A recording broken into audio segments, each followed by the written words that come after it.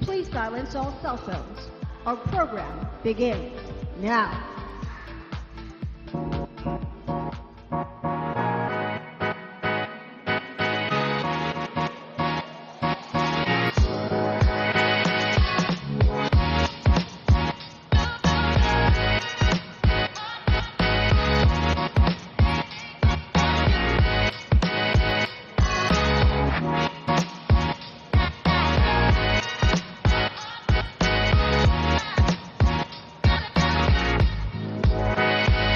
As these things are coming up, we see more and more transactions growing. Verify tiles in aggregate are doing about 1.2 million transactions per second.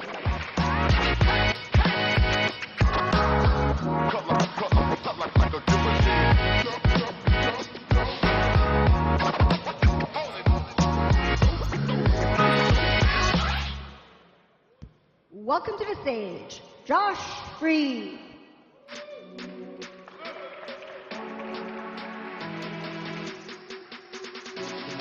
Good morning, everybody. Thanks for being here. Pateo de Galais, the laboratory, day 3, breakpoint, day 3. Who's pumped? Yeah. You're here, it's early, we appreciate you. Thank you for being here. We have an awesome program for today. I was so thrilled yesterday to see this place absolutely packed for Jump and Fire Dancer and all the great content, and we just roll on into today. It's gonna be wonderful.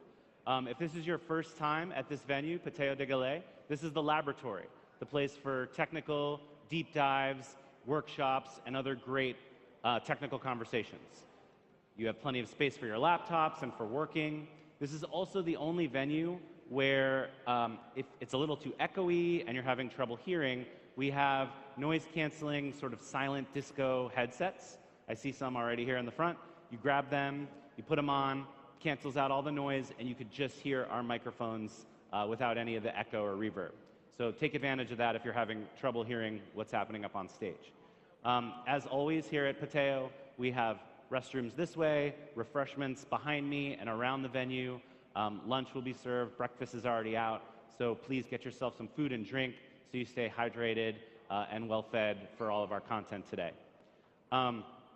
We have a wonderful slate of events here today, but also there are 3 other venues, as you hopefully know, where content is happening all day. And if you'd like to take a little bit of time and explore the other venues, there are shuttles running on loops throughout the day. It is Monday here in Lisbon, so the traffic is a little heavier. We're expecting a little bit of rain in the afternoon, so if you're trying to get to another venue, make sure you leave plenty of time to get to that venue. But the shuttles will continue to run no matter what, no matter how bad the rain is and no matter how bad the traffic is.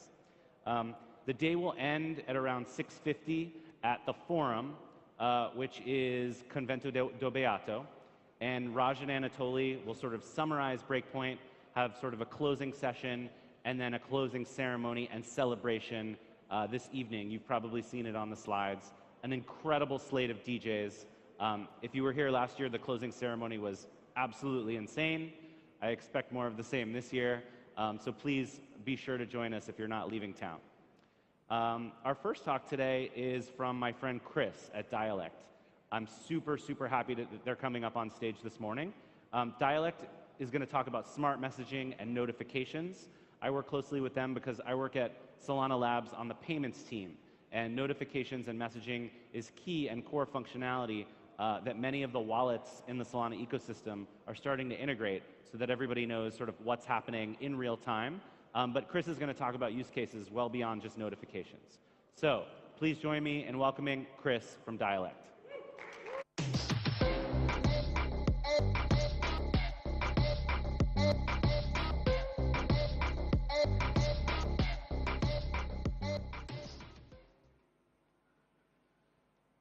Good morning. How's everybody doing? Thrilled to be here. This is definitely the best venue, if you ask me. All right, I'm Chris Osborne. I'm CEO at Dialect. We are super excited to tell you about this new specification that we just launched this week called Smart Messaging. So let's get into it. At Dialect, we believe that blockchain is going to eat the internet and that Web 3 is going to create experiences not possible in Web 2. Since March, in our launch, our messaging and notifications open source developer tooling has been integrated across the Solana ecosystem. But what we're really excited about and what gets us up every day is what the future is going to look like. And for us, that's smart messaging. Smart messaging is a whole new way to interact through messaging. You can do all kinds of new things by making messages interactive. You can transfer tokens, you can mint NFTs, you can follow artists, bid on auctions, vote on proposals, buy merch, and anything else you can imagine right from the message. The reason this is possible is because in Web 3 we have a universal identity, the wallet. And the wallet gives you signing privileges everywhere. This opens up a whole new mode of interaction for dApps and projects to reach you remotely and give you an opportunity to interact with their content right in the moment and right in the message. We are thrilled to announce that the Smart Message specification is officially live as of this week. We announced this 2 days ago at Breakpoint. It is in alpha, and it is live on our GitHub, open source at Dialect Labs /smart messaging. So please go check it out. We're going to be working on this document live and would love feedback. Over 50 projects across the Solana ecosystem have committed to building smart messages with us. Across these projects, we're talking about virtually every possible Web3 use case you could imagine. NFTs, DeFi, social, DAOs, and multi-sigs, you name it. We're also thrilled to announce the Smart Message Grant Program. This is $100,000 in total funding to the best new talent building in Web 3. If you are a new developer and you've got cool ideas across any vertical at all, and you believe that messaging can help engage your users and delight them, we would love to hear from you. You can learn more at developers.dialect.to. But let's walk through the smart message design. This is a developer venue. Let's get into the development. The case study we want to look at today is the NFT mint. You saw this in our examples earlier. We're going to do a mix of this plus the vanilla token transfer, since that's kind of the canonical transaction on the blockchain. Smart messages extend Solana Pay. We have been working in close development with Solana Labs, building the smart message spec as something on top of Solana Pay. We believe that to build great technology, you have to stand on the shoulders of giants, and Solana Pay is one of our favorite pieces of tech in Web3. Smart messages are fully backward compatible, so you can implement simply the Solana Pay transaction request spec, but we're extending it to improve the user experience. So on that note, we're going to start with a Solana Pay brief overview in the context of messaging. Recall that Solana Pay transaction requests can execute arbitrary transactions. This is not just token transfers. Every example you saw before is possible with the transaction request spec. To quote one of our good friends, Jordan, Solana Pay is like Connect Wallet delivered over new kinds of channels. It's like stripping out the web app, stripping out the Connect Wallet button, all of the UI, and delivering the transaction and the signing process through things like NFCs, QR codes, and for us, messaging. At its core, the Solana Pay spec is a URL encoding of the word Solana, followed by any URL on the internet that points to a service that manages the process of building transactions for you. In this example, we're going to take a dummy site, nftexchange.dev. This is not the website. This is a URL powering their API, for example, if you were to hit the mint button on their site. As I mentioned, the URL in the Solana Pay encoding is a service out in the world. That's the transaction request service that we're going to call it here. And the client could be your phone, it could be a website, any of that. The transaction request spec starts with a GET call that returns educational information. In this spec, it is a label and an icon. You can think of that as an image and a button, respectively, as you can see here. So we could say send one sol and some kind of educational image. In the mint scenario, that would be the button here, mint now, and the icon of the NFT collection that you want to mint. After reading that information, the client calls a post request, and this builds the transaction and returns it in a serialized format.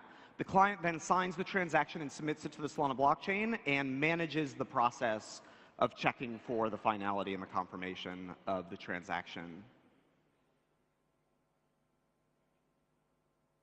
Altogether, that's three things: a GET for educational information, a post request to build the transaction, and a submission from the client side.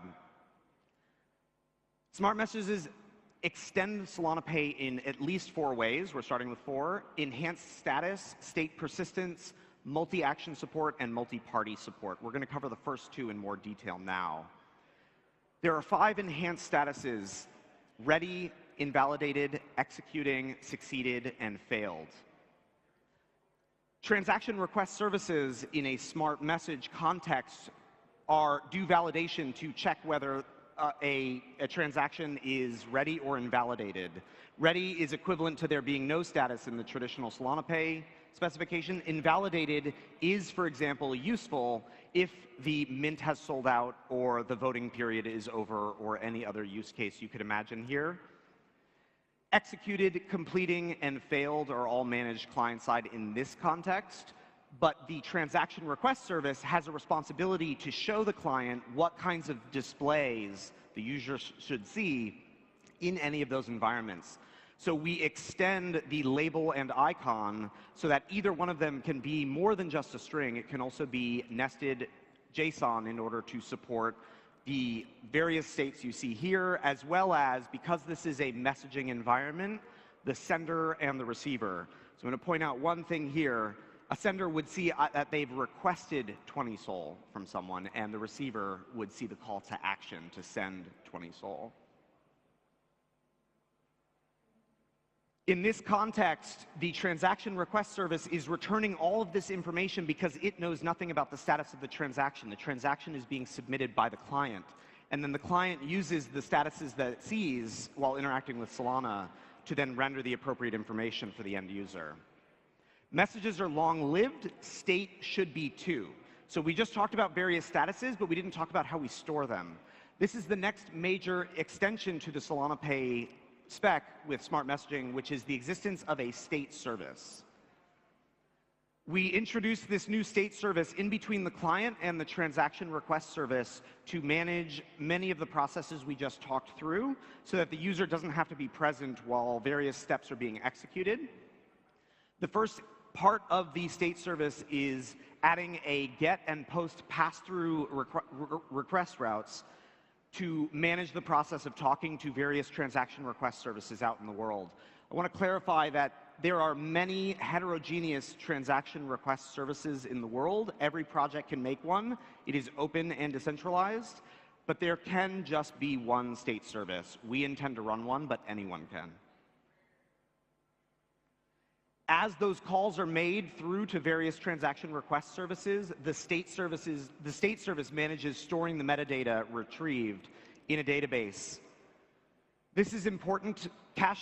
This is important because caching reduces validation load. If transaction request services are busy validating whether the status of a smart message is ready or invalidated or otherwise, once you enter invalidated or succeeded, there's no reason to continue to do validation. So terminal states, caching is especially useful for those. And then lastly, the state service manages transaction execution. The reason this is important is because the user can ship off, tap a smart message, and then they can turn their phone off, they can delete the app, they can throw their phone in a river, they can do whatever they want. It's important that that information eventually succeed so that the message status is correct in the end. And the last point we'll make on persistence is how is persistence tracked? Smart messages are uncoupled from messages themselves. The Solana Pay spec and the Smart Message spec are URL encoding of information. You'll see here, the message sent to a user is minting is now live, and then a Solana Pay URL. What we do is we extend that to add a Smart Message ID. And then clients, when they see this ID, they interpret that as, it is my responsibility to now ship this to a state service, which will then manage the process. The last thing we'll talk about here, there's one more topic, is adding additional metadata. As you saw, the label and icon for Solana Pay is relatively simple. It's educational, but we are mostly familiar with link previews in the world. So the Smart Message spec also supports titles and descriptions to give users a more familiar experience interacting with these smart messages. And on the topic of link previews, users don't send each other API links in the world. We send each other links to websites. But everything we've talked about up until now are URLs. They're APIs that build transactions headlessly. The Smart Message specification will also include the ability to add a meta property into the URLs on your sites. That is a dialect Smart Message compatible property. By doing this, and by adding, as you see here, a Solana Pay URL into your site's HTML in the header, you can add a button to your link previews. We think this is a small but really profound enhancement to how we share information on the internet. Link previews transformed the way that we share and act socially about the internet. URLs are the backbone of that experience. And now we can not only read them, but we can also interact with them. All right, zooming out, what have we covered so far?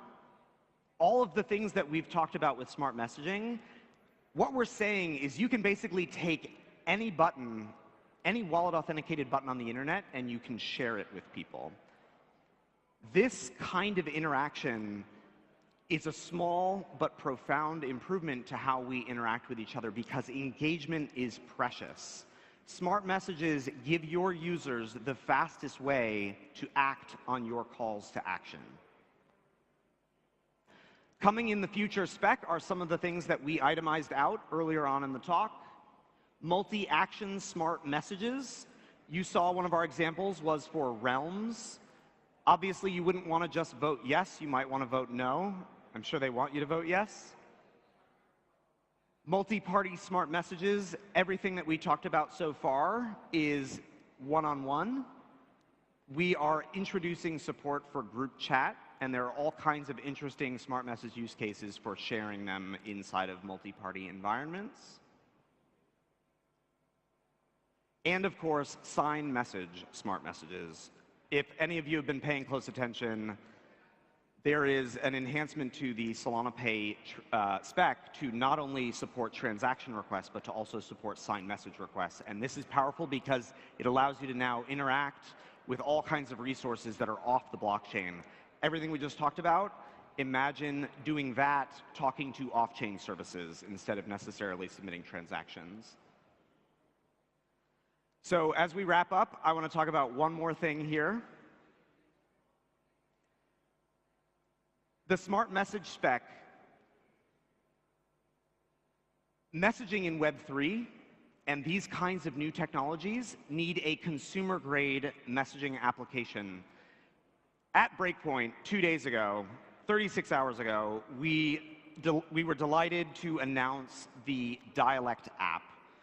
We are open source developer tooling, but we cannot wait for the future, and we are thrilled to launch this with all of you.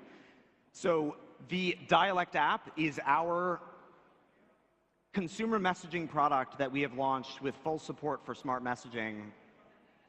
Dialect is available today on the iOS App Store. You can download it now. This information has not been shared with anyone outside of Breakpoint.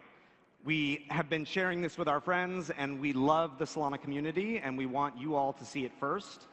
It is iOS only. Android will be coming soon.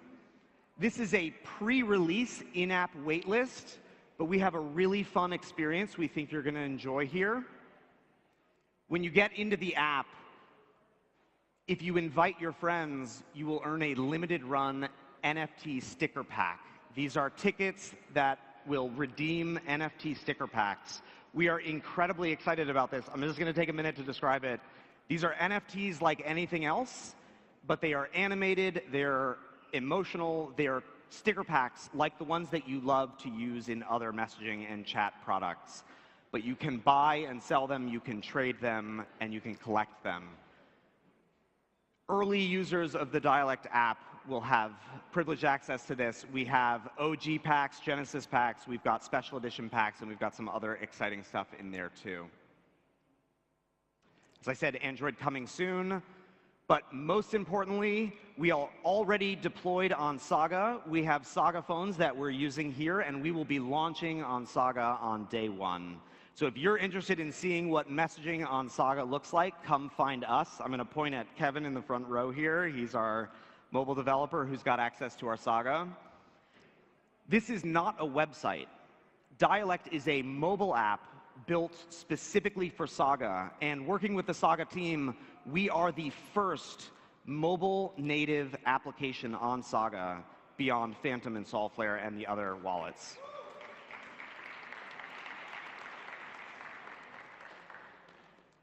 It has been an amazing experience for us to work with the Saga and Solana mobile teams. Everything that you saw here, a huge part of the last few months of our motivation was the launch of the Saga phone and Solana Mobile. So we're thrilled to be able to present today. Messaging is a mobile experience first and foremost, and we cannot wait to see the proliferation of mobile messaging and mobile apps in general on Saga. Thank you.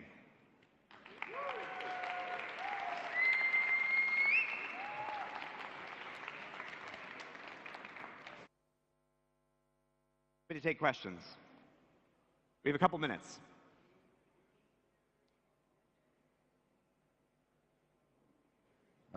Hey, if I understand correctly, what happened? The state component of this whole system is pretty much mandatory, right? If you add this ID into the Solana URL, then it automatically expects that there will be this state component that will be using it. What are the scenarios when you, for example, suddenly do not have access to this state service at all? You just have the URL, and for some reason, for example, I don't know, the internet just dies for some reason. What happens then? So in general, when you're using the internet and the internet dies, things typically go wrong, but this is an excellent question. I mentioned this at the beginning of the talk and could re-emphasize it. Smart messages have been designed to be completely compatible with the stateless Solana Pay specification. All of what you saw around minting completed, success, all of that is an improvement to the user experience, but is not necessarily mandatory. The state service can be removed entirely, and state can be persisted locally to phones, anything at all. You can treat any database in the world as a source of truth, or not use anyone at all, but you'll just have a better messaging experience if you manage state over time. If you were, for example, to store that state locally on your phone, one of the things we're really excited about in the Dialect app and with this stateful specification is, let's say I send you a transfer request and you act on it right away, I can actually see in the message that you're acting on it. So I, as the sender, can see it completing, processing and completing, and that wouldn't be possible, for example, if you were only storing state locally on your phone.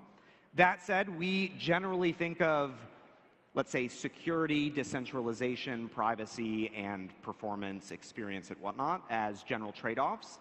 And so we lean toward create delightful experiences, but we wanted our specification to be as flexible as possible. So yes, you can use a completely stateless system, and that will work just as well.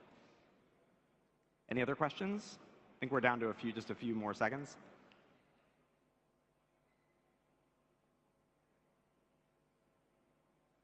Maybe in a small follow-up.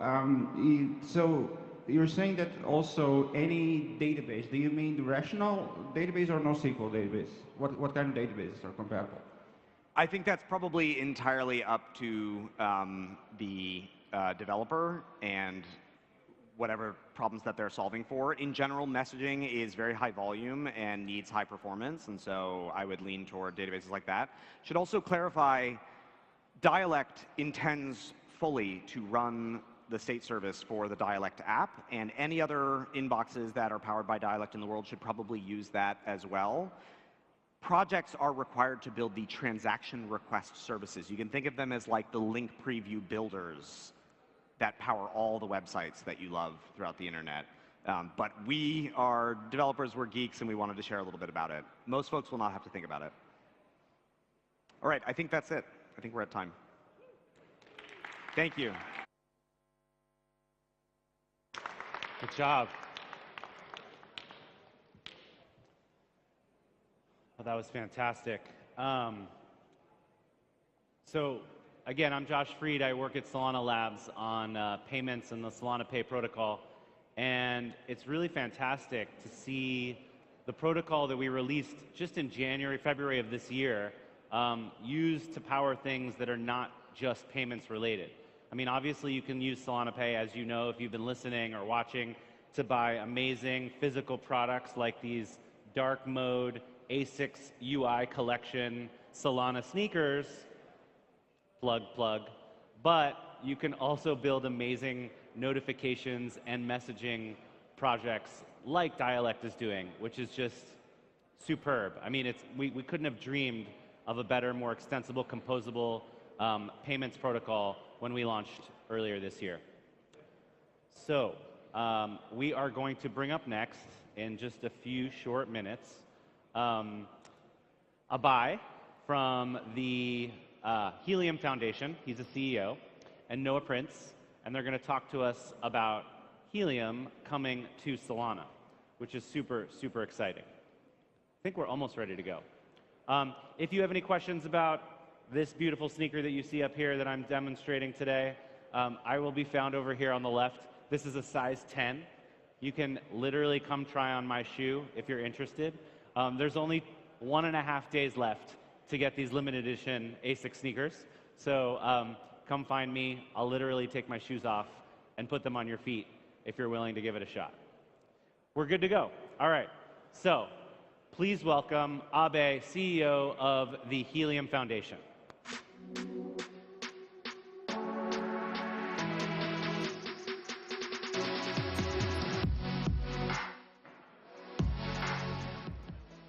Morning, everyone. How's everyone doing? So really glad to follow Chris. We talked to the Dialect guys back in Austin a few months ago, and we're excited to actually integrate with Dialect as well in some of the Helium ecosystem. So we want to tell all of you a little bit about us coming to Solana. Our network, our community decided to vote and move the network to Solana earlier this year, and we want to spend a little bit of time today talking through how we're doing that, our progress, and actually do a live demo of our contracts if the Wi-Fi doesn't rug us. We'll see. But we have a backup video just in case. So before we jump into the fun stuff, I want to tell you all, or give you all a little bit of background about what we do with the Helium network. So this is the Helium network. It's the people's network. It's the world's first decentralized wireless network. It's powered by the H&T incentive model, and it's owned by the people. What does that mean? That means you as an individual can have a radio in your house, on your roof, in a coffee shop, looking out onto an open plaza, and you're able to provide access to sensors and to phones to anyone permissionlessly.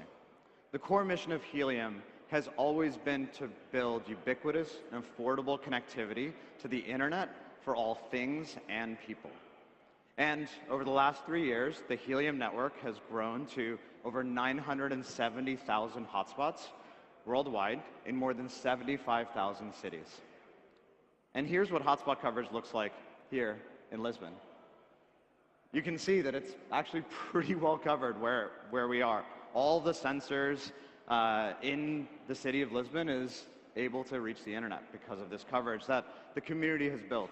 There's several people here at Breakpoint, and they've been building this coverage.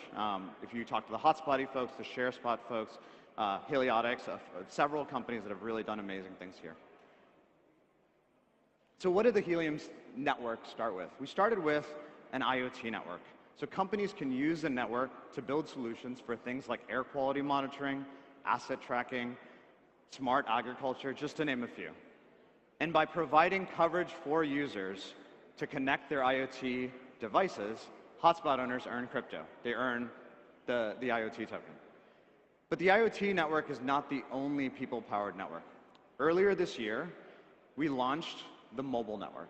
And the mobile network launched first in the United States, and it's now the world's first decentralized phone network.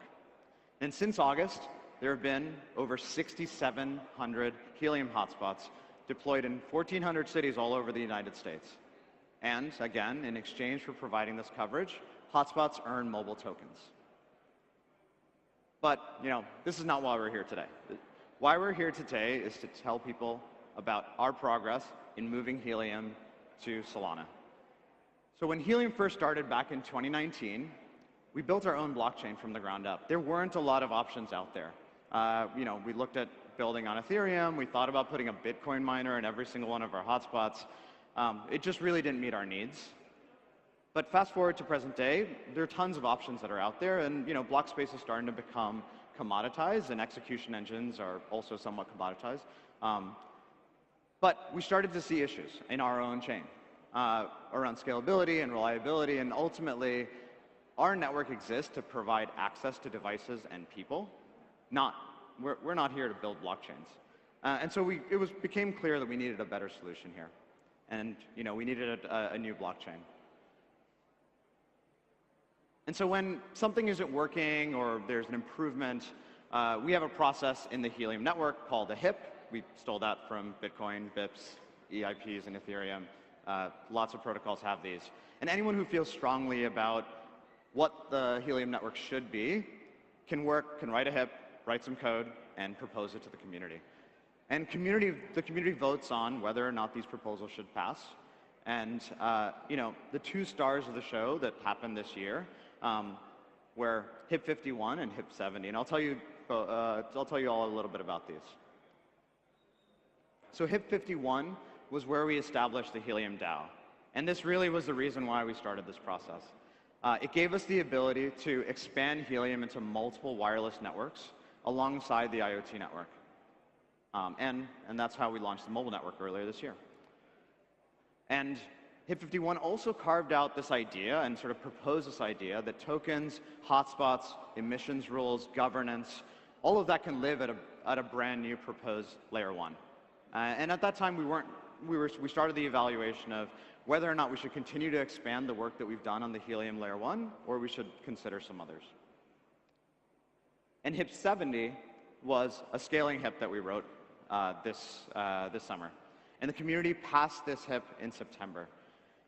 And HIP 70 proposes a new architecture for the core parts of our blockchain. Proof of coverage, the system that incentivizes new coverage that's being created, and ongoing coverage before there's actual data transferring, and data transfer itself. And it also proposed, and why we're all here, a new layer 1, Solana. Typically, what we like to do with HIPs in the Helium network is we like to be very opinionated about what we believe the world should be, and rather than sort of like saying, oh yeah, and we'll evaluate 17 different things.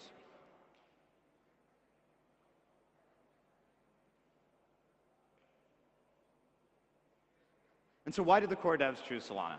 So we chose Solana to massively scale the network and allow the core team to focus on the things that are the most important. Supporting the growth of networks and growing the existing networks that are already out there. Again, 970,000 hotspots. When we started, all of those hotspots ran a full copy of the chain. And the 3 key reasons why we chose Solana is, we didn't want to sort of manage our own L1. Solana has this enormous ecosystem and a ton of devs. Working with teams like Dialect is an option for us. Being able to use core primitives like realms immediately was really important to us. And this massive ecosystem we thought would accelerate adoption of the Helium network. And finally, HNT and the other tokens become natively compatible with any other tokens and other protocols on the Solana ecosystem. And so it drives more utility to HNT, the mobile, and the IoT token holders. And Solana enables a lot of possibilities for us. And an important one was actually more rewards for hotspot owners. Because we were running our own L1 and we had our own stake validators, about 2 million of HNT a year was going to validators. And so that now can go back to hotspot owners. And there's also more opportunity for mining. Proof of coverage, which is the primary way that folks mine today as the network grows, is able to become more consistent. And our blockchain no longer has to scale super linearly to match hotspot growth. And we wanted to provide a better network. Data transfer is the key of this network, and we want to make sure that data transfer is as reliable as possible. And finally, we wanted to allow folks who had HNT, IoT, and mobile tokens the opportunity to participate in all parts of the Solana ecosystem. Participate in DeFi networks, participate in NFT marketplaces, and when we launch on the Solana mainnet, we're going to be minting almost 1 million NFTs. And then composability with other applications of the Solana ecosystem, as I've mentioned. So where does the Helium Foundation come into the picture? We're focused on growing the protocol, the usage of the Helium network, and enabling open and transparent governance of the largest wireless network in the world. So the obvious question is, when migration, right? So one of the things I'm really proud to announce this week was the acquisition of the Strata protocol and Noah Prince and his team joining our team. And this team is going to help us migrate to the Solana ecosystem. And we plan right now to get to mainnet by Q1. So I'd like to invite Noah on stage.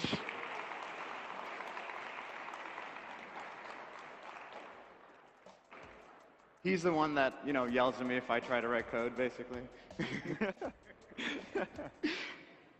So we're going to do a little demo, and Noah's going to set it up, and you guys will get to see some cool stuff. It's interactive. We should go back to the slides. Oh yeah, can we get one slide back before we switch over to the video? Or yeah, to the. Gotta explain what's happening. There we go. There we go. If you hit that QR code, what you're going to see is 4 fake hotspots that are running on Solana mainnet. So here we go. Jim, how's it going, guys? So, oh no. No, we need the slide back. I've been running. So, yeah, I've been put in charge of the Solana migration for Helium, at least the protocol side of it. So yeah, we're just going to take an entire network, an entire L1, and we're going to push it over there. Can't be that bad. So I've been told by multiple people that you should just record your demos. You shouldn't do them live, and you certainly shouldn't do them on mainnet. We're going to avoid all of that advice. We're going to do it all live on mainnet, because if it's not on mainnet, it doesn't exist. So we got 4 hotspots. So I want you guys all to go here, scan this QR code. You'll be able to click on these hotspots and basically simulate network usage. So pick your favorite one. I know it's like a horse race. Pummel our servers. Don't break them. So we've got the Helium DAO. We've got the mobile sub DAO. Sorry, IoT is not in here. We just got mobile. So what will happen is, as you click on these hotspots, they will be accumulating mobile tokens as rewards. And those mobile tokens will come from the mobile sub DAO. Now, those mobile tokens are backed by HNT that's coming from the Helium DAO. So what will happen is Helium has epics. They run for, I think on Solana, we're going to run them for a day. I figured you guys didn't want to wait a day to see what happens, so I have the control to manually end the epic.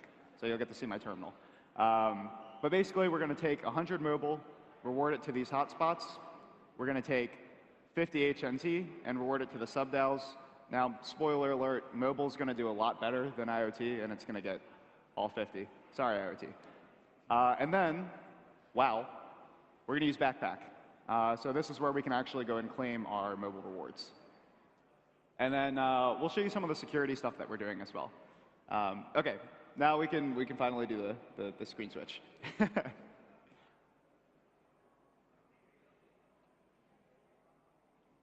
How do we switch? Oh, it'll switch over. There we go. Yeah, it probably takes a bit. So if you didn't scan the QR code, it looks like this. You just get to click the hotspots to simulate some usage. So here we have a Grafana dashboard. I'd like to take credit for Grafana, but no, I just put this together. So we're putting a big focus on security here. So we don't want to be the last to know if something goes wrong with the network. So this is actually running against mainnet, and it's monitoring all the balances of the DAO and the sub DAO. So we've got our HNT balance in the mobile treasury, which is 0, because we haven't ended the epic yet. We've got rewards that are set to be sent out to all of the hotspots. And then we've got all the supplies of the tokens. Another thing you'll see down here is another security precaution that we have. So circuit breakers are really, if you're from TradFi, you're probably used to seeing them. It's this idea, sort of like electricity in your house, right? If there's a huge burst, you want to shut things down because probably it shouldn't have happened. In the stock market, if a single stock tanks by 20% in a day, usually they'll shut it down for like 10 minutes just so everybody can, see if it was legit, right? See if something bad happened. Reality is, we're writing these contracts, we are, having them audited, but you have to have backups. And in this case, right, like the most precious thing in the case of an exploit is time. So these breakers don't work quite like the stock market breakers. They're actually more of rate limiters.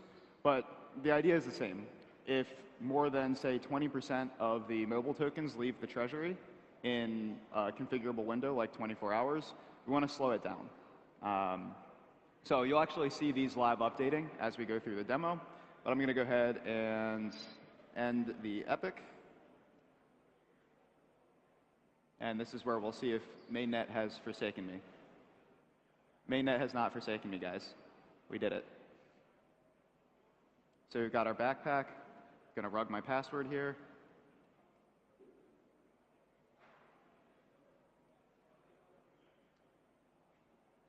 Cool. So here are our hotspots. And no pending rewards yet. That's, well, this is what you get for doing demos live on mainnet. Let's take a look down here. We can actually see that 100 HNT has gone into the mobile treasury. 50 mobile is ready to be rewarded. And you can actually see down here that we've got a circuit breaker on the mint authority of mobile. So if this were to run 5 more times, it would actually shut off to keep an exploit from happening. So we'll go here. Well, nothing ever works. All right. I will pull up our recording, which we have in QuickTime here. So generally, this is what it would have looked like. Sorry, guys. So you can actually go through and you can claim your rewards. So generally, the way that we're doing this, Helium has about 1 million hotspots. You get into serious scaling issues if you're trying to send out rewards all the time for every single hotspot. It's just going to like spam the chain with transactions. So what we've created here is kind of a lazy distribution oracle where your hotspots, which are represented by NFTs, accumulate rewards, and they're like a piñata. So you can come to your X NFT, and you can hit the piñata, claim the rewards. You can also claim all the rewards at once.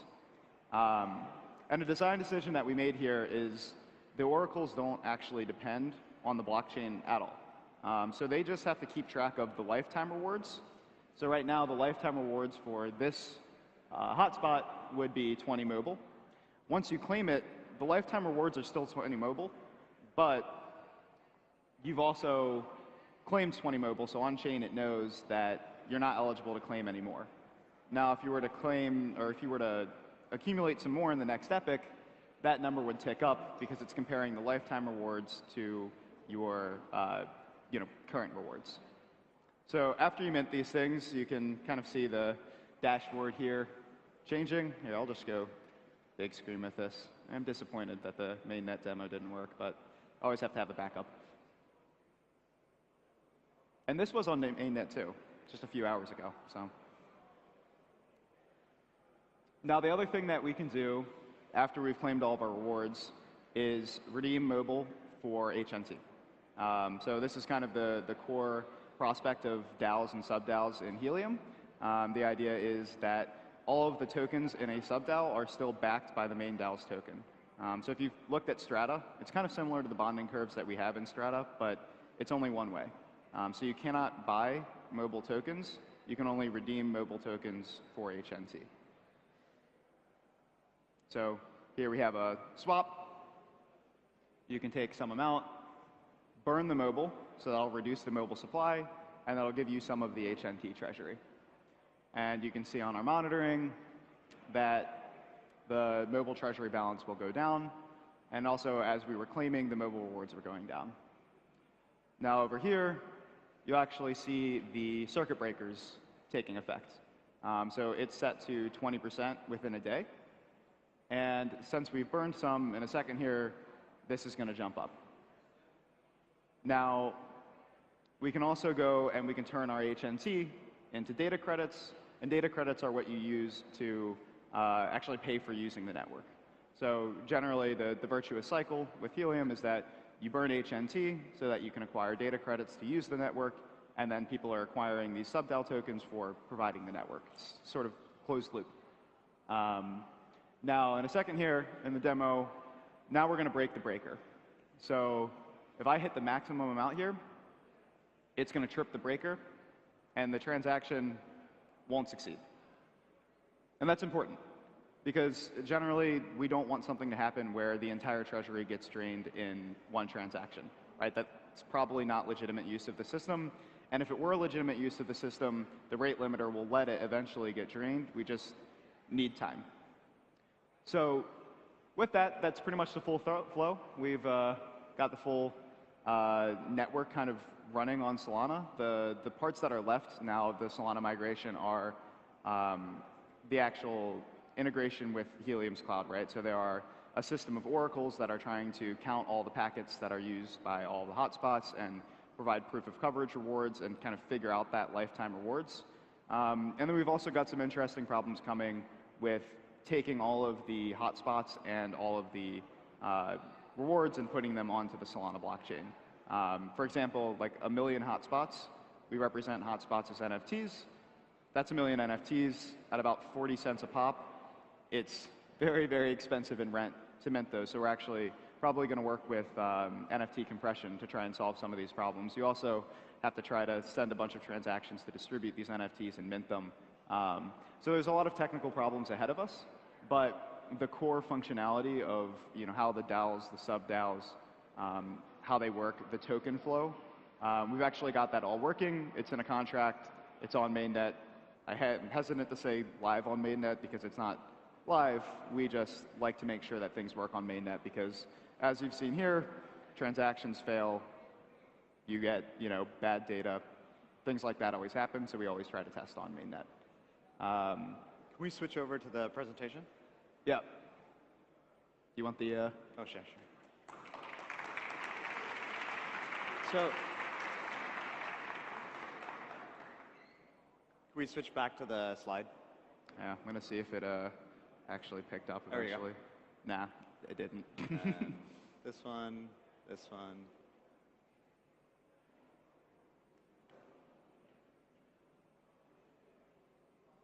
All right.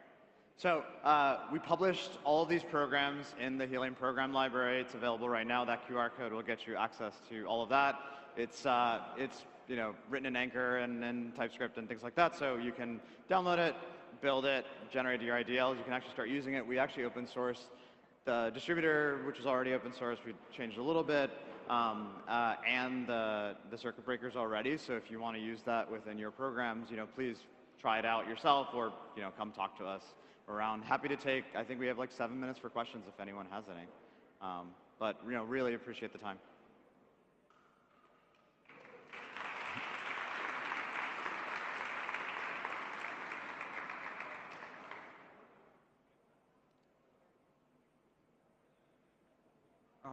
Hey. One question though. So you're right now having two different IoT concepts: the GSM network for mobile and the IoT for actual device communication without any kind of carrier stuff in between, right? Do you plan, for example, to have some kind of unified compound device hardware offering that actually is providing both? Something like VoLTE or anything around that? Yeah, so great question. So the original IoT network that we built was for a protocol called LoRaWAN. And the sort of new mobile network is actually a CBRS-based network. It's a Citizens Band Radio Service, which is a shared spectrum that's available to folks in the United States. But the mobile network shouldn't just be for that kind of network. It should actually be for potentially IoT devices, but also really phones. Yesterday and the day before, the Nova Labs team launched Helium Mobile and sort of announced that all Saga phones in the United States would come with free service for the first 30 days. And so that's really what that mobile network is for. It's for our phones. It's for our sort of general use case. And I think the way that I think about the mobile network is it is not just for the US. It's not just CBRS. Ultimately, it's what else is on our phone. Most of our phones these days have 60, 80 different radios that it can, or say different bands that it can connect to. It can also connect to Wi-Fi, and I really believe that that is the future of the mobile network globally, and it's how it'll expand over time. And yeah, we're working on Wi-Fi as well, and there's a couple of different teams in the Helium ecosystem that are working in that direction today. Hopefully that answered your question.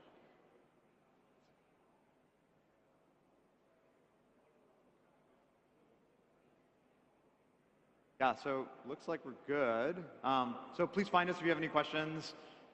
Just download the code and use it. I don't know. Noah and I are kind of the opinion is if you can't get something working in 10, 20 minutes, you go try to figure it out and play with the code and figure it out. That's way easier than showing demos. Cheers. Thanks everyone.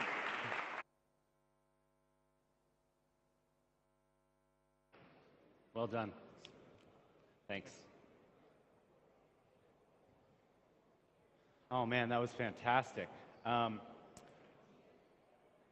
Quick change of the stage here. Welcome again to Pateo de Galais. This is your lab, your workshop, your technical deep dive location. Just wanted to put in one more plug for tonight's sort of closing ceremonies and closing celebration. 6:50-ish at the Convento do Beato. Raj and Toli will be doing a sort of a wrap-up session. What have we learned? And then that will lead into a closing ceremony, and then ultimately at 9 p.m. the essentially massive dance party with everybody from the Solana community, which last year was incredible. I highly recommend if you're in town, stick around for the party tonight. Come dance your pants off. It's going to be a really good time. All right, so sticking with the Helium theme, we're going to talk a little bit about location tracking. Joey from the Helium Foundation is going to come up and be joined by Carrie and Jose. And they're going to talk a little bit about use cases with Helium and what we can expect from this very, very powerful network. So let's bring up Joey. Let's give him a warm, warm welcome.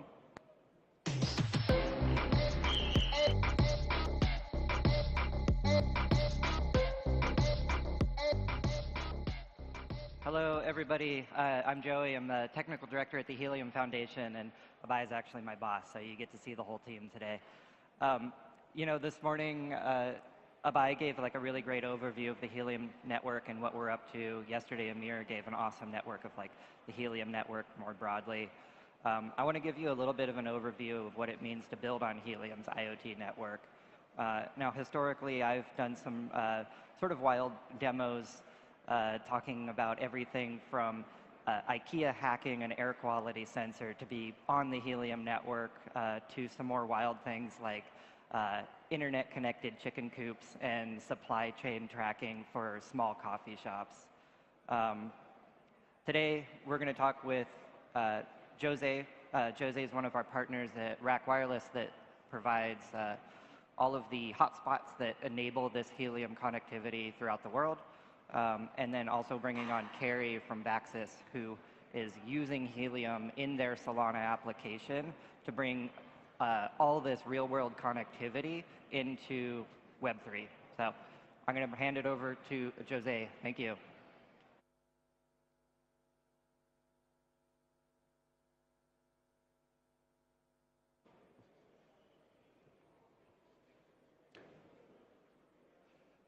Cool.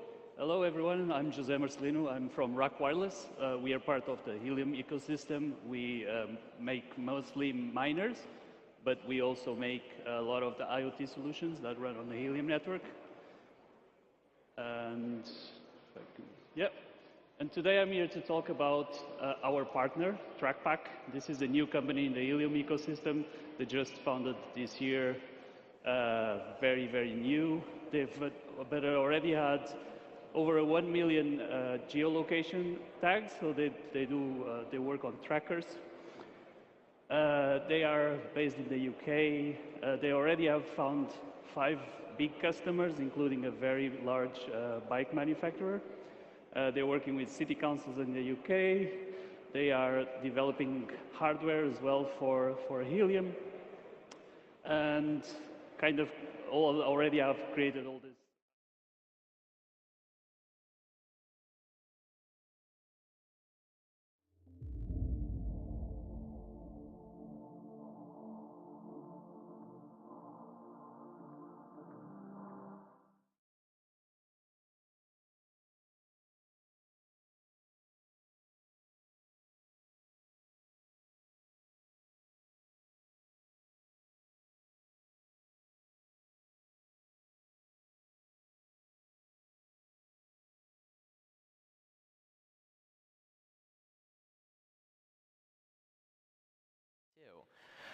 It's been a pretty amazing 3 days. It's been really great to see everyone coming out and sort of participating in this crazy event that we have the privilege of doing every year. So walk you through a little bit of day 3. Again, thank you all for coming out. I know it's early in the morning. A reminder of our venue map. Let's go through some of the cool stuff that's happening today that I'm particularly excited about. So first off, there's going to be some conversations on the technical stage around the migration of Helium from their existing L1 to being a network built on top of Solana. So there's a technical dive by one of the engineers who's been working on that transition. I think that'll be a pretty interesting session.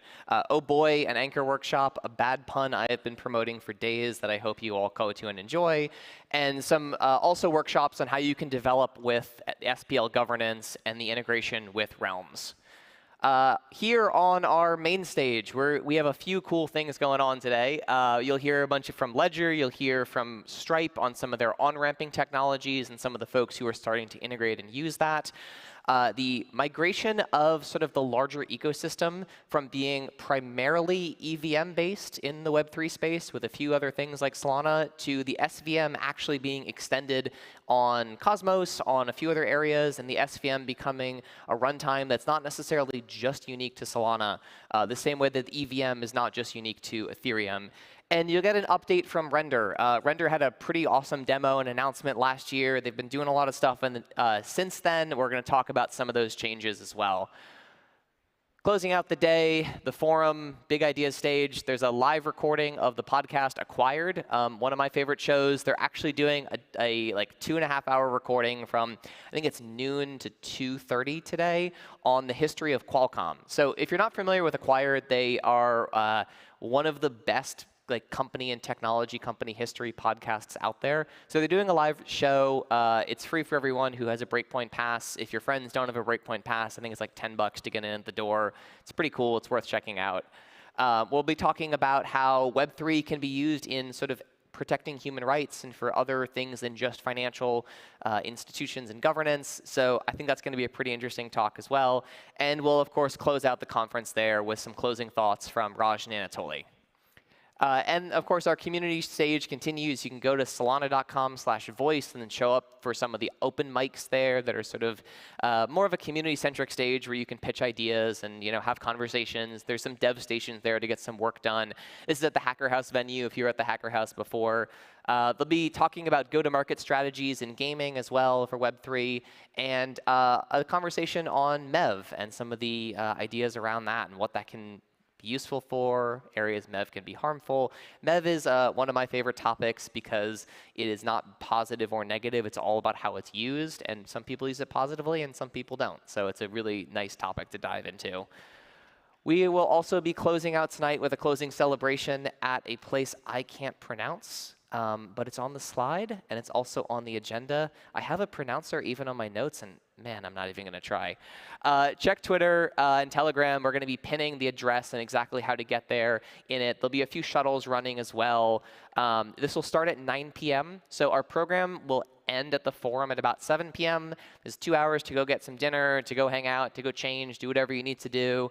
And then the closing celebration will start at 9, and we'll roll straight through for that. So that's a little bit about what's coming on day 3 of Breakpoint. I'm going to hand it off to Amira, and we can get the show started. Thanks.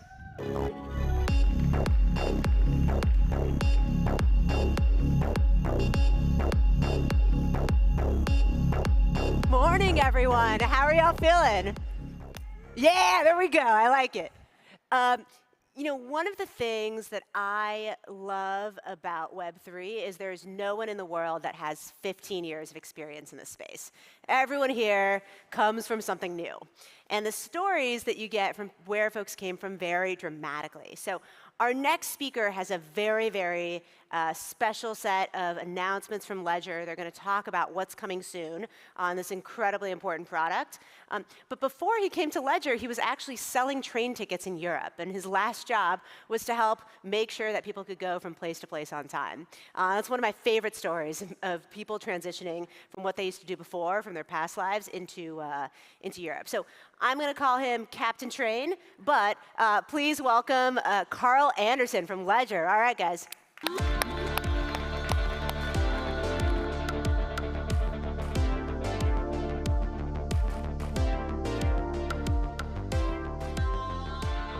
Hello, hello, hello.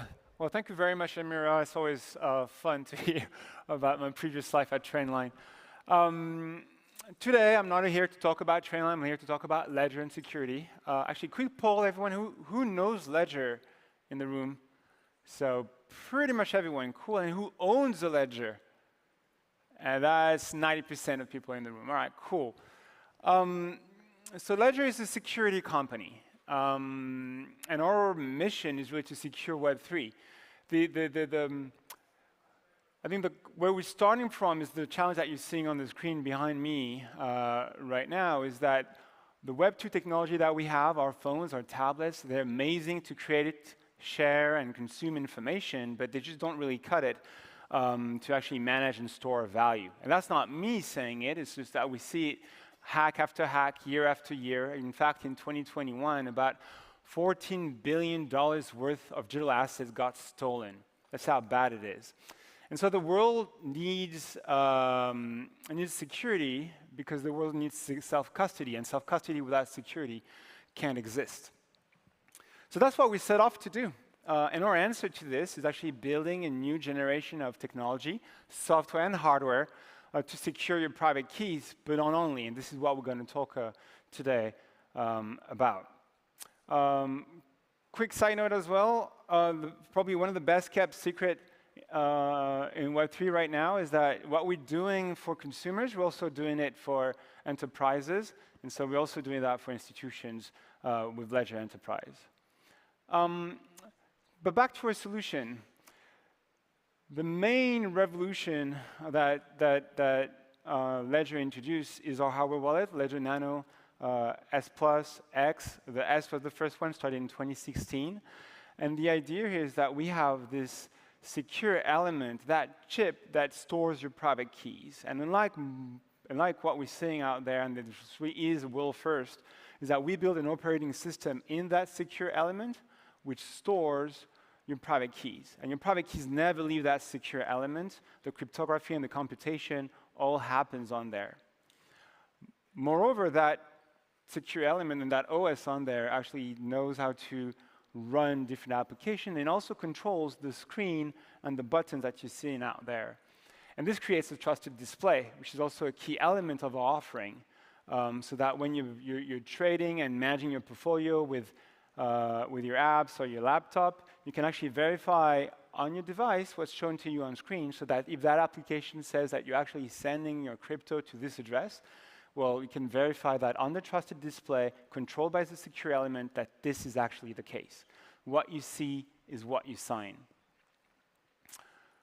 So that's the hardware layer, and what we're doing in this hardware layer, we're not doing only for Ledger. It's multi-chain, but it's also multi-wallet, so you can use that with Solflare, with Coinbase wallet, or MetaMask as well. And obviously, we provide our own software wallet on top of it, which is Ledger Live. It's a 4.9-star app in the App Store, and allows you to send and receive and buy, exchange, stake crypto, and offer you all what Web3 can offer to you. So that's the base of the offering. A brand new product and a new tier is Ledger Connect. I think quick poll again. Who here interacts pretty frequently with smart contracts, whether it's DeFi or NFTs? About half the room. Okay, so this is interesting to you, because we're securing the private keys thanks to our hardware and software wallet, but you only as secure as the smart contract that you're interacting with. If that smart contract is built to drain your wallet, the minute you sign that transaction, the minute you sign that message and you give access that smart contract to your wallet, that is going to drain your wallet. And so that's what Ledger Connect is all about.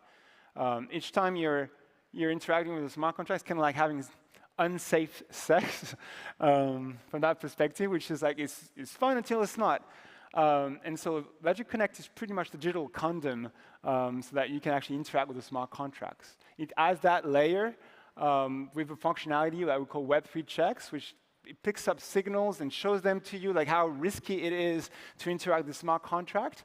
You also have predicted impacts. So we actually simulate what you're going to do, and we show that to you. So normally, you give a bit of crypto, you get an NFT. But if it's a fraudulent smart contract, it's going to drain your wallet, and you're going to see it, and you can reject the transaction before it actually happens. So it's the Web3 safe sex, basically.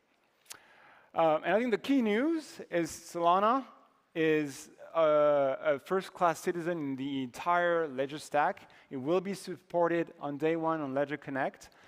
It is already supported in Ledger Live. You can send and receive and stake Sol within that wallet, and it obviously is supported on our hardware wallets, whether this is with Ledger Live or other wallets of your choice. The big news, you've heard about it on Saturday. Emmett presented it, part of the Solana mobile announcements, is that we are obviously working with Solana Mobile to bring Ledger Live to the Saga and bring the Ledger ecosystem and the Ledger security that goes along with it to Saga. So more on this very soon. We're actively working with the Solana Mobile team on that part. And last but not least is all the things that I've told you about. This entire Ledger stack is entirely open. It's open source. You can build your own nano app to run on that secure element in our devices. You can integrate your protocol. You can integrate live apps on top of Ledger Live. And you can also integrate Ledger technology within your dApps. And this is also true for institutions. All that technology is available to you as well. So if you want to build, all the information is available online on developers.ledger.com. We welcome everyone, every project. Please reach out. It all starts on that website. We've got a Discord server, to help out, and we'll help you out in your developments. That's pretty much it for me.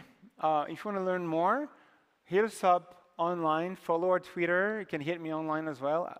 And I also hang around during the event. Feel free to grab me if you want to talk about building on Ledger, about Ledger Connect, or the Saga. Thank you very much.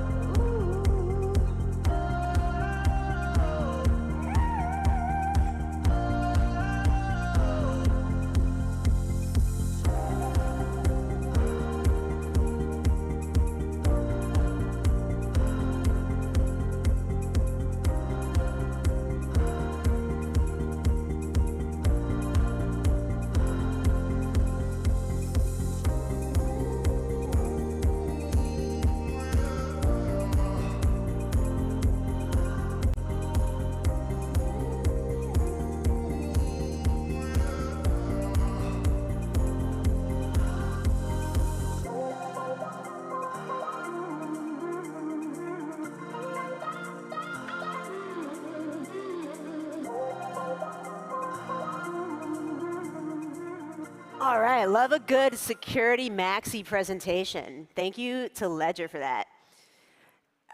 Up next, we have something very special for you. One of the benefits of getting here early, on time, day 3, is you get to look at the goods before anyone sees something. So we have a presentation from Stripe, from FastAF, from Audius, from Solana Pay about how Stripe is working on Solana to build on-ramps into crypto for everyone. And guys, it's frickin' Stripe. Like, it's a big deal. So without further ado, please give it up for Stripe and all these teams. Let's go.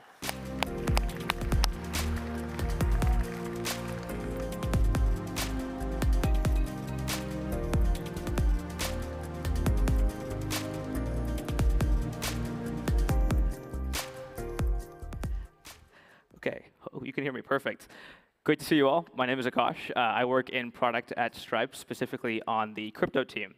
Now, you're probably wondering what Stripe Crypto does or why the crypto team even exists. And to help answer that, you can kind of think of Stripe in one of 2 different ways. You can either think of Stripe as a payments company or as an API company that builds APIs to solve developers' hardest problems.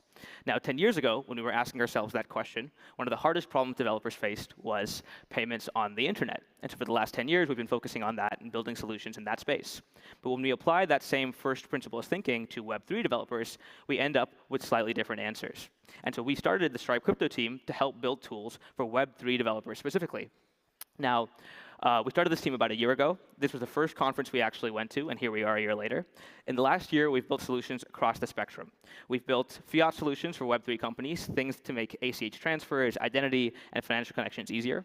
We've built crypto as a currency products. A few months ago, we launched crypto payouts, which makes it easier for companies in one country to convert fiat assets to crypto assets in order to make international transfers easier, cheaper, and more efficient.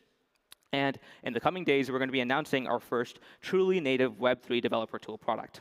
Now, when I say Web3 developer tool, what I'm implying is that we're focusing on the problems that developers who are building native Web3 applications are facing. And one of the biggest problems that we've seen Web3 developers face is the difficulty in onboarding consumers to their platform services and products.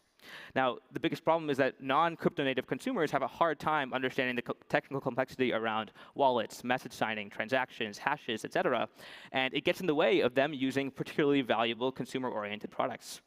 And so in the coming few days, we're going to be announcing one of our solutions to help make part of this problem a little bit easier, our fiat to crypto on-ramp.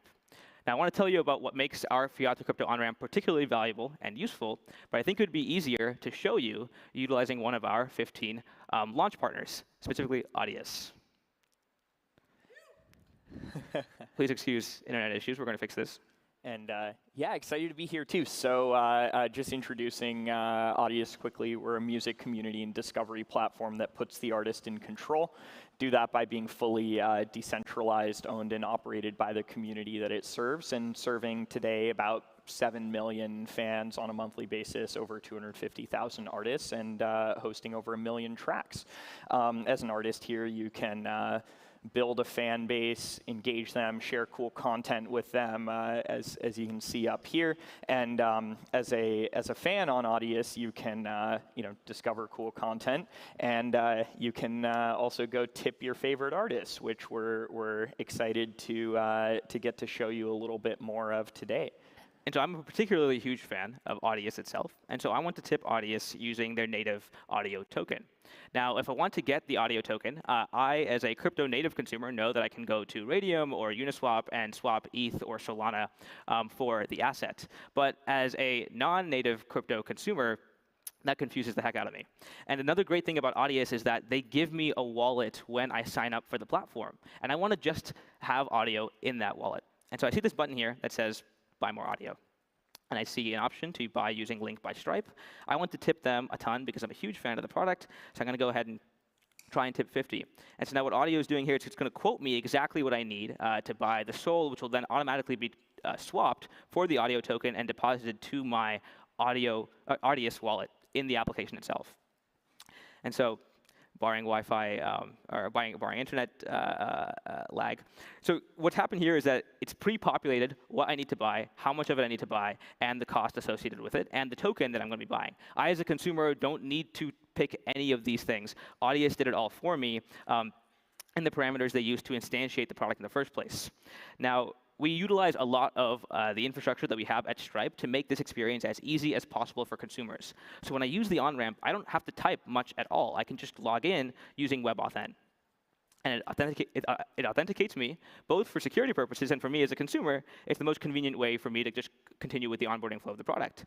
Now, when depositing assets, I normally need a wallet. But like I mentioned, Audius gives me a wallet, and Audius pre-populated that for me. It tells me why this wallet's being shown here, but it doesn't, as a consumer, I don't need to, nor do I want to have to deal with the complexity of changing this. So I'm going to go ahead and use this wallet. I have a payment method saved in Link by Stripe, so I'm going to go ahead and review my order. And I'm going to go ahead and just pay. And it's as simple as that. So the important thing to call out here is that the on-ramp is an embedded part of what we're seeing in the Audius audio flow. I'm not being asked to go to a different product on a different site. I'm going to review the order. Live demos are always really fun. But the important thing is that I'm not being asked to change websites, go to a different domain, and engage in a completely separate, disparate transaction. I'm able to do everything on the site itself. And that is what makes this particularly useful as a consumer who is less experienced with the space. And once the payment goes through, again, we're going to see if it's going to let me here, given the Wi-Fi issues. Okay, let me try and changing the methods here. So the nice thing is that we have multiple methods saved, and so it should be easier to use a number of different ways to pay for the product. The point being, though, so I've tested this transaction multiple times backstage, and so we've seen that it does work. I think it's just a Wi-Fi issue right now, but that's an easy thing to blame. And so once this payment does go through, I'm able to see the past transactions and buying the audio token on Block Explorer, like in this case specifically SoulScan. And so this is the wallet that Audius has spun up for me.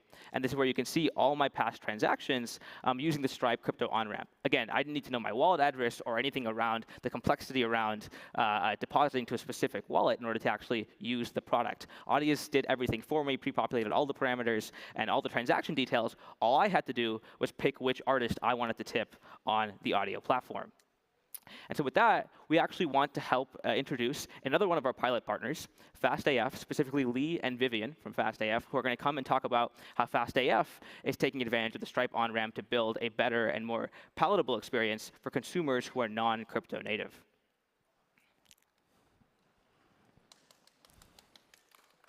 Let them continue. All right.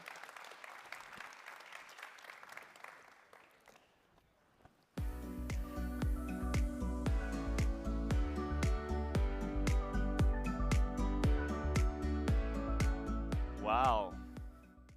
Well, now we know what day they saved the alpha announcements for.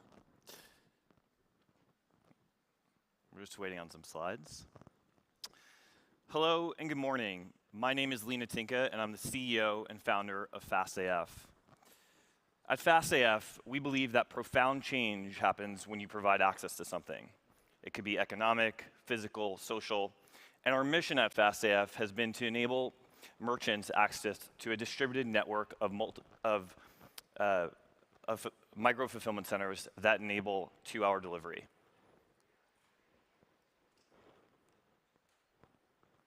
So, our first customer at FastAF was Nike. We enabled Nike to have 2-hour delivery on Nike.com. And I know what you're all wondering. What does the AF stand for? Well, actually, it came out of a brainstorm session with Nike when we wanted to create fast Air Force Ones. And so that's where the name came from. But beyond that, our mission is to enable every single merchant to have access to this distributed network of micro-fulfillment centers. And so now we have thousands of products from hundreds of merchants available in minutes. But we started to ask ourselves a question. And we started to say, is the access we're providing the most important thing to merchants today? And when we spoke to merchants, in fact, the things they told us was the things that matter most are payments and customer acquisition. And so we codified this. And the 3 things that we've thought about were time, type, and tolls. So on the payment side of things, with credit cards, it takes 3 to 5 days for credit card processors to get a merchant their dollars. That's the most important thing to them. These are localized currencies, and there's a bunch of interchange fees. On the customer acquisition side, most merchants use Instagram ads to acquire customers. These are low LTV customers. They don't stick around for long, okay? And Instagram, they need to reinvent their ad model. So if you're wondering why they're launching NFTs, that's why. And as a merchant, you have to pay a fee, which is the CAC for the ads. So we started to get to know the Solana guys. Most of you who are out here today have been a part of our journey. And a lot of what we've thought about is, well, payments and customer acquisition can be solved with crypto and NFTs. And on the payment side, it's because there's no interchange fees. All there is the gas fees. Literally, it's 300,000ths of a penny for us to process payments on blockchain.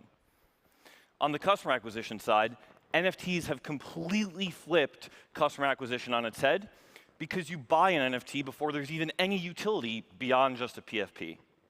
So with that, this isn't a new phenomenon. American Express has been around for 170 years, and in fact, they started off as a delivery company. But why most people have it is for the rewards, the loyalty, and yes, to pay over time. And so what we're doing here is thinking about NFTs as credit cards. And that's our long-term vision. Today, you're going to see our announcement around how we think about NFTs as rewards, access tokens, and creating loyalty.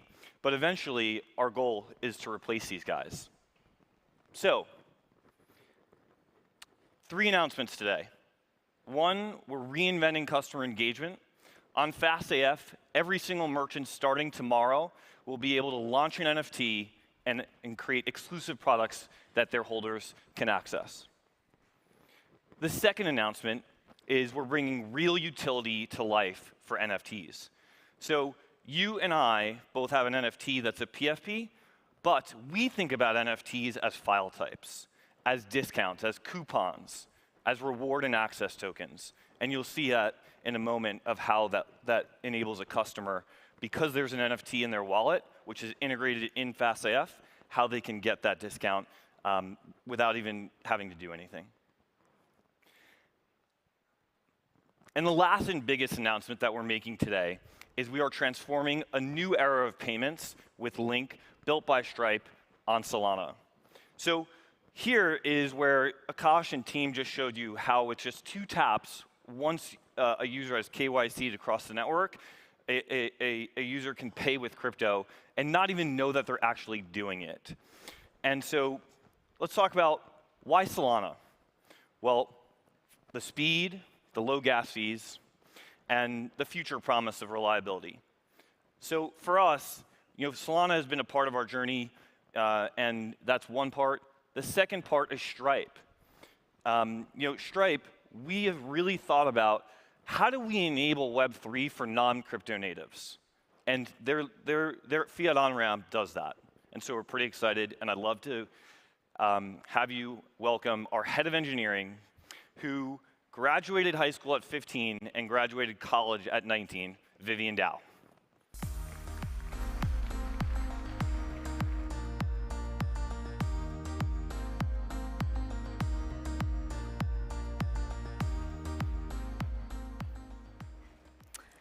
Good morning, everyone.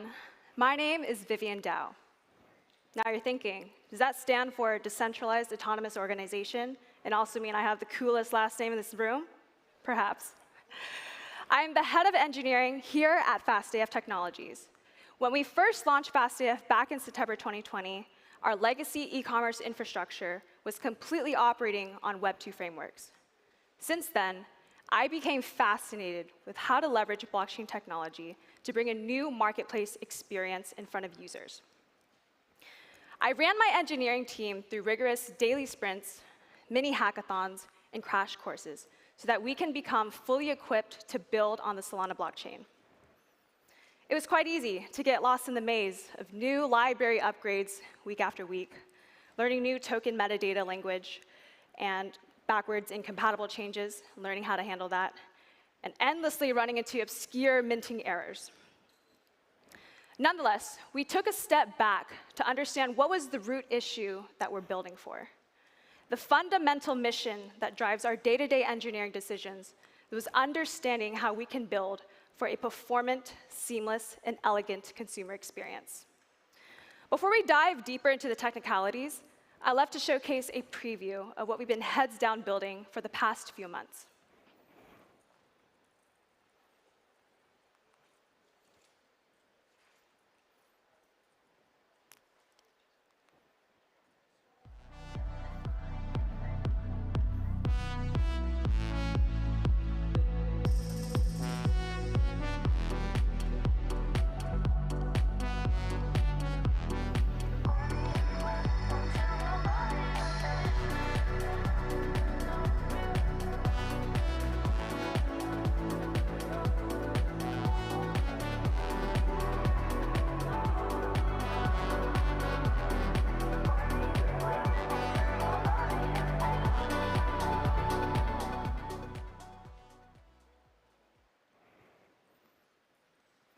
All right, here we present a unified experience in which we've integrated a Solana-based embedded wallet and introduced on-chain experiences into our marketplace. This now brought a new challenge that we had to solve for on a technical level. We're now processing an extra layer of on-chain validation with every single order transaction from a customer. Performance, scaling, and handling high throughput rates was critical when building our end-to-end architecture. So let's take another dive into how we solved for this. Our NFT infrastructure the distribution and minting of NFTs, all of that logic is hosted in a separate Node.js microservice, which acts as a direct proxy for our backend systems to make direct calls to the blockchain. From there, we're leveraging libraries like Metaplex to store all of our token metadata permanently on-chain, and that also serves as the backbone for tokenizing our exclusive experiences and promotions. Our chosen RPC node provider is QuickNode. It contains pre-made fetching and indexing and caching layers to make the entire experience performant. Up next is the actual powering exclusive experiences and how we bring utility benefits to life. We're leveraging libraries like Web3.js and our own custom NFT lock structure in order to interact with these minted NFTs on an application layer. Fundamentally, every single consumer needs to have their own crypto wallet to view, receive, and own these NFTs that they're redeeming. Our chosen wallet provisioner is magic.link. It enables users to automatically generate a crypto address and a key pair with just a phone number in a matter of seconds. Last but not least, our newest feature with crypto payments. We are now enabling users to instantly check out our app with USDC. We are so excited to be the first ever pilot partner with Stripe's newest product, OnRamp. This is going to power the front of house experience for users to instantly convert their fiat US dollars into crypto and add funds to their crypto wallet. These three experiences are just the beginning of how we begin to see and build for crypto commerce infrastructure. Now, let's go use it. We're officially launching live tomorrow as the first ever iOS mobile application where you can pay for physical goods with crypto natively in-app. Thank you. I'm going to give everyone a few seconds to scan this QR code. Come join us on the App Store and see how we begin to build and start the journey of a crypto-powered consumer experience.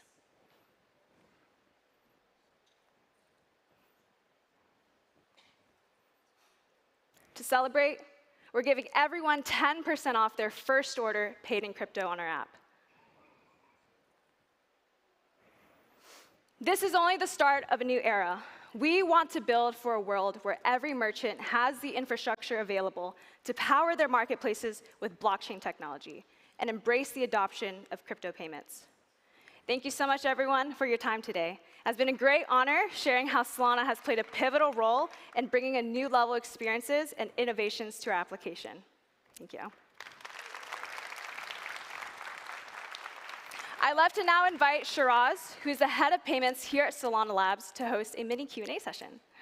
We're going to do a rapid fire panel in the last 5 minutes. Fast AF panel. Fast AF panel. Oh, right? yeah. Okay. All right, let's do it. All right, so let's go. Let me start with Akash at Stripe. It seems like everyone under the sun is launching on-ramps. My Uber driver yesterday was like, hey, I'm launching an on-ramp on Solana. So why are you guys doing this, and what is going to make Stripe's offering differentiated? No, that's a great question. So one of the things that I mentioned earlier was that we're focusing on products that are trying to make the consumer experience significantly easier. Oh. Significantly easier, can you hear me? Just put it closer to your mouth. For consumers who are less familiar with crypto-native primitives. And so the on-ramp that you saw, it lets developers like Audius or FastAF pre-populate everything from wallets to amounts to transaction details, and it makes it considerably easier for a consumer who has no idea what's going on when buying assets to just engage with the Web3 products of choice. And we've seen feedback from developers that the existing solutions, which take you to a different website, force you to do a disparate transaction, and force you to understand how wallets work, simply doesn't solve the onboarding problem. What you want is an experience that's embedded in the application itself at the point of highest intention and leads to as little drop-off from consumers as possible.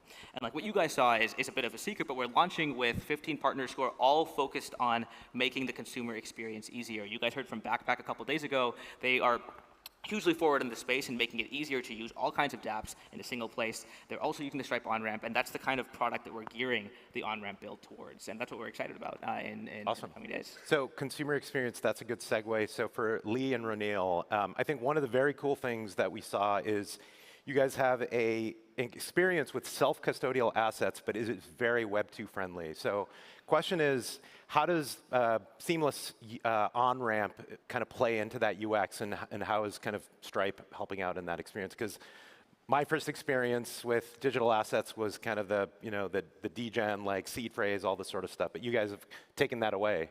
Yeah, with FastAF, you sign up just using a phone number, and with Magic, you do the same thing, but it creates a wallet for you. So we don't come from the crypto world. We come from a world of creating products for consumers, and so we wanted to make it so they didn't even realize they were creating a wallet. They don't need this seed phrase, and so that's kind of how we think about it. For us, we don't want people to know, hey, this is crypto. We just want them to get the benefits of crypto. Reneel? Yeah, I couldn't agree more with that. So I think building Audius started from first principles and tried to say, how can we build a user experience that is welcoming, accommodating to users of all different backgrounds and understandings and expertise. I think that's what's helped us grow to the size that we are now in terms of usage. But first and foremost for us, I think that started with educating users only on what they need to know to be able to get the benefits that decentralization can provide. And you don't need to manage a seed phrase and go through all these cumbersome steps to be able to get the benefits that self-sovereign decentralized tools can provide you. The Stripe on-ramp was really key to that here for us because you can now end-to-end load value into your wallet, spend in the Audius experience without ever touching any crypto address yourself, right? There's no copy and paste. There's none of that, right? You just get to click top up and you're good. And you can go along about your day in the same way that you would expect to in any traditional Web 2 experience. All of that with a self-custodied wallet backing it. I think a good thing to add here is on the merchant side, it's super important as well. And I think, why don't you talk about, what are we doing to enable merchants to accept crypto but never actually hold the crypto? Right. So we'll be partnering with Circles, new payments intense API. It essentially allows merchants to accept crypto on their platform, but then it sends the funds to an omnibus wallet account. And then from there, it can instantly send and process as an ACH payout to the merchant's account itself. Awesome. 30 seconds. So big problem with UX and on-ramps is decline rates, especially with credit cards. Is there something Stripe can do, some secret sauce to make that better? Yeah, no, we're acutely aware of that being one of the biggest problems that people are seeing right now. It's very painful if a consumer gets through your entire experience and then gets declined at the last minute. We're working with networks, issuers, all sorts of partners in the Stripe ecosystem to make sure that we can solve this problem. Generally, with the high-level goal being optimized conversion. Right? If you're using the Stripe on-ramp, we want to make sure that it means that your product has the highest conversion possible when forcing an on-ramp flow. Awesome. Guys, this is awesome. We're bullish on payments as the killer use case, so really excited to see this stuff coming online. So thanks, everyone. Thank you.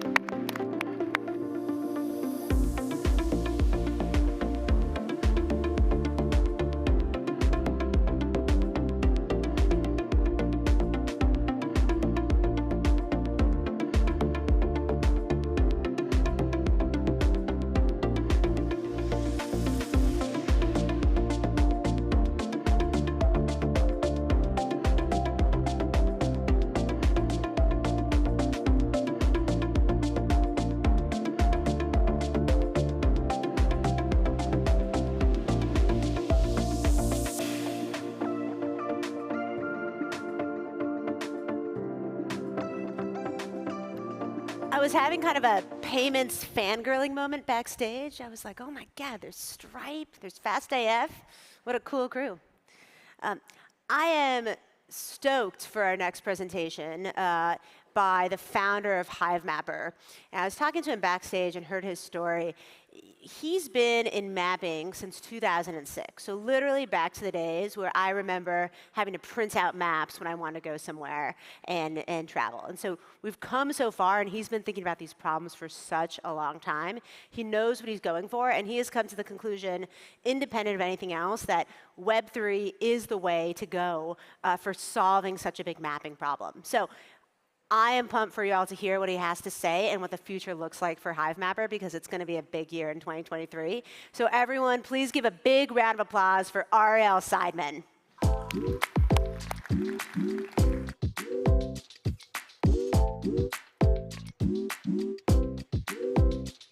All right. Well, thank you guys. This is my second breakpoint, so it's an amazing experience. Looking forward to next year's already. So I'm here to tell you a little bit about HiveMapper, give you kind of an inside look of what it took us to get to this point. But before I do that, make sure everybody knows a little bit about HiveMapper and what it is and how it works. So this is a dash cam. It's a dash cam that looks and smells like a lot of other dash cams that you may have seen if you're in an Uber car or a Lyft car. But it does two very, very special things. So the first thing that it does is it actually collects imagery that forms the basis of this decentralized global map that we're building together. Okay? So all of that imagery, all of that location data that is coming off that dash cam is ultimately making it up to HiveMapper, where we're building this global map. The second thing that it does, it actually mines crypto, and it mines honey tokens, which is the cryptocurrency of HiveMapper. Okay, all you need is that dash cam that we just saw over there, plus an app that runs on iOS or Android. Those two things seamlessly talk to one another to help build this map. And so ultimately, you get rewarded for doing something that you do every single day, which is drive, or many of you do every single day, which is drive. So we're not asking people to go out there and drive for the purposes of mapping for HiveMapper. We actually discourage it. We do not want to put additional cars on the road, but if you happen to be an Uber driver, Lyft driver, if you're just going to, to work or to a soccer game or wherever you need to go, this is going to reward you for doing something that you're already doing. And so what do you earn? You earn honey tokens. And so the really cool part about this is that it's now live. So you can be mapping anywhere in the entire world and earning honey tokens with a HiveMapper dashcam. So what's awesome is that we actually just went live. I think it was 1 day before Breakpoint. So it's been quite a hectic week. So I want to give you guys a little bit of insight into kind of what it took us to get here. So last year I mentioned was my first year at Breakpoint. So for the past year, we've kind of gone heads down and have been building the HiveMapper dashcam and this decentralized global map. So we've tested over 200 of these devices in about 10 countries. All of these devices have racked up about 28,000 road kilometers all over the world in places that are really hot, like Las Vegas, to Manila, to Lagos, Nigeria. So we've really ensured that we're testing this device very thoroughly in many, many different parts of the world. The longest drive that we've done is about 8 hours. So somebody drew it from San Francisco, where we're based, all the way down to San Diego. All right, so we've been taking pre-orders for the dashcam since April, when we kind of came out of hiding. And so there's about 6,000 pre-orders that we're now in the process of fulfilling. People have ordered these dash cams from over 66 countries and roughly 2,100 cities. You can go buy one today. And when you buy one, we'll hopefully start to ship them. Well, we're shipping them out every single week now. So if you buy one today, you'll probably get it by the end of December. OK, so when we built this dash cam, we obviously were building a dash cam for the purposes of mapping. And we wanted to make sure that the device was actually supporting the 3 key priorities of the map: coverage, freshness, and map quality. I'm going to take you through how the dashcam actually supports those 3 major priorities. So this is an image taken in rural Pennsylvania. On the right-hand side is the image from HiveMapper. On the left-hand side is the image from Google Street View. The cars are in the exact same position, OK? And what you're going to see in the next slide is there is a sign up to the right of that. And here's what you see from HiveMapper. And here's what you see on the left-hand side from Google Street View. Why is this important? It's important because if you can't see stuff, then you can't map it, right? And so we wanted to make sure that the camera that we're building was able to see all these little details that are around us every single day: parking restrictions, the name of a business, the hours of operation in a business, the speed limit sign, even if the car that the dash cam was mounted in was at a significant distance from all these little signs. The next thing we need to make sure was that when a dash cam said that it was actually at a very specific location, that we could trust that it was at that location, right? If we don't know that the car is, let's say, 19th and Broadway, but it actually turns out to be it's at 20th and Broadway, those are two very different things, right? Or even if it's in between 19th and 20th, those are two very, very different things. So the positional accuracy, which basically means is like, do we trust the location of the dash cam, is less than 3 meters. And it maintains that for about over 80% of the drive, which is quite good. OK, so where does HiveMapper's cost advantage come from? Many of you probably seen a Google Street View car. Each of those Google Street View cars is roughly $500,000 all in. OK, a Google HiveMapper dash cam is on average about $500. So what does that mean? If for $500 million, we can have 1 million dash cams all over the world, whereas Google, for a $500 million investment, only has about 1,000 Google Street View cars. So what does that mean is that we're able to see locations much, much more frequently, right? So over a course of, like on average, Google Street View car probably sees a location once every 2 years. HiveMapper is able to see that 24 times. So not only are we getting fresher data, but we're also getting higher quality data. So here's another image of Google Street View that happened to see this location when it was dark out, right, or the lighting wasn't good. So that's the image that they have, and they're stuck with that image for the next 2 years. OK, if we collected a bad image because the lighting was bad one day, that's OK. We're going to see that location another 2 weeks or another week, and we have another shot on goal, right? So the team that usually gets more shots on goal usually wins, and we just get a lot more shots on goal. Here's kind of a better image of that same location. OK, so I think yesterday we saw a little bit about Helium and how they're building out this massive IoT network, which is really cool. We use Helium, and we use Helium to verify the location of all of these different dash cams. We understand that there will be spoofers, or people who will attempt to spoof, and it's very, very important to us to ensure that we thwart all of these potential spoofers. And so we use kind of multiple layers to do that. One of those layers, which is a very important layer, is embedded inside of the HiveMapper dashcam, is support for the Helium network. So we've been at HiveMapper for a while, and I want to share with you a little bit about 2 different case studies of before we had the HiveMapper dashcam, we were using a third-party dashcam. So this is ultimately what customers really care about, right? They want to know how much coverage we have in a specific region. They want to know what is our refresh rate. So in Manila, for about 6 months, where we had a whole bunch of drivers driving around contributing to the map, we got to about 99% coverage, sorry, 95% coverage. And this is the really cool part, 75% of the Manila region was refreshing every single month, okay? Manila is relatively small. It's about, I think, 11,000 road kilometers. So we want to make sure that it worked in a much, much bigger region. Here's Los Angeles. Los Angeles is massive. It's about 100,000 road kilometers. We got to a point where we got about 56% coverage in 6 months, and we were refreshing roughly 30% of LA region on a monthly basis, which is also really good. So when customers are looking at this, this is what they're asking for, and this is why they're buying. So I'm going to share with you a short video here. HiveMapper? Hive, like the beehive. It is a decentralized mapping network, and I'm like a wee worker bee, helping to build a big global map just by driving, and they pay me in crypto. Wait, did you say you get paid in crypto? You get tokens just for contributing your mapping data. What crypto do you earn? Honey. Oh, Hive, honey, bee, sick. And it's so easy to use. All you have to do is place the HiveMapper dashcam in your car. It automatically uploads street-level images via the HiveMapper app. And then the app deposits honey cryptocurrency into your account. Just for doing something you do every day?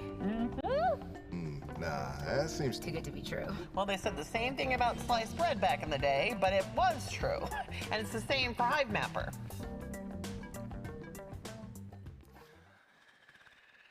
So a little bit about that ad that's running all over in many, many, many different regions of the world. It's really important that we don't just talk to folks within the crypto community or folks within the mapping community, but we extend beyond that, right? There are so many people like Uber drivers and FedEx drivers and Lyft drivers and folks like even like this lady who's driving that we need to be able to talk to, and we need to be able to talk to in very simple and plain language, right?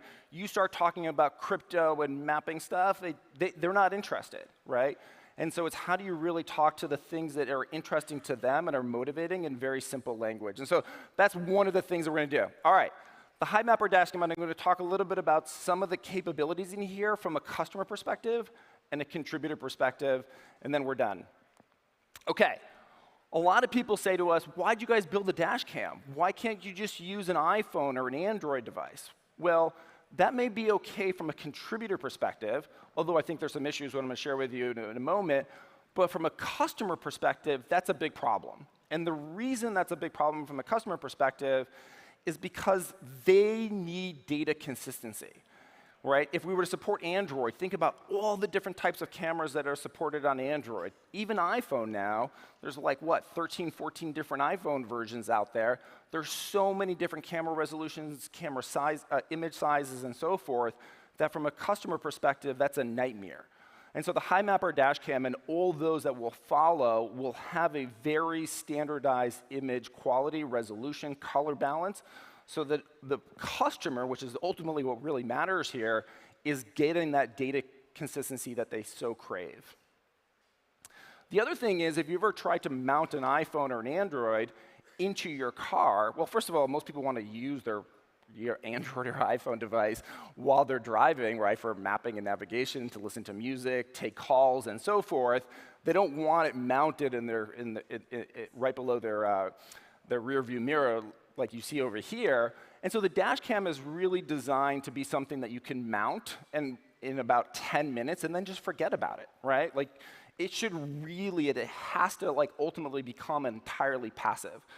And so we said to ourselves, how do we build a dash cam that you could just mount it once and you just forget about it? And the other cool thing is that the data from a data upload perspective is entirely passive. So the way this works is all the dash cam imagery location data gets moved to your iOS device or your Android device. And then when you connect to Wi-Fi at home or the office, it will automatically upload it. So it's kind of like, if you have like Google Photos upload, it'll just automatically upload the data for you at night or when in the middle of the day. Okay, the last part here that I want to leave you with is privacy. This is really important to me personally. I do not want to create a global location surveillance system. And so when we think about privacy from the perspective of the contributors, but also everybody else, right? This dash cam is taking pictures in the real world. If you happen to be walking by, we will automatically blur your face. I want to ultimately go further and just blur your entire body or remove the entire body from the images.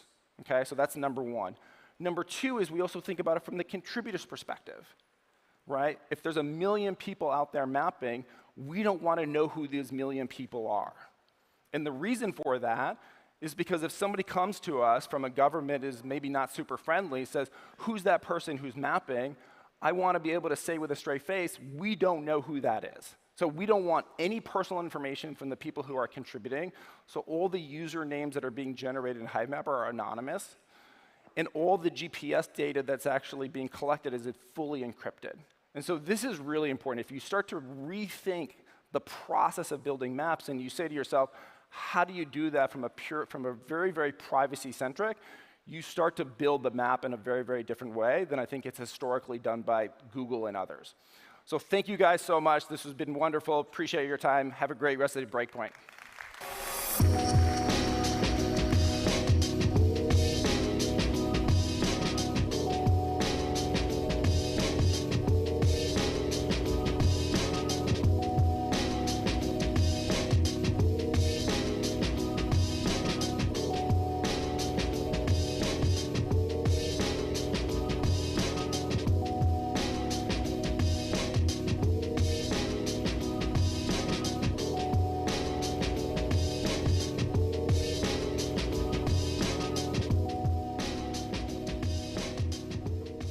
That was fun. So our next conversation is with Marina from Neon Labs and Courtney from Solana Labs. And they're going to answer a really important question, which is, when Neon on mainnet? So please give it up for Marina and Courtney.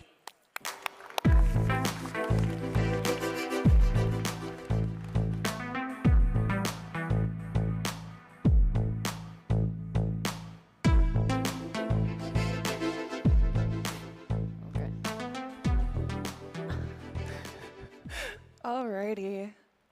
Hi, everybody. My name is Courtney. I am with Solana Foundation. I am an ecosystem engineer. And would you like to go ahead and introduce yourself, even though you need no introduction, Marina? Yeah, for sure. Thank you. I'm Marina Gurieva. I'm running Neon Labs, which stands behind the Neon EVM. Great. OK, so I think the question that everybody here has, you were here last year, right? And what have you been working on in the past year? Yeah, that's the main question and the most frequent one. And we've been focusing a lot on development, basically. For the last 12 months, we have done a lot in terms of development. You can see here on the slide the number of code lines that were changed, more than 650,000. And we ran more than 4,000 tests on our software, so in order to ensure that each and every product of ours is safe for usage. And we also did integrations. So I talked last year here about integrations, how important they are for the Ethereum dApps, and we did manage to accomplish those with the graph, for example, on NeonScan or Wormhole. And we also battle tested Ethereum dApps, and it was a very crucial part for us. So we launched Neon EVM on Solana DevNet in April, and we did battle testing during summer, and we picked up different Ethereum dApps from different categories in order to check that all of them can be deployed easily and safely on Neon. And the result that we have right now, they're very satisfactory. So each and every dApp can be deployed on Neon. So, and we definitely ran a lot of security audits. Yeah. So it's like the paramount thing for each and every product. And we've been working with great audit companies, and we did 8 audits. The results are on our GitHub, so you can check, you can learn a lot from them, but like we're satisfied with the results right now. We also build our community, so we have more than 60,000 people joining us, and we are more than happy to have them, because like we do understand that the future of Neon depends a lot on community, and we love them because we've been building for the last 12 months, but they were together with us, waiting patiently for us to go live to Solana mainnet. So that's something. And we also had a lot of conversations with different Ethereum dApps ready to go to Solana by Neon. And so we have all of them in our pipeline. That is so exciting. I come from the Ethereum world, so building from EVM to Solana, and I've even used Neon. I deployed a dApp using Neon, and it was so easy, so seamless. Deployed, I was like, wow, this is it? Like, I did it? Like, this is great. But OK, so what challenges did you come across in the process? OK, a lot. So we have a very talented engineering team, but like even for us, it was a bit too hard, I would say so, because like you should understand Ethereum differs totally from Solana. It's like you took 2 different like galaxies and you compare them, and this is like how we see Ethereum ecosystem and Solana ecosystem understanding both of them quite well. So here you can see some of the challenges that we resolved successfully. I would love to mention one of those, and this is the number of accounts that can be packed into one Solana transaction. So when the partners of ours started testing a fork of Aave in summer, so they ran into a huge issue. our deposit functionality needed more than 100 Solana accounts to be packed into one Solana transaction. And you might know that the standard limit for Solana was in summer 32, and they had just implemented V2 Solana transaction functionality, which allows now to put 64 Solana accounts into one Solana transaction. And so what we did a lot of optimizations. Basically, we enabled support of Solana functionality, and then we also managed to pack more Ethereum contract cells into one Solana account. And thus, we reduced the number of Solana accounts needed for deposit functionality or further to 58 accounts. So now we can, this functionality can be run easily on Solana mainnet. So, and we are very happy that Solana just shift this V2 functionality to mainnet after our kindly request. Yeah. That's great. Okay, so the next question. What have you built? Can you share some of these stats with us? Yeah, for sure. This is how our product looks like. So it's not just a single EVM contract, which is a Solana dApp, essentially. We also have proxy server that wraps Ethereum-like transactions, Neon transactions, into Solana transactions. Because Solana doesn't deal with Neon transactions. It deals with standard Solana transactions, in which inside we have Neon transactions packed. So we also have a very nice thing, tracing API, which is needed for the graph node, and which we built in order to enable the functionality of the graph. And we also have what we call Neon Pass in order to enable the transfer of the tokens that are breached to Solana by wormhole to Neon EVM. So basically, they are moved to special program-derived addresses that can't be used by Neon EVM itself.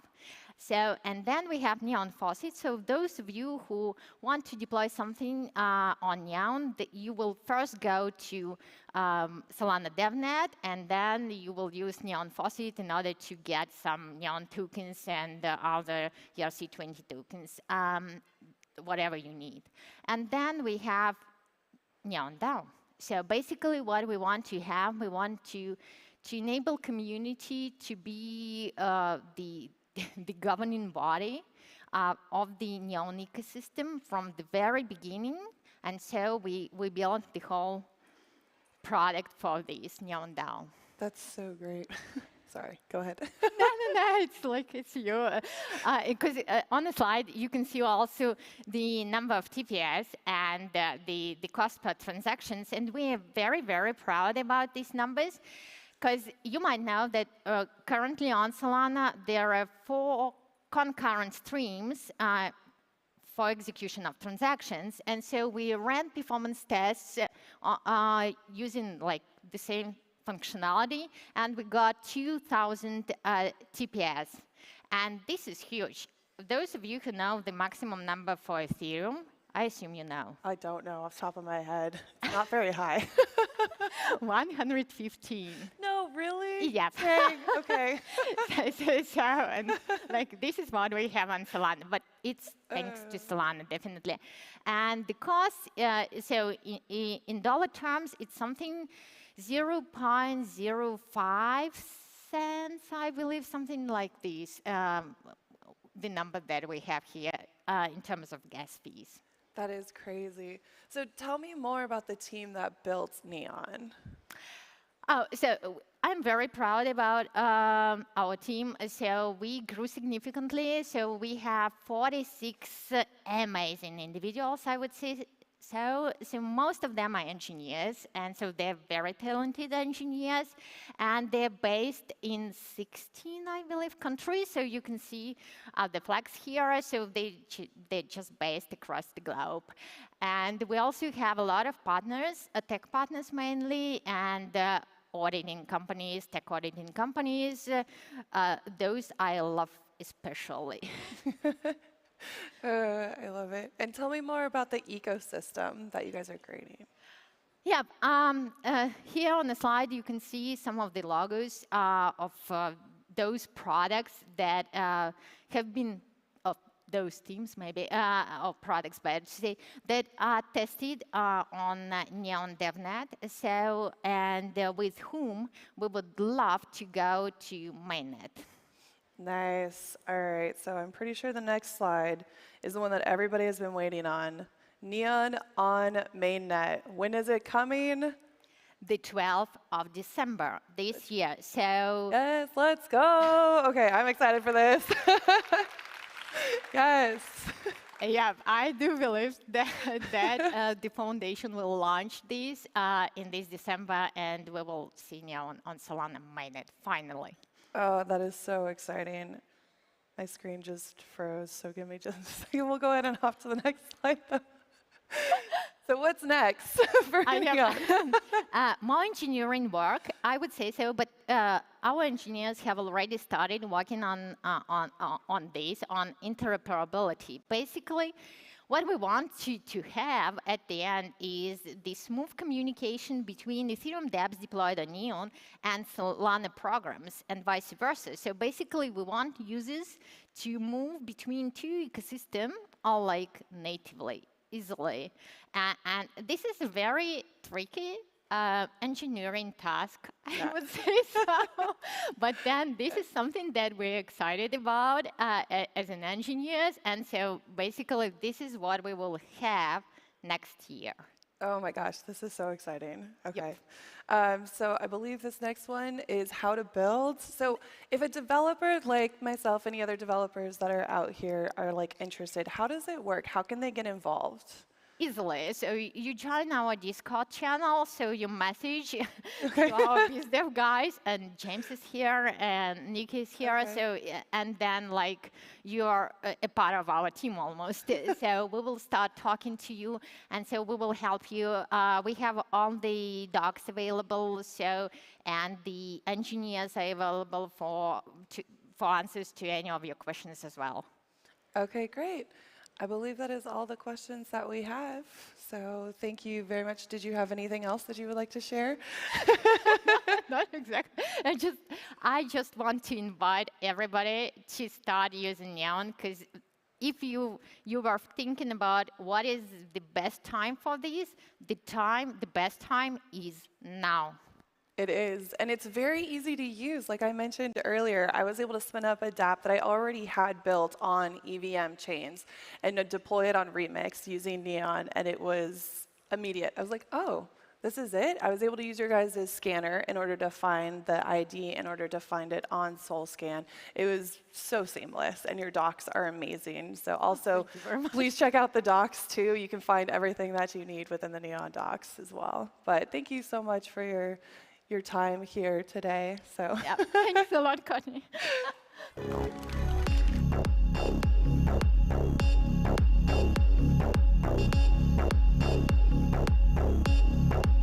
Fun. Ooh.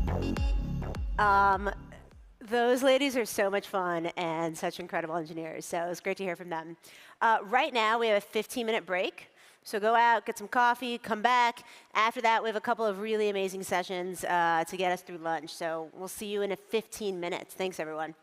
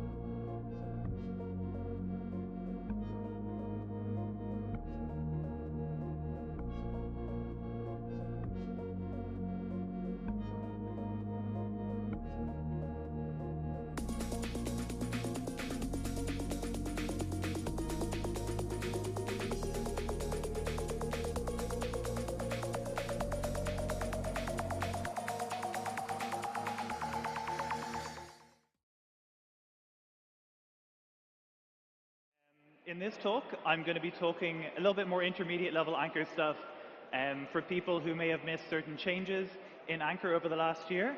I like PDAs a lot, program derived addresses, so I'm going to be talking about that. Random tidbits, just things that I've picked up in the Solana ecosystem, and then what's next for Anchor and future kind of macros that we're working on. So, ready for my talk. So again, you probably already know, but Anchor is what you'd use to write smart contracts on Solana. You can write it using the normal Solana default stuff, but Anchor makes it a bit easier. It adds a bunch of macros to write a bunch of like, what do you call it, boilerplate code. And it also makes it easier to write a client to interact with those smart contracts. So there's the TypeScript client, but there's also Rust clients and Python clients with AnchorPy. And so who am I? I started working for Anchor in the last sort of month or two. I'm sort of becoming like the new maintainer, so I'll be writing a lot of the new source code for Anchor and all that kind of thing. All right, next slide. So new features you may have missed. This is the best one that I liked. No more hex codes. This was a big issue in the Discord where you would get a random hex code from your program log and you'd have to decrypt that and figure it out. But there's no more of that. You should be seeing a line number from your program, like an actual error message, and if you have a values comparison, you're also going to get that as well. So like let's say you're comparing two public keys, it will show what was the right one, what was the wrong one, and it becomes a whole lot easier to debug all of your stuff. And if you're not seeing this, they're in the program logs. So you either need to try catch on your transaction, or you really need to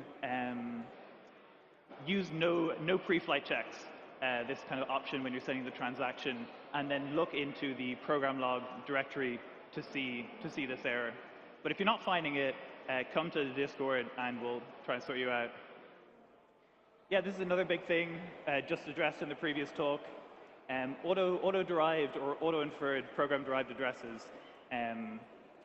One of the biggest hassles, I guess, when writing a program is making an SDK that will gather together all of the public keys that you need. And if you write your PDAs, your program-derived addresses, using a certain set of seeds, like there's a specific format that you need to use, and all of the formats are listed out on this PDA derivation lib.rs file. If you use those formats, then Anchor in the client will be able to auto-generate those public keys for you, and that saves a lot of time. And then recently, that's also been extended to include the has-one relationship. So if you've got a has-one relationship, like I have a certain account, it will auto-infer what that public key is, and you no longer have to worry about passing it in manually. So it just saves a lot of time and effort. And if you don't know how to activate this feature, it's a feature flag in the anchor.toml. So you just need to switch seeds equals true, and you should be able to get access to that. Cool. All right. Next one. Yeah, this is another big change. If you use program-derived addresses, you used to have to pass in the bump. So it's called the bump seed. It's Anchor enforces that we use the canonical bump seed, right? So you start at the number 0, and you iterate up to 255, and you stop at the first one that gives you a public key that falls off of the curve or whatever kind of like crypto shit that involves. So we enforce that you use the canonical seed, but you no longer have to pass in the bump. So again, it was one of these kind of hassles where you'd have to pre-calculate, you have to find program address, get the bump, pass it in, no more of that. It's also more efficient as well. I think in the back end it was calculating the bump like 2 or 3 times, so there's no more of that, which is pretty handy. And when you want to access the bumps, they're stored on the context object. So it's just context.bumps, and then it's a B-tree map, and you have the name of the account that you're looking for. So definitely use that if you can. Cool. This is also new. Maybe you missed it. It's the AVM. It's the recommended way to install Anchor now, the Anchor CLI. Aside from making it easier to install Anchor, if you're working with an older program of Anchor, which I think a lot of people do because there's a lot of open source programs that are using older versions, the CLI version has to match up with the program version that you're using. And this makes it super easy to switch between versions. So if you want to go back to version 14 or version 20, I think we're on version 25 at the moment, AVM, which I assume stands for Anchor Version Manager and not Virtual Machine, then that's what you should do. Cool. Anchor Expand. This is just more like an advertisement. I think everyone should read the generated source code that comes out of Anchor. So a lot of the magic from Anchor is the macros. And if you want to read what the macros are generating, you would typically run cargo expand. But Paul X added a thing called Anchor Expand, which is just a wrapper around cargo expand, which puts it into the .anchor directory. So it's kind of easy to access, and you can see all the different versions over time.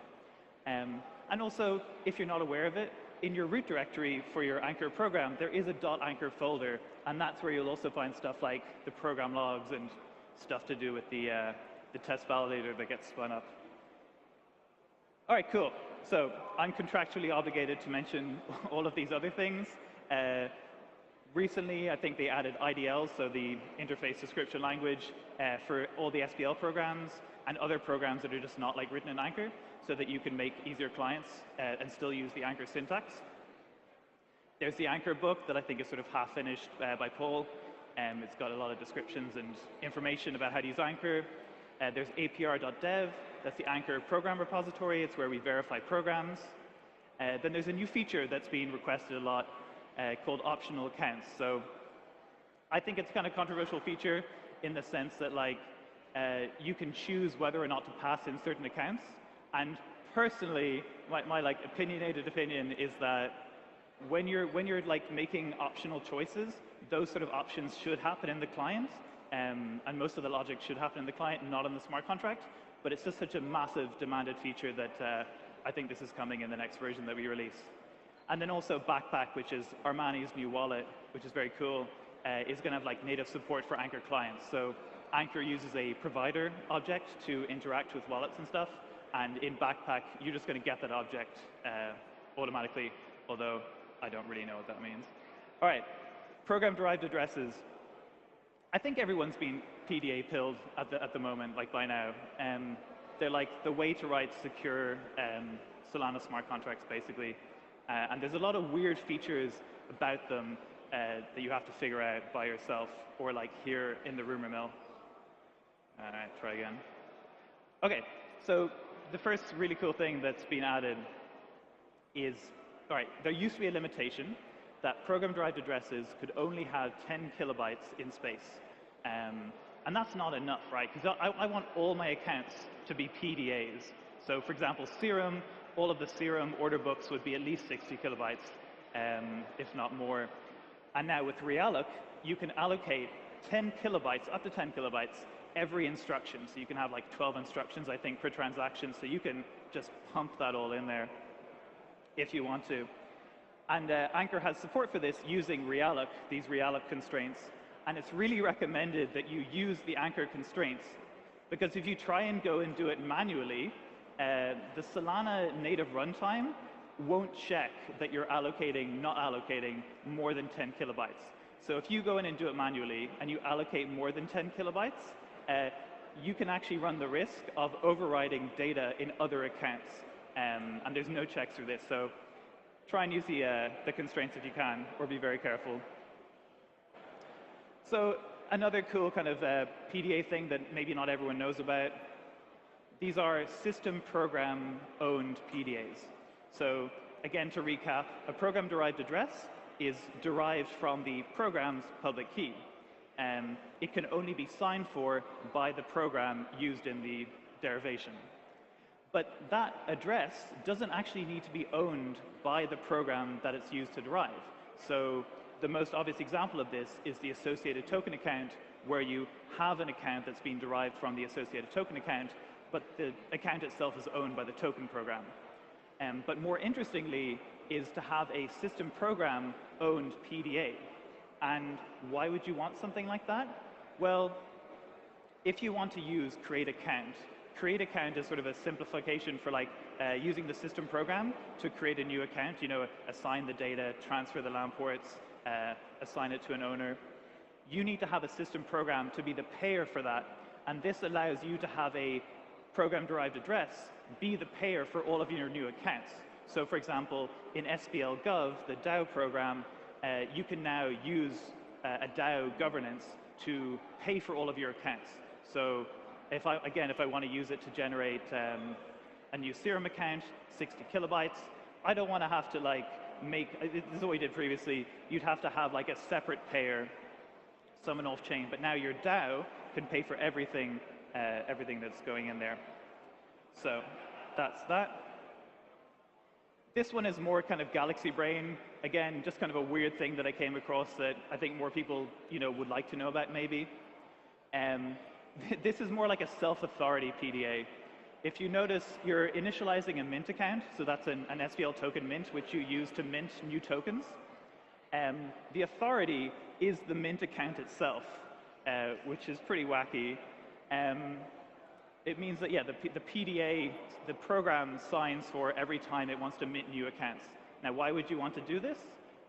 Maybe you want to save accounts, right? So instead of having to pass in a mint and a mint authority, which is the signer for creating the tokens, now you only have to pass in one token account, and maybe that sort of efficiency is something that you're really looking for.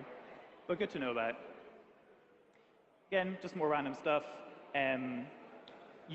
When you're trying to return seeds to sign a cross-program invocation, you usually want to store them in something easy, right? You want to store them in a function or a macro. And this macro is sort of the easiest way that I've seen to store seeds for doing cross-program invocation. I got it from Christian Kam's Blockworks or Mango voter stake registry. And it's the nicest one because there's a lot of awkwardness if you're trying to make a function that will return the seeds because of how references and slice references and U8s and all this stuff work in Rust. So this is what it actually looks like when you call it. So you've got your ctx.accounts, transfer, and then with signer, and then you invoke your macro with the market account. Cool. Oh yeah, seeds collision. I thought maybe everyone knows about this already, but all of the bytes get smashed together. So if you've got a bunch of seeds, Solana native runtime doesn't care that you separated them when you're inputting them. All the bytes get treated as equivalent. Now, as far as I'm aware, no one has been hacked using this yet, but it's just something to be aware of if you hadn't heard of it before. And I don't think no one checks it basically. So again, more just random tidbits. Duplicate accounts. So Anchor, this is one of the kind of foot guns, I guess, left in Anchor. It doesn't check that you're passing in the same public key in multiple locations. So if you're repeating the account, it doesn't check for that. And so the story behind that was kind of funny recently, somebody made an airdrop program. So they wanted to just give out, 0.1 sol to a bunch of people, and they would get the wallet so that someone would sign up for the Phantom wallet. They wouldn't have any kind of Solana at the time. And they would call this program. And the program looked relatively well written. But in the client, the guy was passing in the user's wallet, which signed as the public key for a program account that was to be initialized. So this then turned that account into a programmed-owned account, and it effectively bricked the wallet. So you can't use your wallet anymore because the account is owned by another program. Now, I don't know, there's some details about whether that should be possible because there are checks when you're using create account that there are no LAMP ports in the account. So I don't know how he did this, but that's just one kind of weird example. And then account types. There's lots of account types in Anchor, and you should really know them all. Some of the ones that I don't think that people are necessarily as aware of, there will Signer. I think a lot of people know about Signer, but system account. So if you've got a system account, an account that you know that will be owned by the system program, for example, if it's going to be a payer or a signer, but not actually signing, then you would use system account. So just reminding you of that. And then obviously Box. You'll know about Box because you'll run into it when you try to Google, why do I have a stack heap error? Why am I running out of stack memory? So there's not many documentation for Box, but there's a lot on the Discord from people running out of memory. That's just highlighting that one. Cool. And so similar to the accounts is the constraints. Compared to the accounts, I would say the constraints are relatively well documented. So I would really recommend to just go through the docs, the Rust docs, and just read about all the constraints. I just picked my favorite bits that I don't think everyone knows about. Anchor doesn't check whether you have the mutable constraint. So what this means is that if you forget to write mutable above your account and you edit the data in that account as mutable, at the end of the instruction, it will just reset that data. So it'll go back to 0, and you'll be like, I keep updating the data in my account, and then I pull it into the client, and it's still zeroed out. What the hell is going on? Well, it's probably you forgot to put mute in. Also, some people maybe don't know about the constraint that you can use address. So constraint equals account.key equals some account.authority is kind of a painful way to write it. So instead, you can just write address equals some account.authority. And then this is kind of another funny one. You might have seen the token constraint. So there's like token -- mint or token ... authority. And you can use those interchangeably. So you don't just have to use them with initialization. You can actually use them to check, does this token have the correct mint? Does it have the correct authority? So you can use them individually. You can use them with or without mint. And you can actually use them with public keys or with the accounts themselves. And any combination of those things should work. But if it doesn't, come tell us and we'll see what we can do about fixing that. Let's try next one. Again, this is another thing that's becoming a little bit more widely known as more programs get built using it. It's just a different layout for your programs that I think is a little bit cleaner. I think Jet was one of the first ones to do it, and then a bunch of other people as well. I made a short video as well covering this. So essentially what it is you've still got your lib.rs, and that's where you've got all of your instruction handlers, but they call out to the individual instruction, modules, like new order and cancel order. And what's good about that is that you have one file, new order, which contains your all the accounts that are going into that instruction. It contains the function logic, and it also contains all the access controls, so any sort of additional constraints beyond the account constraints that you want to apply. And that's really nice for auditors to not have to go looking for all of that stuff. So yeah, definitely recommend checking that out. And I think Armani also released a new XNFT program which uses this layout. And this is something that I personally just use a lot in a lot of recent projects. So it's called Anchor Client Gen. What it does is it's a static client generator from an IDL. And what you get from that is just better errors, really. I think the errors from the native Anchor are a little bit less clean just because of how the TypeScript works, and when you have a static client gen, it looks nicer. I think there's a Metaplex have also released something called Solida, which is also not particularly well known, that does something very similar. So it gives more real errors, and I personally used it in a lot of my recent projects before I joined Anchor, so I definitely recommend it, or at least looking into it. And then again, some more random tidbits, things I say on Discord a lot. People ask good questions. People come to the Discord and they say, look, I've got this problem, and here are the contexts. And I'm like, that's such a good question for the Stack Exchange, because on Discord, we've been answering questions for like, I don't know, what is it, a year and a half now? And all of the old Serum stuff is deleted from the Serum Discord, and all of the Anchor Discord stuff is probably lost or changed. So yeah, please go to the Solana Stack Exchange, ask your question there. It seems like it's pretty active and people are answering a lot. I go there, and if I see any unanswered Anchor questions, I try to go through it like once every couple of days. Another thing people complain about a little bit is that there's no docs. So if you want to know how to use some of the syntax, check out Anchor/tests, particularly the MISC directory, because you wouldn't really look there because it's called MISC, but it actually has almost all of the syntax that you would need to know in terms of how to use like certain constraints or account types, stuff like that. And then similar to like what I was griping about before with like the optional accounts, there's a thing called init if needed. It's a constraint and it's behind a feature flag so that not too many people will use it. It initializes account if it's not already initialized. So like a token account might not be initialized, that's not too dangerous. But again, I feel like a lot of the logic that is being used by init if needed should just be done on the client. Like in your client, just load up a token account. Is the token account there? If it's not, then just include a create instruction. It's just not that difficult necessarily. So that's just my personal opinion. Okay, there's so much time left. So now if I've generated any goodwill at all, I'm about to destroy it by going off the rails because like this stuff is kind of new and a bit rough. So I'm going to like ad-lib a little bit. So there's a lot of hype about Move, and I know that there was like, when this hype was happening, maybe it was like a couple of months ago, there were some talks about different ways that like Move could be put on Solana. I think I saw 3 different ways that they talked about doing it, like transpilers, compilers, but none of them seemed like it was really like a meaningful way. Like maybe you'd get the Move syntax, but you wouldn't really get the features that make Move kind of good, like these compile time checks.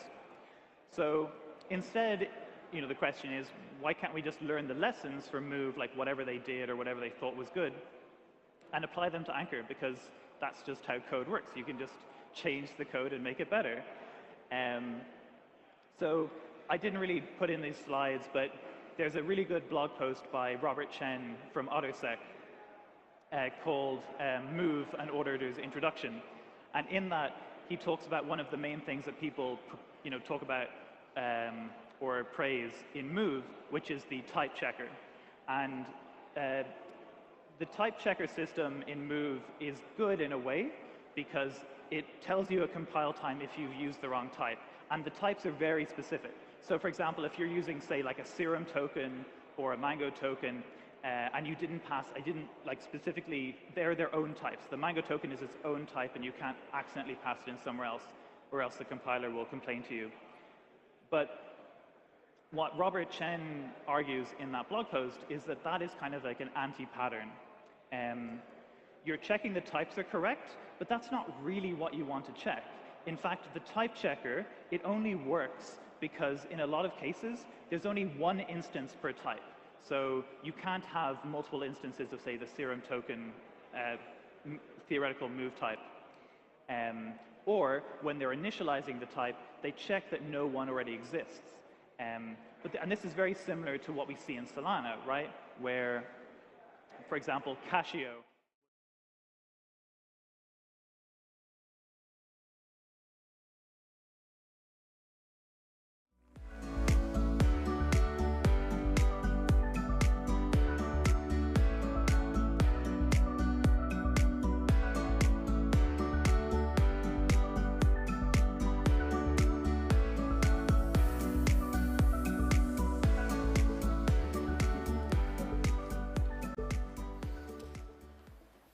So awesome to be here with you all. I'm Dana from Solana Foundation in University Relations. So obviously, onboarding new users is very important to me.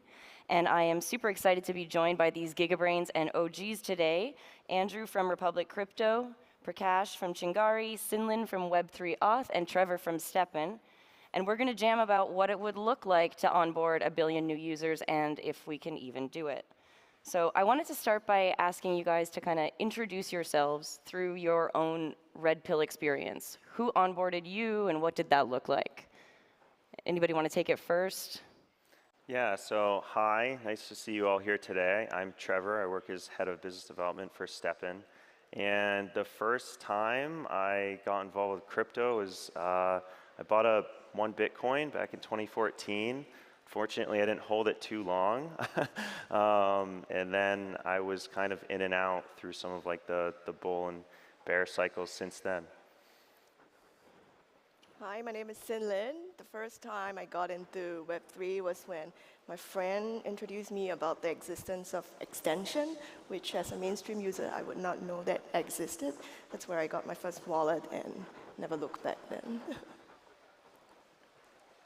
I'm Prakash. So my Red Pill kind of goes a very mixed way. So until 2015, I was like a medical doctor. So, but I wanted to double down on tech. Like we wanted to be one-to-one, many than one-to-one. So it wasn't until 2019 that I could actually build products out of crypto. So that's when my initial Red Pill moment started. And later on in later 2020s, I think I found the non-EVMs a bit more really challenging to explore in R&D.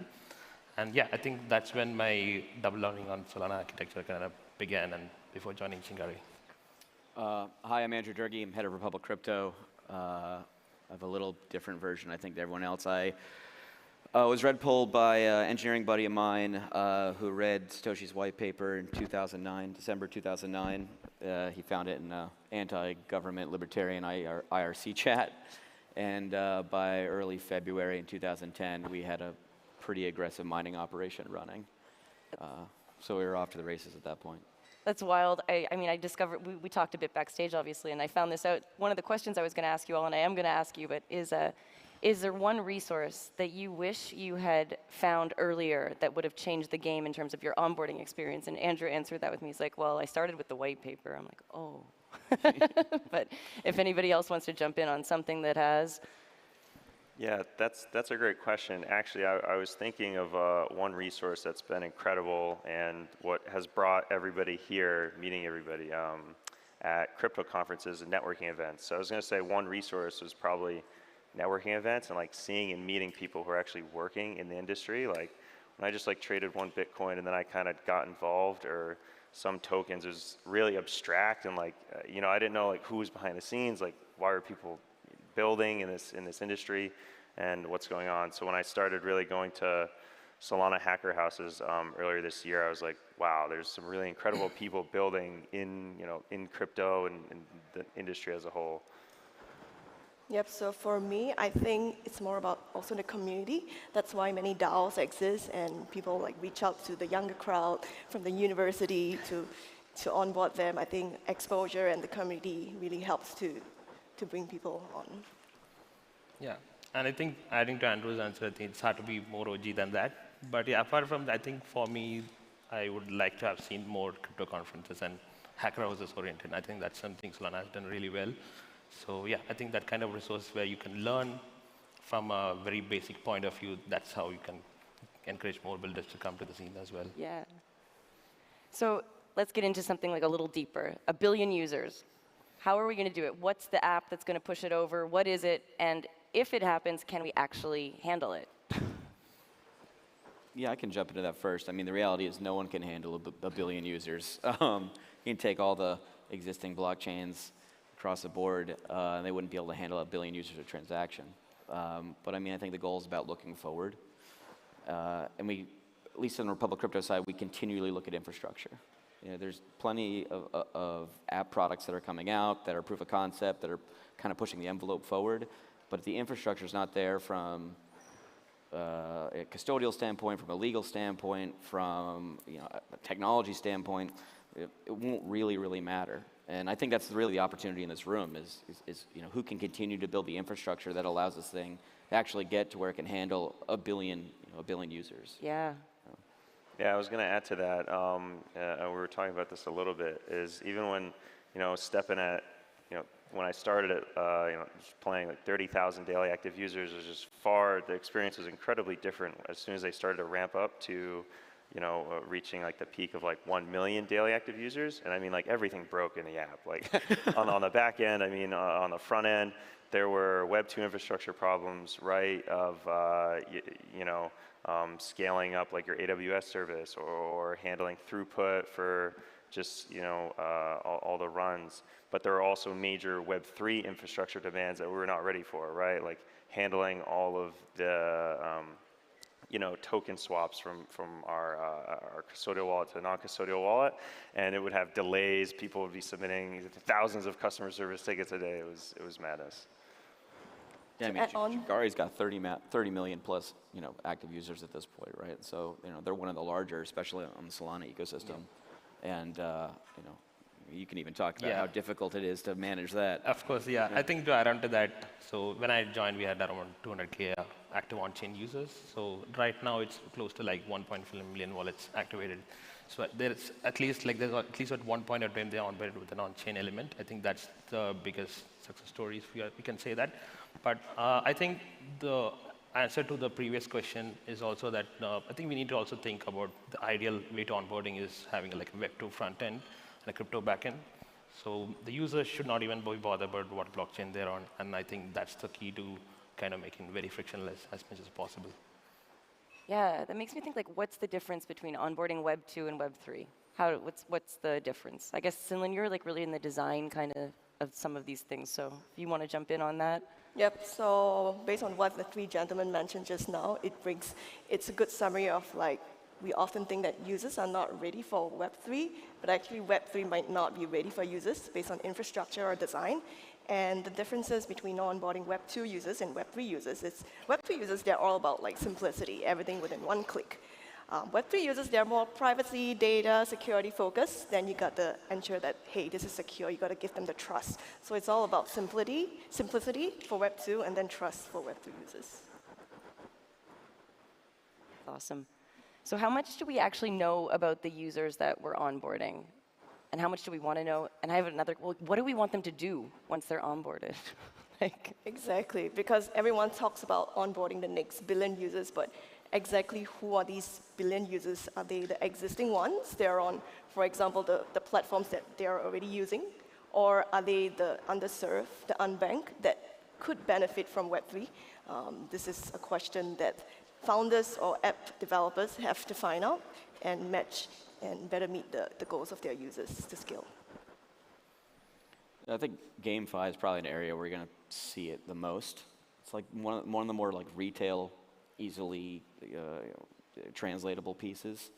And we're probably most likely in Asia, almost certainly. I was at Korea Blockchain this past year, and I mean, you're talking about an entire nation that's already pretty much desensitized to the onboarding process and to digital assets, even outside of crypto, just the regular existence.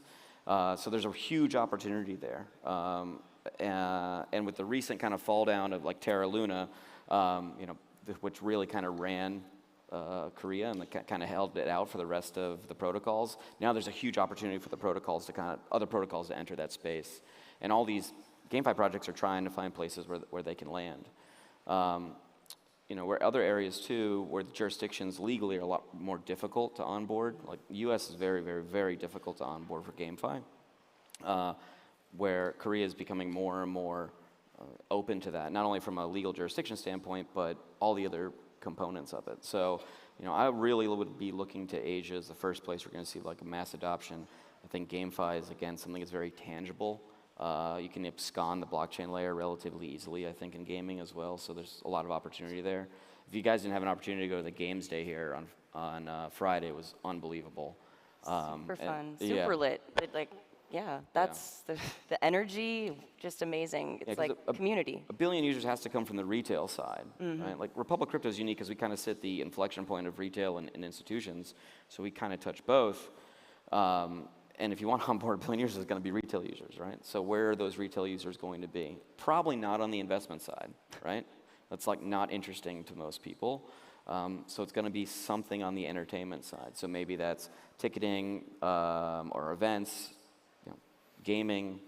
That's where it's going to sit. Yeah, or things like Chingari too, where you've got, like, if you want to talk about how community plays a role in onboarding. Definitely, I think one of the biggest mistakes we often do is trying to differentiate between Web 2 and Web 3 users. So when it comes to new users, it's just to make it as easy for them as much as possible. And of course, you have to understand that like onboarding has to be like Web 3 native all the time, right? So you have to make them comfortable, infuse elements, especially engineering with product design as well. It's very much relevant, like how she's also been there. And I think if you have to really club them in together, and I think they'll be able to give you the real value and answers to you as well. And so when you manage a community, they're able to give you the crucial insights. So I think community gives us half the answers because as a firm, we can build 3 billion products in a year. But we also want to involve the community involved in terms of giving us crucial insights, how we can make it better for the users as well, right? What's STEPN's geographical demographics? Yeah, so I was going to say games are definitely where I would say see a ton of potential for onboarding from the Web 2 industry to Web 3, right? And for STEPN, we have a very global, diverse user base in several countries of the world. We have huge like French communities, we have huge Korea communities in Australia, where we're founded, and also the US.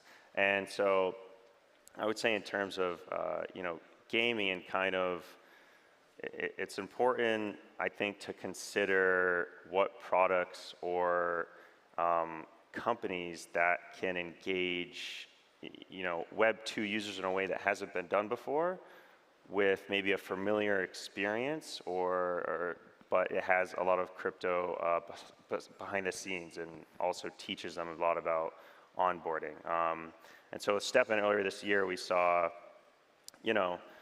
you introduce this game that kind of have these NFTs, and it's really different from your familiar experience of like a 10,000 PFP NFT project, right? And I think the real potential will be with projects, maybe similar games like STEPN, where you can open up the door to thousands, tens of thousands, hundreds of thousands, and millions of users with a way to engage them with NFTs that like haven't been done before. So with the way we have our NFTs set up, you can actually mint more sneakers, and it's unlimited, so you can keep going and continue sort of sharing this experience with more community members. Yeah. Without everyone having to sign an NDA, like where are the target markets for you guys coming into 2023? Yeah, I know this is your panel, but I have my own question. I want you all to just talk, because it was so much more fun when we're all just talking, Yeah, no, that's a great question. So for 2023, we had some major partnerships we were really excited about this year. So earlier we had our initial game offering on Binance with ASICs back in May, which was an incredible experience, our first major Web 2 partnership for STEPN, which I think really touched on, right? We have this, unique game with NFTs that really hasn't been done before. But I think which was really key and crucial to forming this partnership is, becoming a partner with a Web 2 brand that's familiar with a user base that we're really trying to target, right? In Web 3 fitness and lifestyle. So, when we saw ASICs, people were basically going crazy, like they were looking for some more familiar brand to kind of take the first step into Web 3 with us. And then recently we actually had another partnership to do a co-brand NFT with Atletico de Madrid. So now we're really getting in touch with some of like the major soccer fans who maybe were playing the game, and some of the other users in Europe. And so actually one of the next major areas that I would love to target. I mean, I'm a little biased because I live in the U.S., but I would love to see like a major, partner with a major marathon association, let's say, or some sports association, another sportswear brand, or the New York Marathon was yesterday, right? Yeah. So we actually we had an expo, we had a booth at the New York City Marathon, so we're starting to just like get in front over there and start to mingle with them, which was really awesome. But hopefully we can look to kind of really deliver the Web3 experience of doing like some fun co-branded NFT, let's say, or something else even, maybe in-person community events. We've seen real success from like a community perspective with all of our offline events, where all of people from different countries and different cities in the world get together and go show everybody like their sneakers, like their STEPN sneakers, and they hang out and do like some run at the same time. So we're really looking to do more of that as well. I think Trevor's really touching on a good point. The reality is that that type of onboarding is not going to come natively from a Web3 company, right? It's going to come in collaboration with large Web 2 companies that already have mass distribution abilities. The Instagram announcement the other day, for digital collectibles, they're not calling them NFTs, I think they call them digital collectibles, is a good example of that, right? And I think that's kind of just the tip of the iceberg. So when you guys are building out your Web3 products, I would be very cognizant of who the right Web 2 partners are for you to help increase your distribution and access to that potential 3 billion users. Oh, absolutely. When we saw the OK Bears and Air Jordan do this, they did a high school basketball game, and it's an amazing way to see people like activated. It's a really exciting.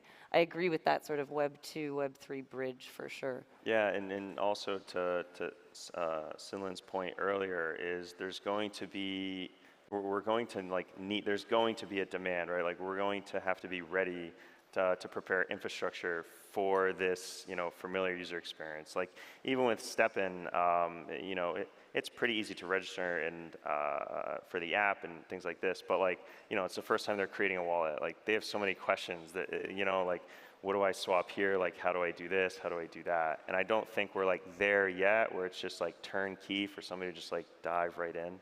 How far away are we? I don't think we're there at all yet. I mean, we just started, we're just getting to like the tip of the iceberg, right? Like, STEPN, I think has, like I said, we reached some million DAU, but that's like, that's not gonna take us to 1 billion yet. And there are major, major challenges to even break into like the next 10x for our users as well, right? Both infrastructure and creating, maybe like a sustainable game as well, right? For that growth, which is very tough. Yeah, and I was going to point out as well, like, I think it really is going to be another familiar app or something that like takes the industry by storm. Like we'll see it time and time again. I think social apps have really great potential, like maybe, even like a WeChat, but of like Web3, right? Like something like this, especially in the future. Yeah, just to add on to that, I think the ideal onboarding process as well, right? So if you need to decide, like if the users need not go through the seed phrases aspect, I think you should totally do it. So that's where firms like Web3 Auth are very crucial in that phase. And of course, and as builders also, we need to take a step back and how do you make it for users to onboard, right? So not a lot of times we kind of always think about Web3 native users. And we don't really, the ideal way to Red Pill companies to actually take the route, like make it easier for onboarding. And even a couple of weeks back, Chase was tweeting the elephant in the room that we don't have users in crypto. Well, hello, that's because you're not at Chingari. So I think you have to use, of course, the middleware of apps, right? That's going to be the very crucial to onboard new users. So I think often we should always take that experimental step back and see how can you make it really useful for the users to onboard as well. And that's where the community also plays a big time in bringing them and red pilling the entire community as well. Yeah, when we're talking about 1 billion users, you're talking about commercial viability, right? For sure. And we're just not there yet, right? And to make something commercially viable, especially from a data transfer technology, and that's what we're talking about, that's what this is, right? This is what blockchain is, really data transfer. It takes humans about 20 to 30 years. You had radio came out in 1889, wasn't commercially viable till the 1920s. Television came out in the 1920s, wasn't commercially viable till the 1950s, right? You had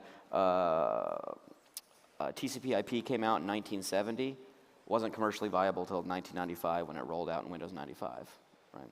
And this is not a technology issue, it's a human conditioning issue. Now there's something that's really unique that's happening right now. There's a direct parallel from the rollout of TCP/IP and what we're seeing from blockchain. So in 1983, TCP/IP became the standardization for internet building, right? 13 years after it was originally invented. And here we are 13 years after Bitcoin's created, and we're starting to see standardization take place, almost like a direct parallel to what we saw in TCP/IP. So it's not crazy to think that we're still 5, 7+ years out till till we see true commercial viability. We want it to be commercially viable. Everyone here wants to be the adoption layer, but we're not. We're the infrastructure layer, right? It's the kids next, right? Every 13-year-old on the planet has only existed in a world where Bitcoin's existed. In 3 years, every 16-year-old will only existed in a world where Bitcoin's existed. 16 is generally where you become a developer, you become interested in it. That's the adoption layer. That's who's going to build a lot of the adoption products. And so the trick is like, can we ensure that they have all the tools necessary, right, in order to build? And that's what you're working on the university programs. Sure. So it's your job to make sure that they have all the tools necessary. I got you the next A lot of pressure, Yeah.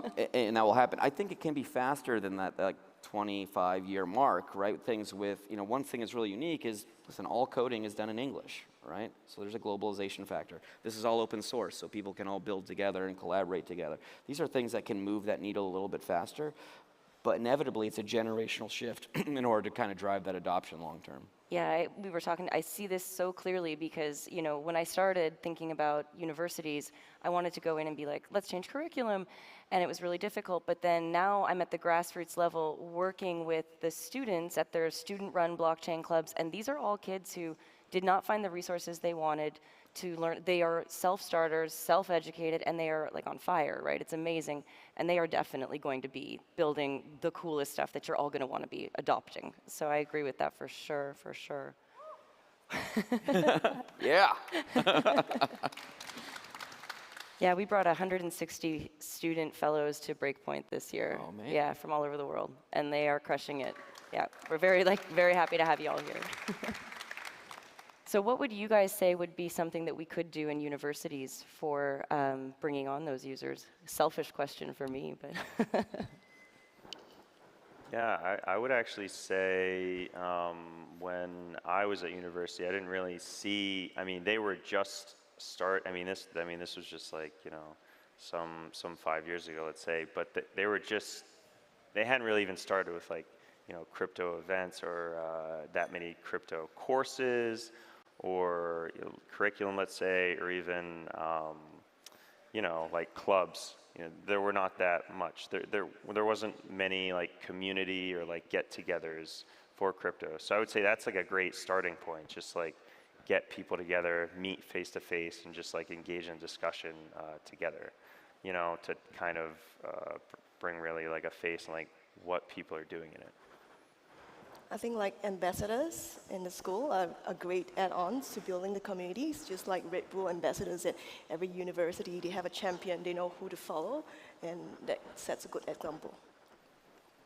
I think to me it'll be like a lot of DIY stuff, because until you're a power user, you're not going to see the Red Bull movement, right?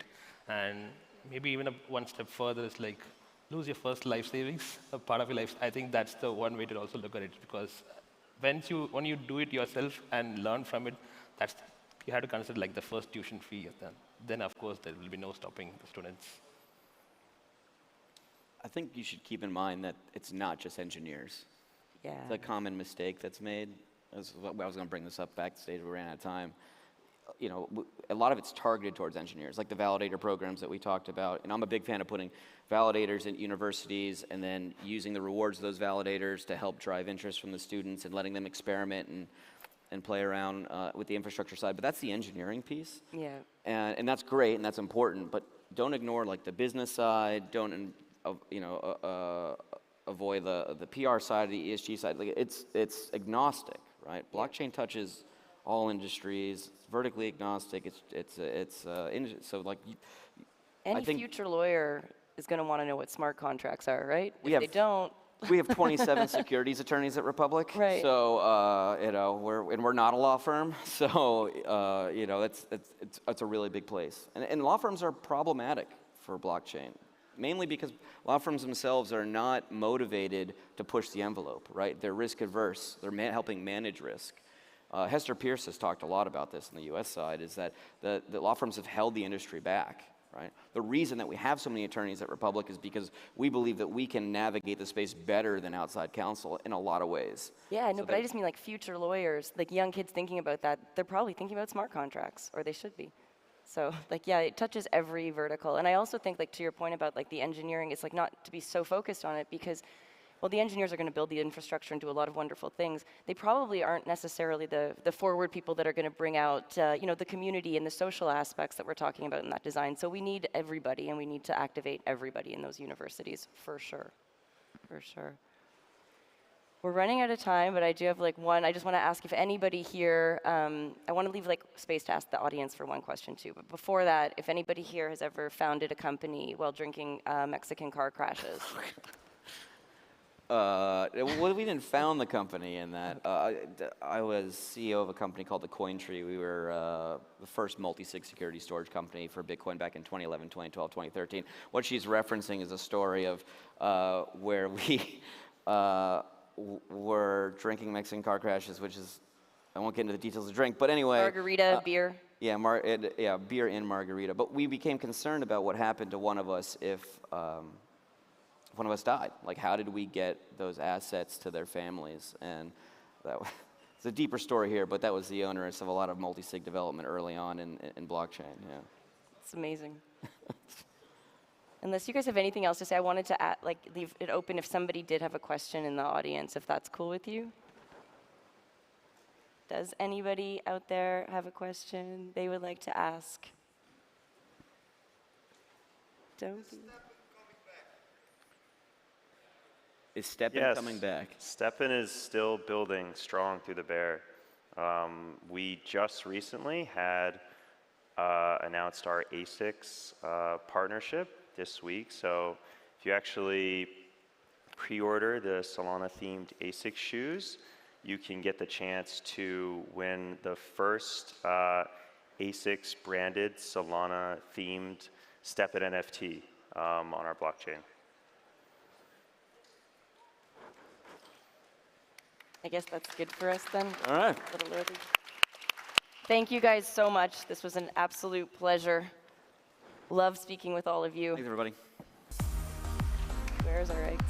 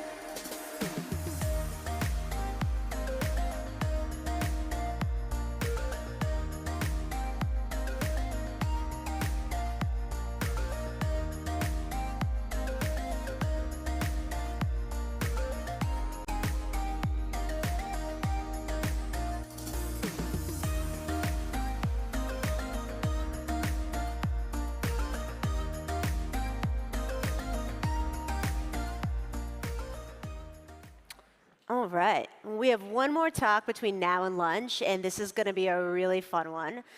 Jules Erbach is the founder of the Render Network. It's a really incredible decentralized GPU computing system, and they use all that GPU power to create really amazing graphics.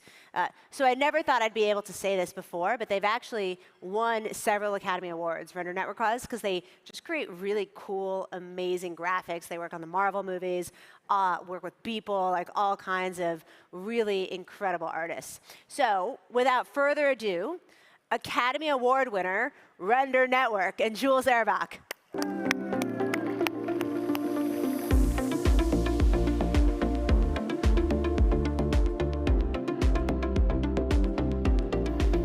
Hi, everyone.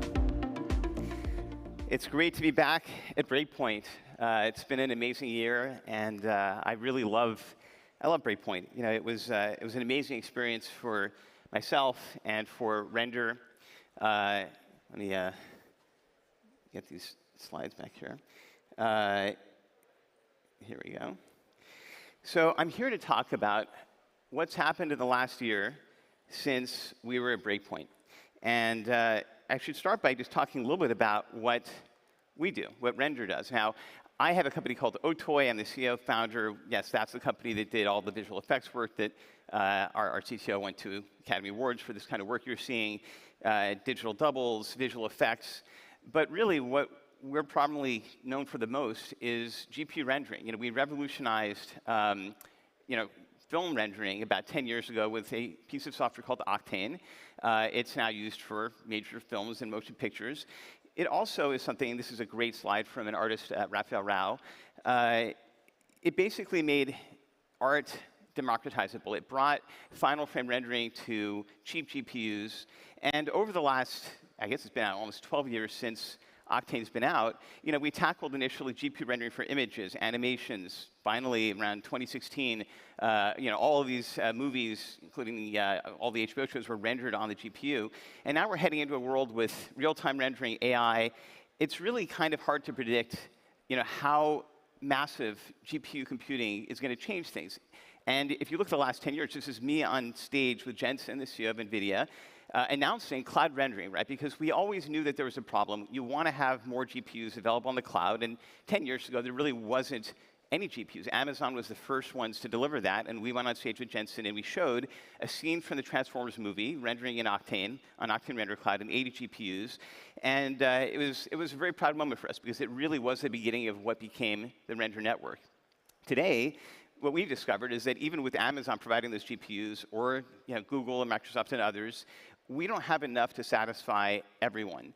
And we do have partners. Google came in as a partner. Eric Schmidt's on our board of advisors. She's the one that made that happen. Microsoft as well. And it still turns out that decentralized GPU computing is a much larger addressable space than what you can get on the public cloud. And that's because it's expensive to put GPUs in a data center. Now, when we look at the next 10 years, when you think about how crazy things have gone in the last 10 years, and we went from having that data center to being able to render some of those things on a phone. And I'm looking at these important trends. So unlimited computing, AI rendering, we're seeing some important steps now with AI art, generative art. And of course, I'm here because we strongly believe that crypto and Web3 and provenance is going to be a huge part of how art and content creation gets made, and also mobile. Mobile is a really important piece because we're going to have millions of artists using all of this extra compute power, right? We can't put a high-end 300-watt GPU in an iPad. Well, mobile matters. And in fact, when you go back to that talk I gave 10 years ago with Jensen, again, those 80 GPUs rendering that Starscream scene, I loaded it on our just-released iPad app, and it renders on the iPad. That's crazy. So one of those high-end GPUs is now not as fast as what you can put in an iPad M2, but we still need more compute power. Now we need to render at holographic display resolutions. Those displays are coming. And in fact, we're working with a company called Lightfill Lab. As big as we think the AR space is going to be, people probably won't want to wear glasses if they don't have to, right? So the Star Trek holodeck is a huge inspiration for render. Lightfill Lab is building these incredible panels. They're about a gigapixel per square meter, 10 gigapixels per square meter, and you can chain them together and you can build the Star Trek holodeck. This is how we simulate content on the displays. We basically have to sort of track your eyes, but on the real displays, you're shooting at so many rays of light that you do get back effectively a white light hologram.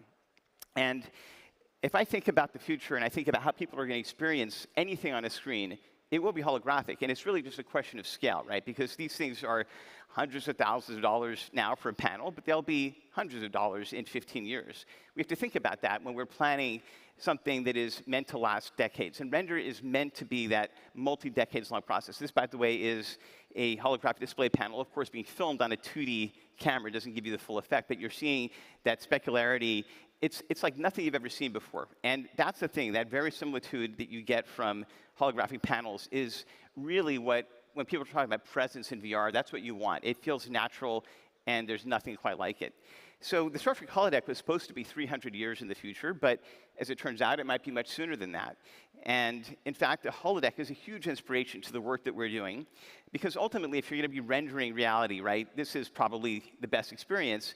And in fact, one of the interesting things about the holodeck was that it wasn't just rendering anything that you wanted in a room. It was also, in the last episode of the original 90s series, it turns out that the entire history of the original Enterprise was being run in a simulation in a later Enterprise, right? So if you question base reality, if you question the story, is Star Trek Turing complete? If you just have a future Enterprise that is playing back the stories of the older one, how does that even happen? Fans were a bit, miffed in 2005. Like, how do you know what Archer did? How do you know all these things work? And it's clear that when you think about rendering and you think about something like the holodeck and how magical it is, you need to have something like AI that interpolates, it fills in the blanks, and that's what AI is great at doing.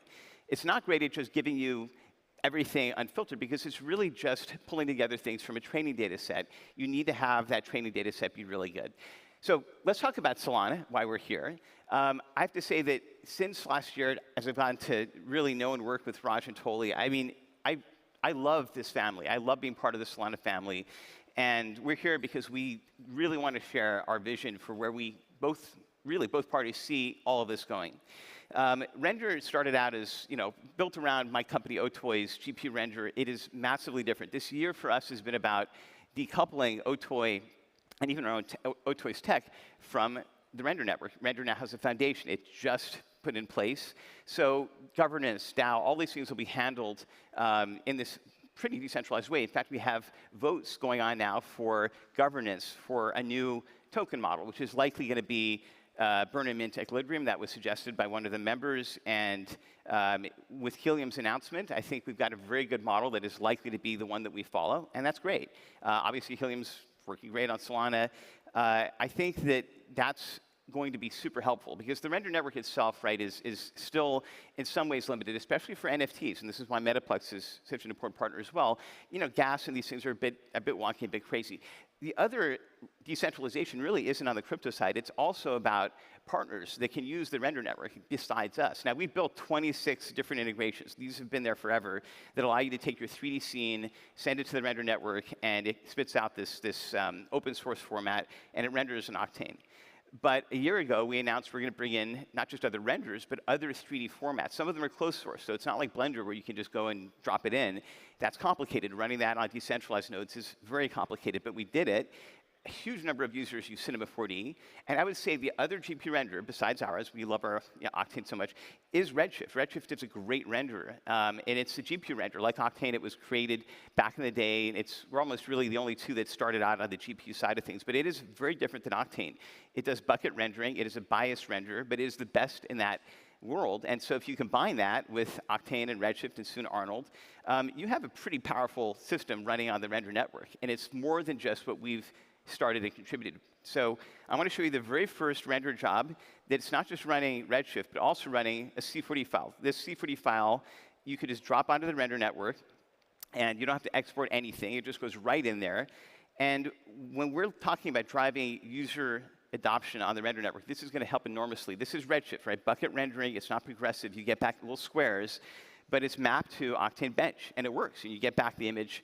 And what's amazing about this 15 seconds that you've just seen is that all of this software, none of it is OTOYS, right? So the render network is now supporting somebody else's 3D file format, somebody else's renderer.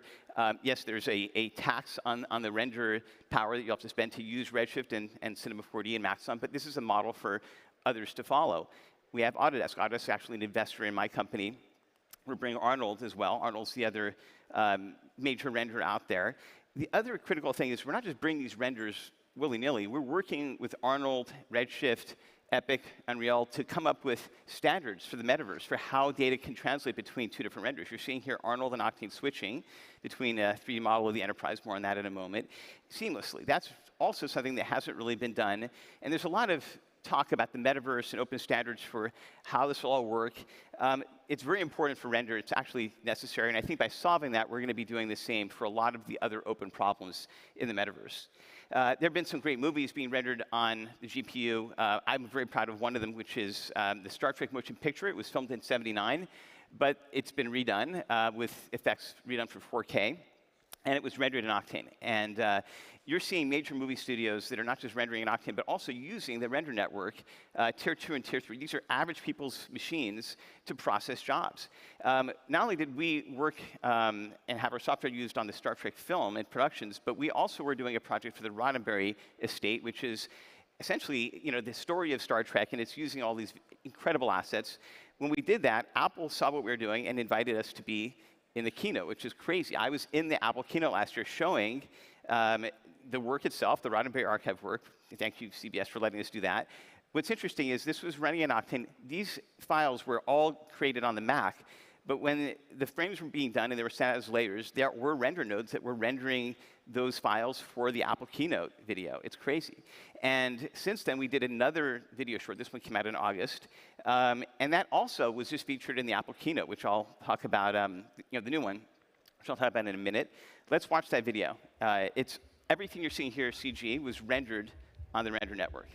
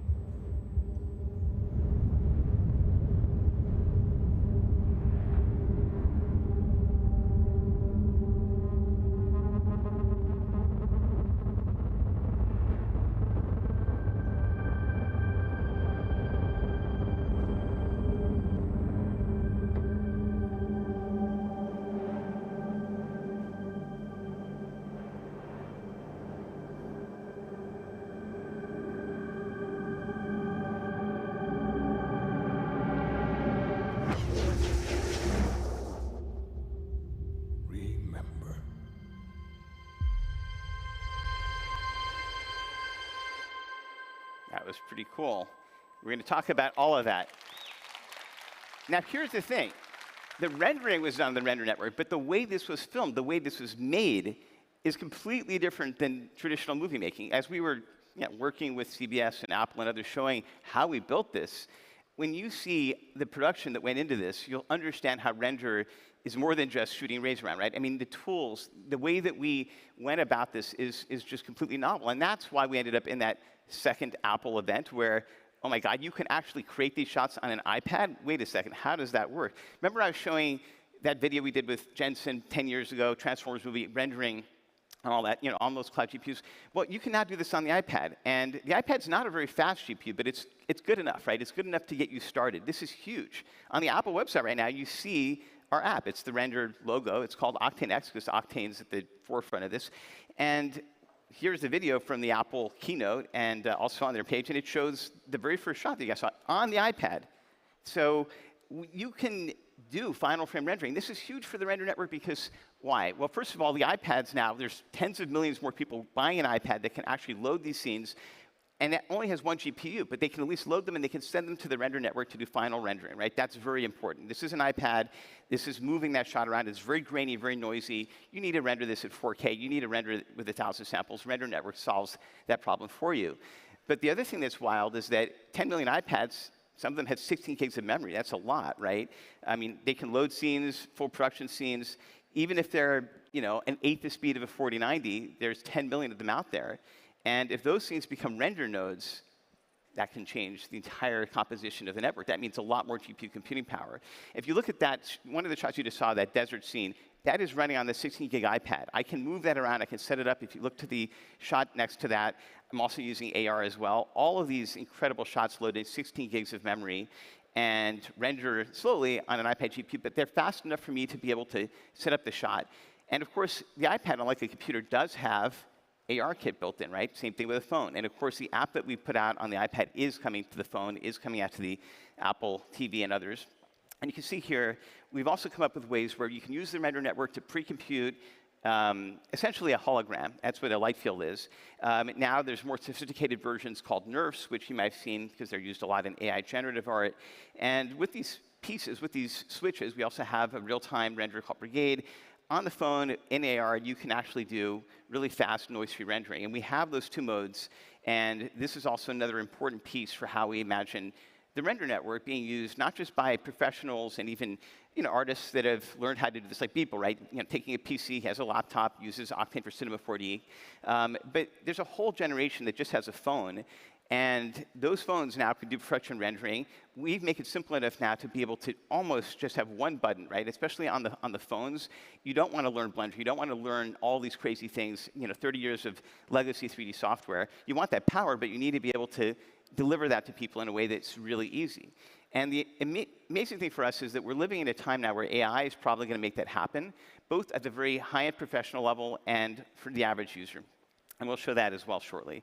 As I said, every single app that's going out for the iPad and soon for the Apple set-top box, as well as the and the new one has an A15, is a node, right? It's different than the render nodes now, which basically collect jobs. This can do live rendering. You can take your Mac app, your render app, and you can use that to connect to a PC, and vice versa. You can sling your own render power to your own devices, and of course, you can then do that on the blockchain as well. So this is how we're going to expand rendering and distribute it in really remarkable ways. So not just offline rendering, not just live rendering, but also you're seeing Blender. Blender is streaming to the new app, and the app is delivering the rendering power. So if you have a phone in your pocket, but you're using Blender on the PC or vice versa, you can sort of bridge these together. You can also mix that with different 3D packages. We also have been developing technology to stream in terabytes, gigabytes of data. Like normally to render the moon in Octane, you need all that data to be in memory. With Nanite, which is based on technology that Unreal developed, and we've adapted that for production rendering, you can stream in 10 gigabytes of geometry over a 500 megabit buffer. And that means that even if you have low memory or you're on an endpoint with not a lot of bandwidth, we can still send this data as you need it based on what's being rendered. And it works great, of course, with an SSD, but it also works over the internet. And this is also going to expand significantly the amount of render nodes we have and also how easy it is to send data to the render network. We have delta syncing. We also have an SDK, and we've been bringing on partners to create various different tools and modules. A lot of what you saw in that Roddenberry piece was done. In fact, these are some of those scenes, right? We reused them. They're done in Cinema 4D and World Creator, which is a tool that we bundle, rendered, of course, in Octane. The artist's name is Aaron Westwood. He is an incredible artist and was more than happy to help with the Roddenberry project. But the tools to create these scenes are pretty straightforward. And once we get onto the iPad and iPhone world, it's our job to really make it so that these kinds of things, while they're easy to render, because you can just load these on an iPad and they will render just like this, we have to make it easy to create. And all of the AI prompts and all the things you're seeing, those will help. And we're working on those right now. The other thing that's significantly important for render is assets. We need people to be able to, one, claim ownership of a 3D model, their face. Lightstage is our scanning system, right? We have hundreds of people that have contributed their face, and that's owned by them. So if there's a remix or a re-render, we know what to do with that. We can basically turn that into something that is licensed. We also have tools for generating physics, lighting, fire, sculpting, and again, Unreal virtual production for the Star Trek piece. We did a lot of work in Unreal. This is running Octane in Unreal. We can bring in now other renderers. And no matter what tool you're coming from, no matter how you're using 3D, the render network will be there to support that, right? We're also working with NVIDIA Omniverse. And as mentioning earlier, AI is such an important part of how all this comes together, especially for the next 10 million, 100 million, billion artists. So CEO of Google posted this tweet a few days ago, right? And it's showing, if you haven't seen this, it's basically showing a block of text, and the video is following along, and it's AI rendered video. And what's really happening is it's rendering about 3 frames a second, and there's basically interpolation that's making that look really good. And AI is great at interpolating. You can give it a blurry image, and it'll give you back a photo. But the truth is, that's not exactly what you want for the holodeck. You don't even want that really for high-end art. What you really want is something like this, which is what we've been building. So every one of those nodes, those little colored boxes, represents something, an asset in the 3D scene, geometry, a texture, the sky, displacement. Those things we've been training AI on, and we can also load in straight up just stability diffusion, right, if you want to do that, and feed those into the scene. And we built an SDK. I was talking about neural objects, NURS. We can render directly to NURS in a very optimized way. And that's important because really AI doesn't work in triangles and textures. It works in latent space, right? It's almost like a dream version of what a 3D model is. And it's actually somewhat less precise than a good 3D scan, but it can be very convincing. And what's important about this is that when you're doing an operation, if we're sending the Starship Enterprise, and this is an AI remembering what the Enterprise looks like, we can mix that and blend it together in ways that you can't really do that easily with 3D data normally. And that's where AI tools are very powerful. As I mentioned before, one of the job types we're adding to the render network, stability diffusion, right? They just raised $100 million. They're running on 5,000, 6,000 A100s. That's about 2 to 3 million Octane bench. We have that on the render network every day, right? And we can deliver that and many more types of AI jobs at a fraction of the cost of what it takes today. And that's also super important as we're talking about scaling this to tens of millions of people on an iPhone or iPad. These are showing the different AI things you could do just within a normal 3D scene. You can use scattering. You can generate AI for procedural data, not just an image or not just in painting. And I think that it looks beautiful. I mean, we're seeing really the need for having a material library is going away. Even geometry, which is tough. So a lot of the simple text to mesh things are too simple, right? I mean, we need something that is much more domain specific. That's why we're focused on faces. When you look into how we did that Star Trek production, you'll see how we've been applying that. And on the iPad and the iPhone, where there's just minimal interface, we really do need something like, voice input, right? That helps a lot. And now that we have text to, image, geometry, object scene, it really is going to be really easy for a lot of people to pick these tools up. Let's talk about NFTs, because really, Metaplex is a big part of why we're so bullish on Solana. We've talked about before why Metaplex is such an important partner. There are things you can do on Metaplex and on Solana that are just very different than other ecosystems. And I would say that one of the main goals that we've had from the beginning is we want to deliver live streams to the render network, right? You saw some of the streaming that you can do peer-to-peer. Well, you can do that for an NFT as well, and we want to be able to deliver finalization of your scenes, your data, but also a live stream that allows you to edit that. And doing this has been really tricky, but the Metaplex team, Solana, they've been really helping us at a protocol level, but also opening these things up to OpenSea and others. And we're going to show some examples of how this is going to work. So NFTs have been created on Render Network forever. I mean, Pax, I don't know, I think he's made $100 million of NFTs on, multiple hundred millions on Render, Beeple, of course, as well. And, you know, there's just tons of great artists that are using the system to do final rendering, but also to create provenance, right? I mean, everything that Pack does is recorded on chain. And this chain is not just a flat data point. It can be used for remixing. When we add live streaming, so this is an NFT that was created for streaming, and it's all running in a browser, right? So there's nothing to download. It just runs on a node on the Render Network. And the way that it works is there is a bit of staking, right? If you do an offline job, and the job is done, your reputation score goes up, and then you're allowed to run a real-time node, and the finalization of that node is handled based on your reputation score. We can also, by the way, stream apps. So this is the same app that we have on the iPad. If you don't have an iPad, you're on an Android or Solana phone, you can get it through the, through a web browser, and you can get it through the Render Network. And now let's talk about Beeple. Now, Beeple, we have made a special case around a lot of his work. I mean, I've known him for ages. He's actually a member, a partner of our advisory team. And we've been building something called the Beeple Archive. We've also been doing the Roddenberry Archive, the Alex Ross Archive. But with Beeple, all of his 5,000 or so everydays that are done in C4D, which we now support directly on Render, it's not about selling those NFTs. It's about his work as an artist being represented on chain and the composability around that. So I asked him, we've been talking about how to leverage the Beeple Archive. The Beeple Archive exists. It's done. It's like Alex Ross's physical paintings. They're out there, right? The everyday collection that was sold for $79 million is a snapshot of all that. So I asked him for this scene. It's one of my favorite scenes. It's one of his everydays. And we're playing around with what does it mean if you own that NFT? Now, Beeple owns the NFT, but if you were to transfer that, does that mean I can load it on the iPad app and edit it, or in the web browser and change it?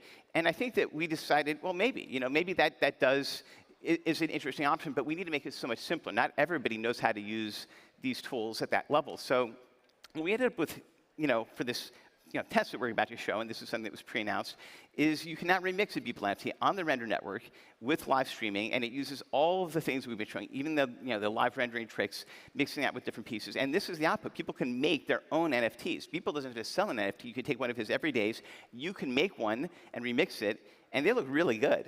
They are rendered on the Render Network, but instead of using Cinema 4D or loading his files, you get a stream. You have a certain amount of time, and in that time stream, this is running live in a browser, you can make changes. And depending on the artist, right? I mean, this is going to be a stream for, let's say, visiting the world of Gene Roddenberry. It's not going to be this, but if it's Beeple, it will be this. And this is where the tools and the things that we're creating don't have an analog in the professional 3D space, right? We want to create something that is really simple and that leverages what the Render Network is built for and lets people create beautiful art on demand. And with Metaplex, we now have the ability to sort of create a system where that can be that can be sold. Tickets to these streams can be, can be offered, and it's remarkable. I think this is going to fundamentally change the way that people think about NFTs, because now you don't have to just create one thing. Anybody can take somebody's last creation and remix it. And this is not some simple, SVG file. I mean, this is a full 3D scene that gets rendered in a full production renderer. And as far as we're going to get with iPhones and iPads, and that is important for AR, this will work in a browser, and the Render Network will power it. Cloud rendering is expensive, especially when it's live. And it can also handle all the different things you might want to do. You can have generators, you can do procedurals, it can be rarity. There's all these different models. We'll put these slides out so people can look at them later. But it's really exciting, and we're super excited. Mike's excited as well with this technology. It's going to be sometime next year when we put this out there, but this is how we both see the future of NFTs developing. I want to talk about something important, which is open standards, right? The open metaverse. We're part of a group called IDEA, which is standardizing everything we're doing on Render. That is part of an even larger group called the Metaverse Standards Forum. And we definitely don't want to have one company, right? We're all here because decentralization is important, control how this goes. And already you can see that because Facebook is called Meta, NVIDIA is not going to call NVIDIA Omniverse the metaverse. Apple's not going to call it the metaverse, right? There's this bifurcation of what it means to call something the metaverse. In my opinion, it's just the internet, right? It's just pulling up 3D data. But there's also a deeper analog here, which is when you look at the work of Alex Ross, another top artist and a good friend of mine. I mean, the amount of pieces that his work touches is all of pop culture, right? I mean, it's enormous. It even crosses over into Warhol and Star Trek. And so as we were collecting and building the Alex Ross archive, which is almost everything in the 20th century pop culture mythology, from comics to movies, we came up with an indexing system. And when we're doing a render job on Render, we can attach it to a specific universe, a specific episode. And you start to create a chain, and this is what we have in this token called Diamonds for Metaverse, which allows you to create a provenance for stories and for narrative fiction, right? Remember the holodeck? How do you know if what you're seeing in that past was really the story of Star Trek? Literally, the Roddenberry Archive is telling the story of Star Trek for the future holodeck, with everybody that's involved trying to make sure that we get this right. And that provenance for physical art, for storytelling, I mean, heck, even the story group at Star Wars or Star Trek has to go to Memory Alpha or Wikipedia, right, to find out what's what. And so we have all of these documents, all of the free files we've been creating for the Roddenberry estate. And I want to close out by showing the Roddenberry Archive project. Now, you saw the video that we showed earlier that was also featured by Apple. But this is the behind-the-scenes part, which is really almost a fascinating, deep insight into the meta-commentary of Star Trek. Not just the story, not just the actors. So one of the goals of the project is we have the in-universe version of Star Trek, what happens in the universe as it were, right, versus the 11-foot model of the Enterprise in the Smithsonian. And we are building the life-size Enterprise digitally, but it is a digital twin. And that's what Apple showed in that first keynote, right? But you have Kirk's coffee mug, you have everything that went into that ship. We do have the plans. We hired all the people that worked on the original Mr. Scott's Guide to the Enterprise, so we know how the ship is supposed to be built, how it looks, and we've even built a simulated universe to run it in, right? I mean, all these planets are not texture maps, they're all procedurally generated. The interiors, as we get inside the ship, of course, now we have to think about people. They all work. Like, the entire ship runs according to the laws of physics of Star Trek. And that also isn't going to be radically different when we do Marvel stuff or DC stuff, which we've done a ton of work for DC with Batman and the like. And so when you think about coming up with standard 3D asset formats, but also a standard physics format, a standard way of linking stories, narrative events, information theory, right, it becomes really important to understand all of that through projects like these. And just the concept of visiting the world of Star Trek or Star Wars or things that you loved is what the metaverse, I think, in some ways promotes or could deliver.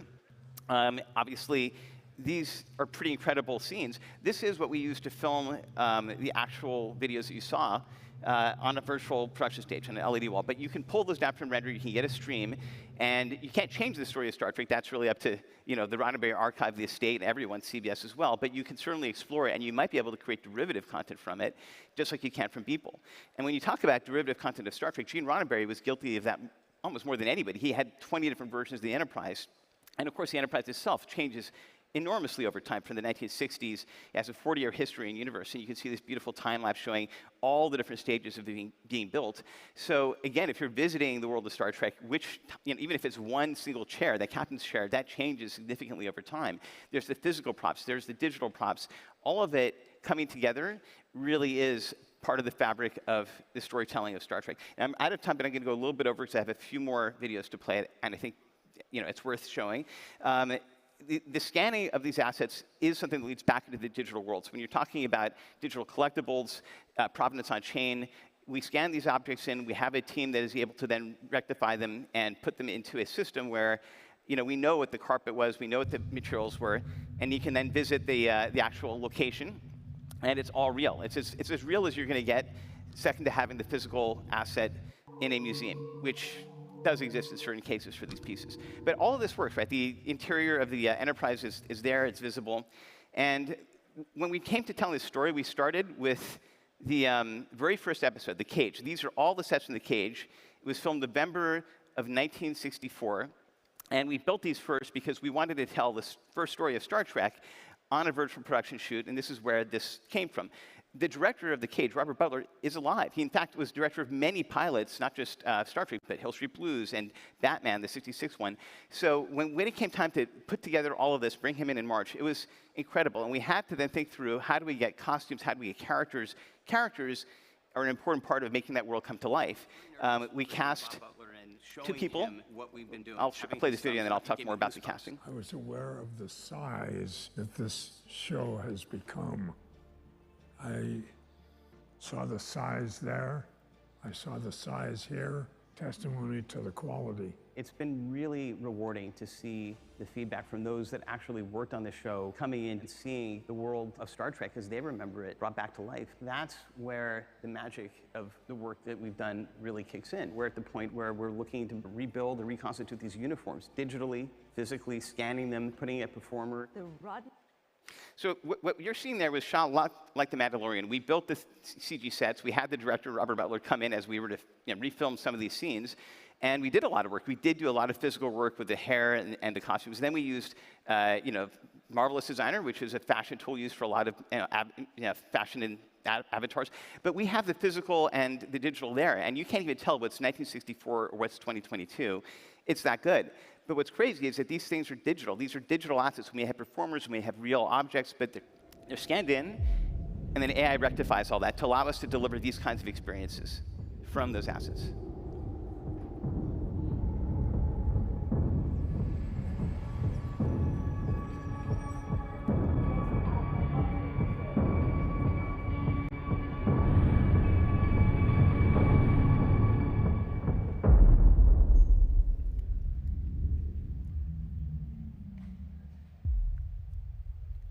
All rendered on render, by the way, of course. And that world exists. We've been building out all the Star Trek history for so long that we now can tell those snippets and the stories.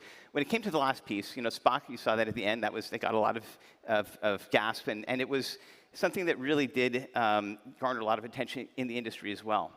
And last year at Breakpoint, I showed this very slide saying, we talked to Adam Nimoy. We're going to do a CG Spock. We didn't end up going for that. We ended up hiring 2 performers to play Colt and Spock, which are the 2 characters from the original pilot. And in the case of what we're doing, we're aging them up through decades. And we found that actors really needed to perform these roles. Even if we put a ton of prosthetics on them, which we did for Spock, it didn't quite get us all the way to something that looked as close to what you saw. So the eyes, for example, needed to be CG. And we actually built a CG model. We sculpted it out of the light stage hands that we had done from previous subjects. And then we applied that live as we were filming the 2 actors. Spock, this is what I was seeing through the viewfinder with the digital eyes overlaid live and using AI to track all those moves. This isn't a deep fake, it's something else altogether. It's AI-assisted rendering, and it's being done while I'm filming. If you imagine that being applied to things on the iPad, all those different pieces, this is insanely valuable for a filmmaker. This is as well. What I'm showing here is the 2 of them. As they were being filmed, they were scanned in, right? And I have an asset. I can even load this on the iPad where I can move the camera around. I can get to final frame rendering. But these are people, right? This is a snapshot of what they were doing on stage. And it's completely digitized, like to the level where I can render it and it looks like I filmed it. This is incredible. This has never really been possible before. What we won 2 Academy Awards for was a static version of just heads, not 2 bodies in a performance doing this very same thing. And what we learned from this, and this all is really recent cutting-edge tech, is that maybe we don't need green screen or an AR wall like the Mandalorian. Maybe that tech is outdated, and there's something better on the other side of this. And that's where render comes in. That's where we did all this. It's like, let's shoot it on a green screen. Let's do this shot 3 different ways, AR wall, green screen, and then let's scan her in and put her in a render job. And we're seeing there on the bottom, it's so much easier. It looks so much better than anything done with green screen or even an AR wall, which has severe limitations. This you can do on an iPad, and more impressively, once she's scanned in, right, in costume, this is like a statue, right? It's scanned in, it's from a pose, but it could be relit, and it looks perfect. But what we did is that her walk cycle could be trained. So as she moves, as a closed move, we can then apply that to a performance that's just filmed with a normal camera, and then it gets applied in the short. That's what you're seeing in that very first piece. This is how AI is going to work on render. This is how it's going to work in virtual production. And when you look at how good these results are, it's incredible. We're just at the early stages of all this. So we're so excited for how the future of content creation is going to work. We think that render, and of course, everything we're doing with Solana and Metaplex is at the center of that. Thank you so much, everyone. I love Breakpoint. It's great being here, and hopefully I'll see you around. Thank you so much. Thank you.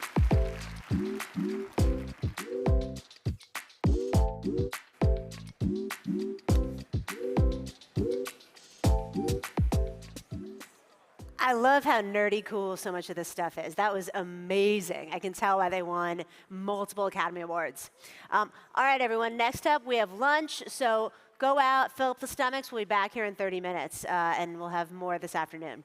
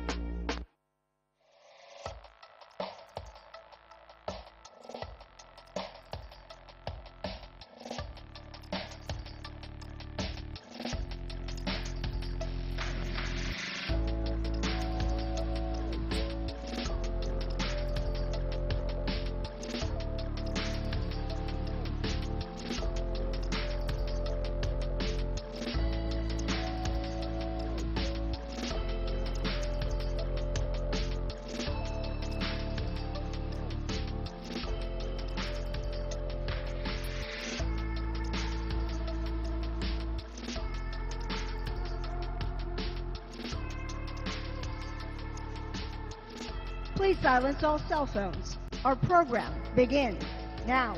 Welcome back to the stage, David McIntyre. Thank you.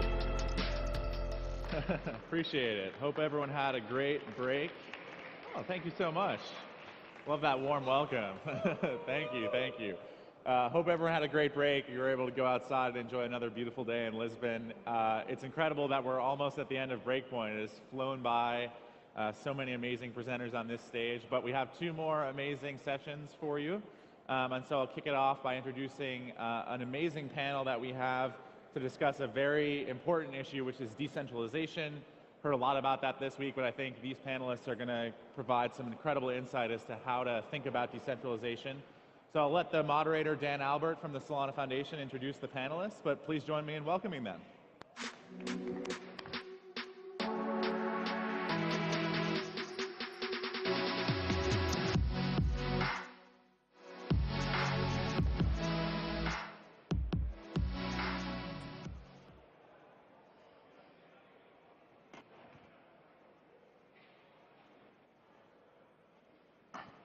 Hello, everybody.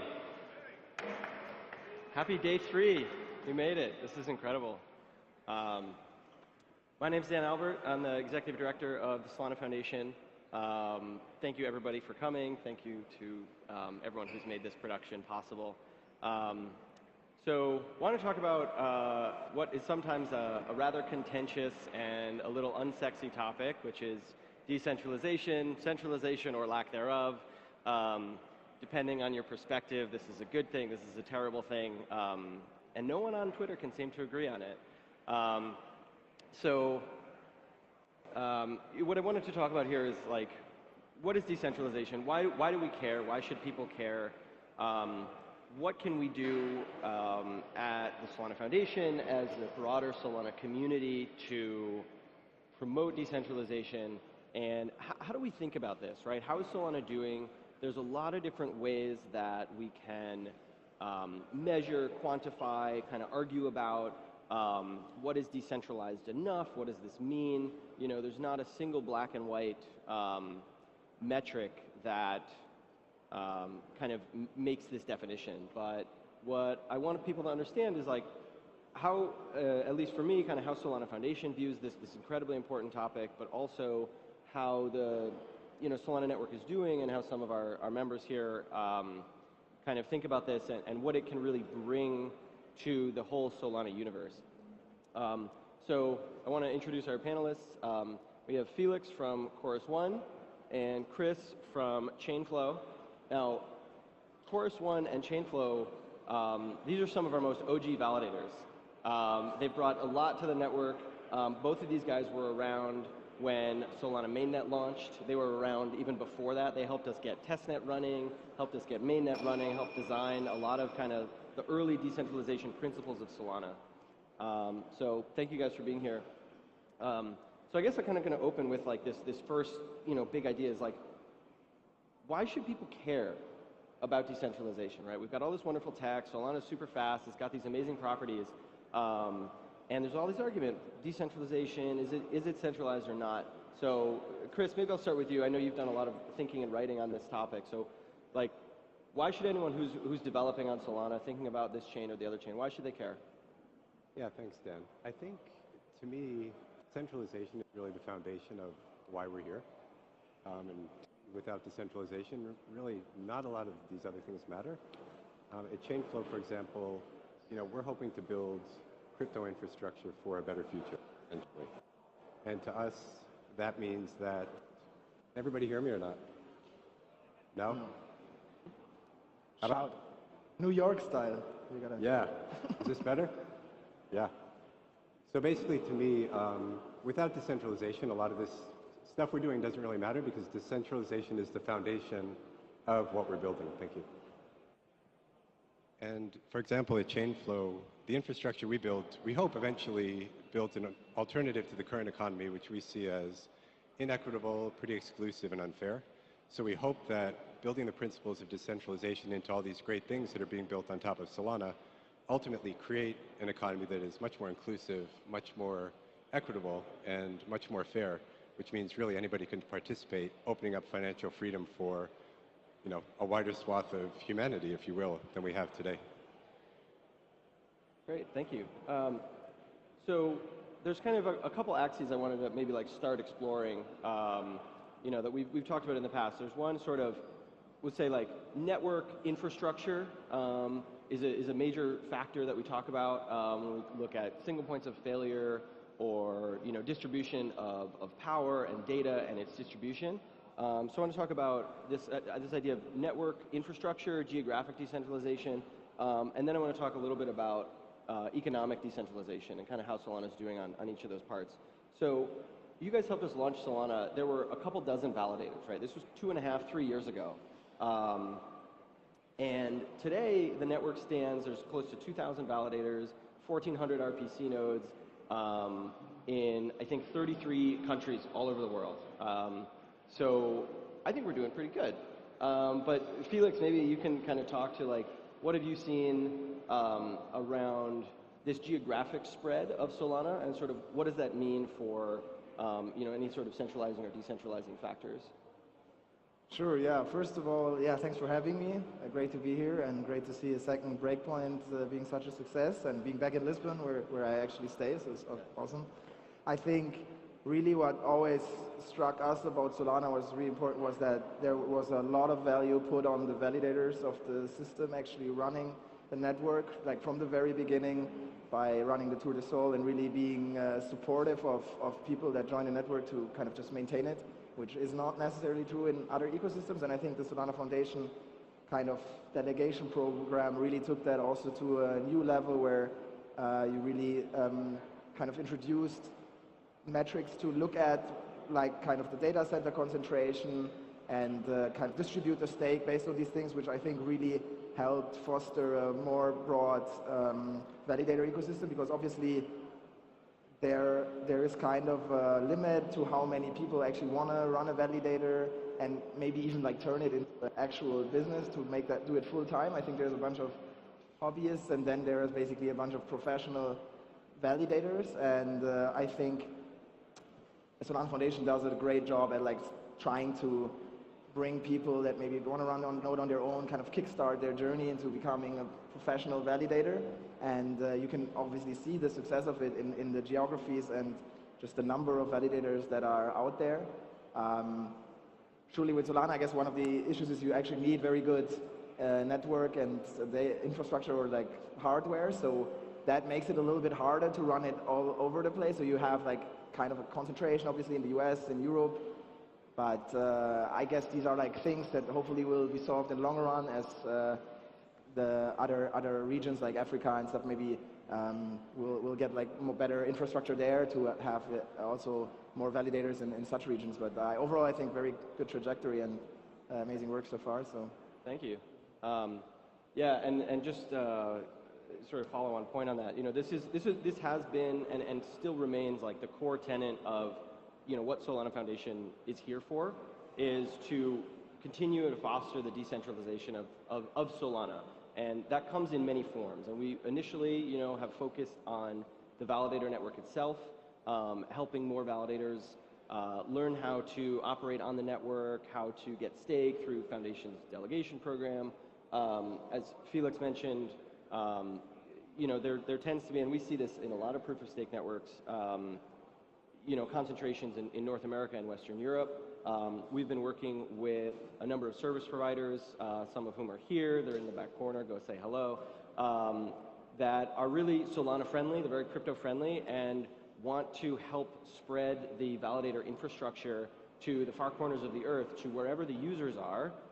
There is a need for Solana nodes, Solana infrastructure, Solana RPC operators, and so Foundation has really been advocating with a lot of these big companies who really knew nothing about crypto a handful of years ago, to understand sort of the unique needs of the network, to help bring more avenues for our users. So Chris, I kind of want to talk about this idea of economic decentralization. There's one metric we often talk about, Nakamoto coefficient. Refers to kind of the distribution or concentration of stake on a subset of validators. I know you have Nakaflow. You do a lot of research comparing Nakamoto coefficient and state concentration on various proof-of-stake networks. So maybe can you kind of talk to what this is, why does it matter, and how does Solana compare in sort of the broader proof-of-stake crypto ecosystem? Sure. So I guess in the shortest version is the Nakamoto coefficient is the number of validators that control 33% of stake on the network. And in the case of 33% gives a lot of power to those validators that control 33% of stake on the network. So we feel the Nakamoto coefficient is a meaningful metric of essentially how decentralized stake on the network is. Again, it's not the only metric, and we'll get into some of the other metrics that matter too. But we find that it's often difficult to talk about decentralization. And we think the Nakamoto coefficient is one way to get the idea of decentralization across to a wide variety of people. And it's also a pretty easy metric to compare. Well, it's a metric to compare across networks. So we have a site called nakaflow.io, and we monitor the Nakamoto coefficient on about 15 different networks. And for Solana, Solana's consistently at the top, which is good news. I looked today, Solana's at about 30, so that means 30 validators control 33% of the network. And when you look at many of the others, 30 is consistently at the top. Most of the others fall around, you have everything from very low single digits, like 2 or 3. There's another consolidation around maybe 6 or 7. And then once you get up to 30, 30 is looking pretty strong comparatively. There's one other network that, one or two other networks that bounce around up there too, but 30 comparatively to the other networks we track look pretty strong. Can you maybe speak to a little bit, what are some of the limitations of looking at this particular number, right? It serves as a useful metric, but kind of, can you maybe elaborate, like what parts of the story does this sort of just numerical metric fail to, what parts of the story does it not always get across? Sure. So when I think about decentralization, I think at two very broad levels. The first level is the capital level, and then the next level is the infrastructure level. So the Nakamoto coefficient starts to tell the story at the capital accumulation level. And capital accumulation has typically been a barrier of entry, in the current economy, so I watch that carefully to see if it'll continue to be a barrier to entry in this new economy we're building. So it starts to tell a pretty good story at the capital layer. However, I looked today, of the 30 validators, in the Solana Nakamoto coefficient, there are probably about 10 that are running anonymously. So we really don't know who is running those nodes. So it could be that there's one entity that's actually running multiple validators. Within that 30, we don't know. So that's one limitation. We don't necessarily know who is running all the validators in not just the Solana Nakamoto coefficient, but any other network too. So to really understand what the Nakamoto coefficient means and how useful it is, you have to understand the actual operator or the capital owner behind the validator you see in that list. The second part, I'd say that the Nakamoto coefficient we show is really the capital Nakamoto coefficient, the infrastructure Nakamoto coefficient that tools like Validators app will start to show the second really important vector when it comes to decentralization, which is the infrastructure layer. And that is basically saying things like, how many validators are operating out of which provider, how many operators are operating out of which data center. And as we've seen recently with what happened with one of the biggest providers, Hetzner, or previous providers, Hetzner, this matters a lot too. So the Nakamoto coefficient, when you're talking about capital accumulation and capital distribution, is one vector, but infrastructure is another big vector, if not as important a vector. Yeah.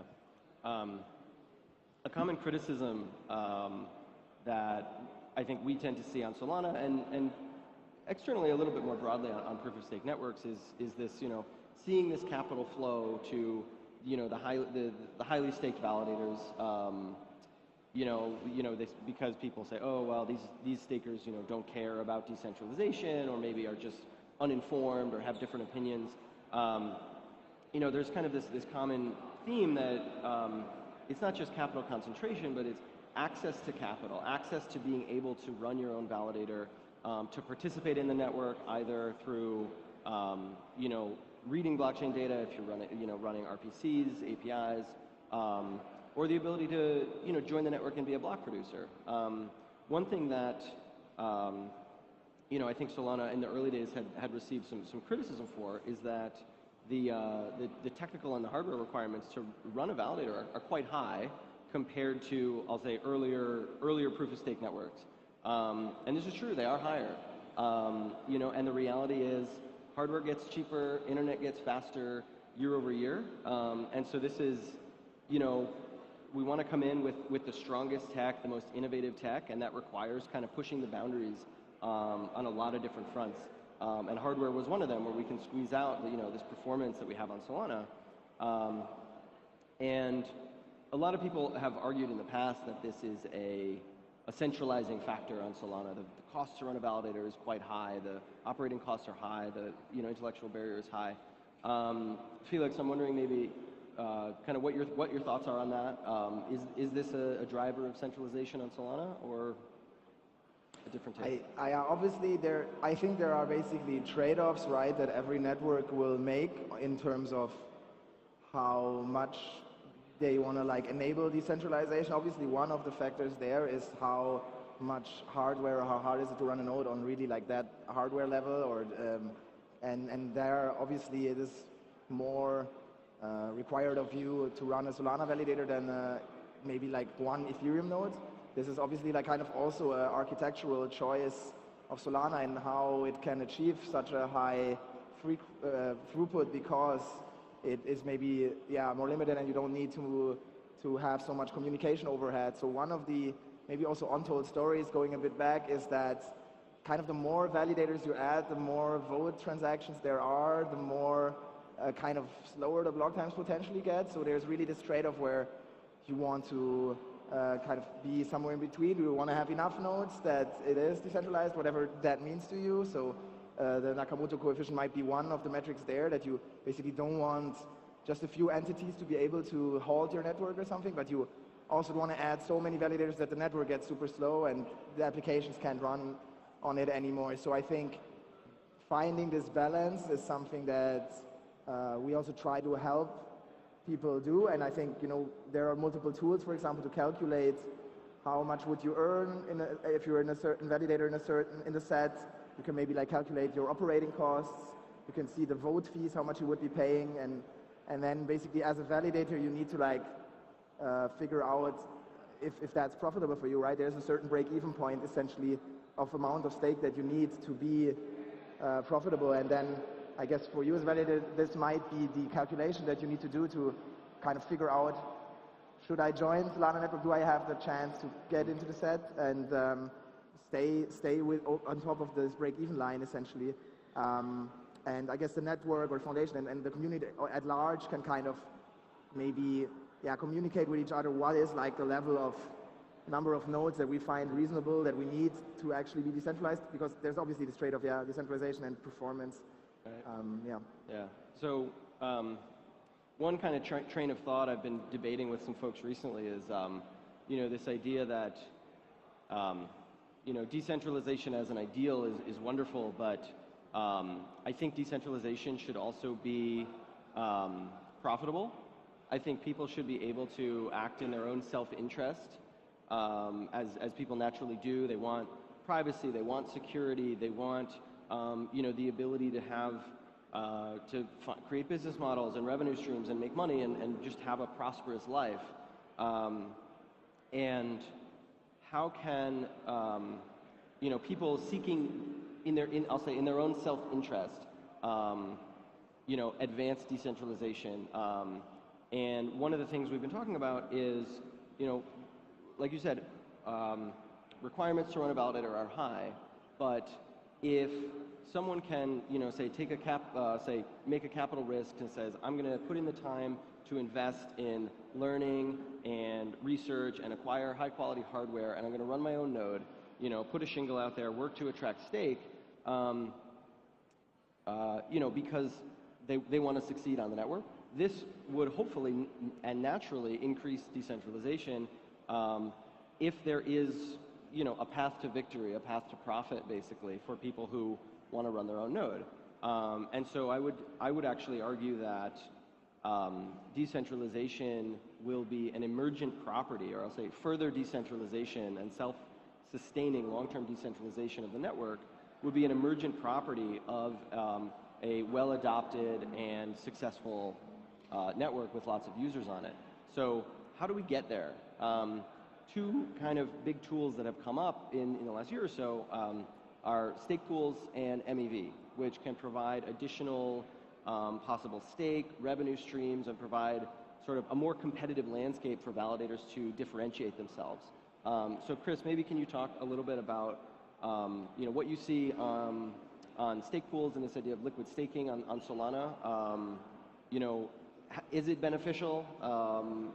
Has it succeeded in providing these opportunities, and kind of what work remains?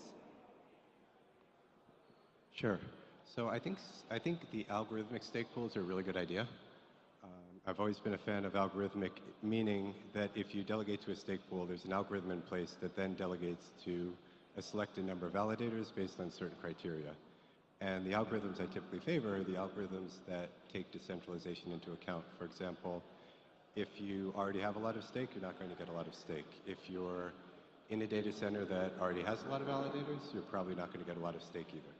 So I really support these algorithmic stake pools in that I think that it's an easy way for a delegator who cares about decentralization to make a difference. I think in terms of aligning economic incentives at the same time for the delegator, it also spreads risk because you don't really have to think about who you're staking to.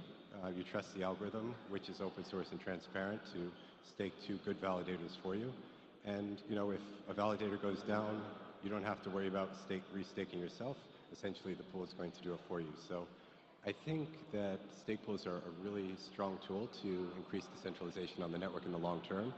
I think the uptake on it so far isn't where it could be and should be. And I think the more we can get stake into algorithmic stake pools, the more decentralized the network will be over the long term. Great. And Felix, Chorus One was one of the early and kind of major developers of Lido. You helped bring Lido to Lido liquid staking to Solana. I'm kind of curious, what's your take? How does Lido view this, this topic, and how is sort of the Lido adoption on Solana kind of moving us in a centralization or decentralization direction? Right, yeah, totally. I think, generally speaking, right, stake pools enable what you said, like basically distributing based on some algorithmic choice. Lido has so far kind of taken another approach to stake distribution, which is more governance-based and kind of looking at the operators by evaluating them subjectively on like different criteria, and also trying to generate a validator set that is diverse and professional in its operations. And I think maybe like one of the core, like I guess, issue or things that can appear in a stake pool that is algorithmic and really like looks a lot at the performance. So I think can happen that you try to stake a lot to like 0% commission validators, for example, and by that kind of accelerate this race to the bottom for validators that they basically don't earn on providing security to the network, and in the end that will obviously then kind of put them out of business. Even if they were able to gather stake, they maybe can only stake in the stake pool set if they have 0 commission, so it doesn't really get them anything. So I think there's a certain problem there, but overall I see a lot of potential in stake pools and kind of like experimentation in terms of how to distribute stake and diversify the risk for the sole holders that might not necessarily want to think about which validator should I stake to. And but yeah, I guess there's different types of users and token holders that have different preferences. Some might want to really choose the validator that does the most to contribute to the ecosystem, what they think, or they just go to a stake pool and know they're diversified. So yeah, really like the experimentation. I think it has succeeded to a certain extent. Obviously, it's pretty low adoption still on Solana overall compared to, let's say, Ethereum, where their like liquid staking is very dominating, which is also because of the design of Ethereum staking that is much more not so great in the first place for delegation and for this system of token holders to participate passively in staking. So liquid staking has captured much more market share there. Mm-hmm. So yeah, so what we're starting to see here with stake pools and you know, the next thing I want to talk about is the more, as I see it, the more diverse opportunities there are for people to run infrastructure. Just like we've kind of seen with like the DeFi boom in DeFi summer, there were, you know, people doing all this experimentation, creating all of these new economic models, trying experiments, some succeeding wildly, some failing wildly, but you know, really creating this really rich ecosystem in which people can build innovative products. And what I'm starting to see, and what I'm really hopeful to see on Solana, is that same kind of economic robustness and a broader playing field for profit and for success at the infrastructure level itself. One really hot topic that comes up around, you know, revenue and infrastructure is MEV, right? Maximum extractable value. We've been hearing a lot about MEV on Solana these last couple days, and it doesn't come without risks. A lot of people are concerned that MEV might be a risk to centralization, and I'm kind of curious what, Chris, maybe you can kind of speak to what your view is on that. You know, what are the risks and kind of what are the positive opportunities we might see? Sure. I'm going to keep the headphones over here. Yeah, I think MEV in general is a positive for validator diversification, especially for smaller operators that don't have the resources to build these tools themselves. So I'm pretty optimistic of it from that perspective. There is the risk, for example, Solana is such a high-speed network that in order to benefit from certain solutions like Jito, for example, validators have to be co-located with the Jito block engines. So for example, Jito now is deployed in Frankfurt first. There's a lot of stake already in Frankfurt, so Jito is also going out and saying, please don't move to Frankfurt because we don't need more stake there. We're going to be deploying other places soon. So I think there is that risk that this can cause further geographic centralization. But I think in terms of capital decentralization, it can be a pretty powerful tool. Great, thank you. One last question, or kind of topic I want to touch on while we still have a couple minutes here, is the software itself. We've had some really exciting announcements and a fantastic demo here on stage yesterday from Kevin Bowers on the FireDancer team. So as we've been hearing about FireDancer, it's this new implementation for the Solana validator. It's going to have all these wonderful performance improvements. And you know, why do we care from a decentralization standpoint? Why is this better? Solana is the only, outside of Ethereum, is the only proof-of-stake network to have like a fully independent implementation. Felix, can you maybe speak to that? Yeah, for sure.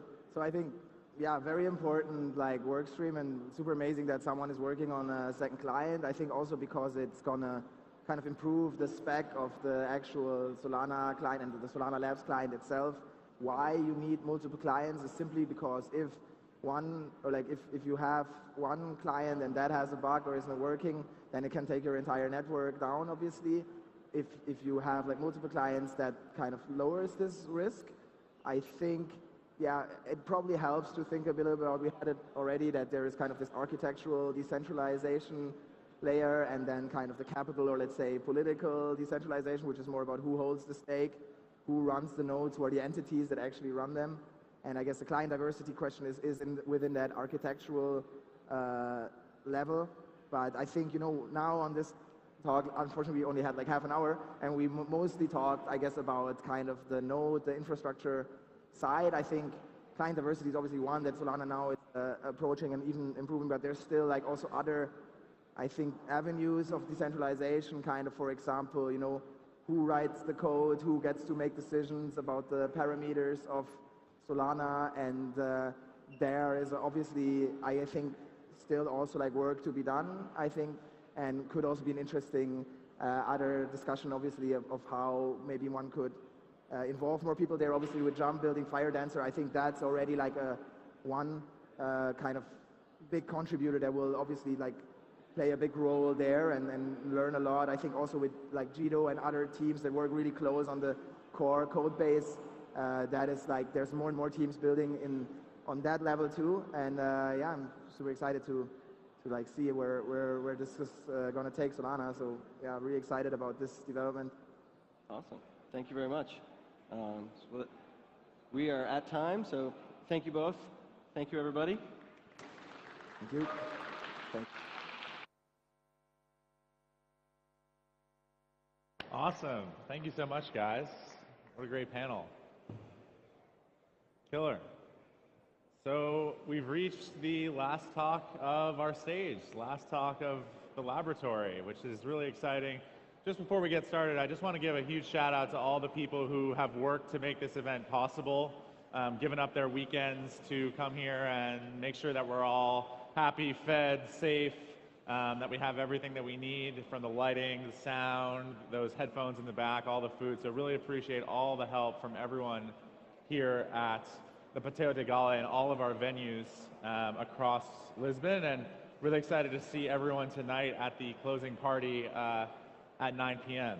So without further ado, I want to introduce our final speaker of the day, Sebastian Bohr from Solana Labs, just a brilliant engineer who I have the pleasure of working with a lot. He's going to talk about all things SPL governance. So please give it up for Sebastian.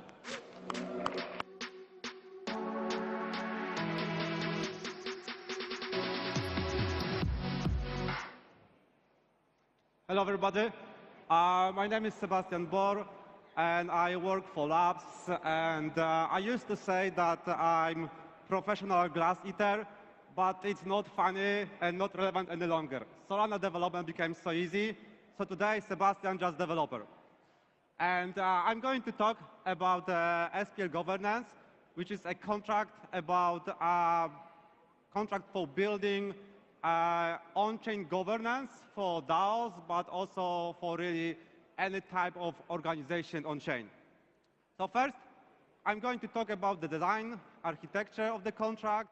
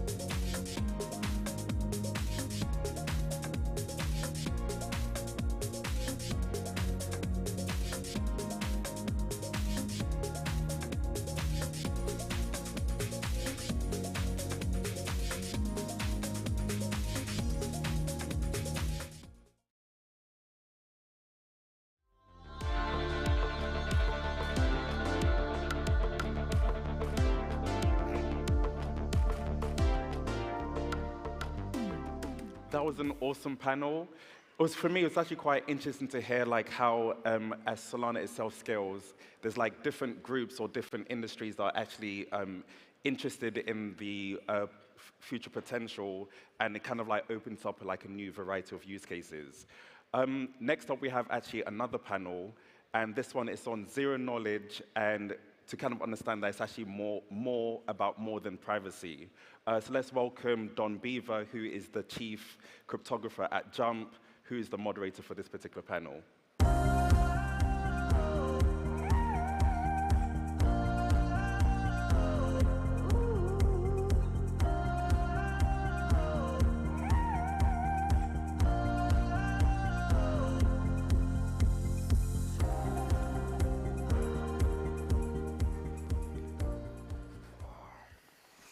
Hey guys, how's everyone doing?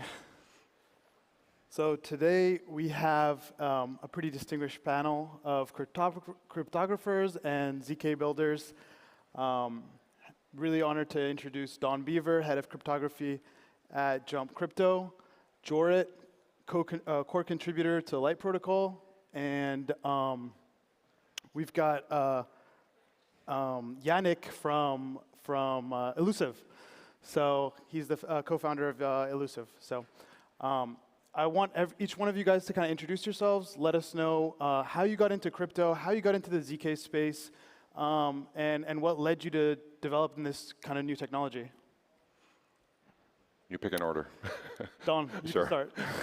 Thanks, Saeed. So I got into crypto a long time ago when I was doing my PhD. It was kind of, breaking news at the time, and back then crypto meant cryptography, not so much cryptocurrency at the time, although there was plenty of thinking about cryptocurrency.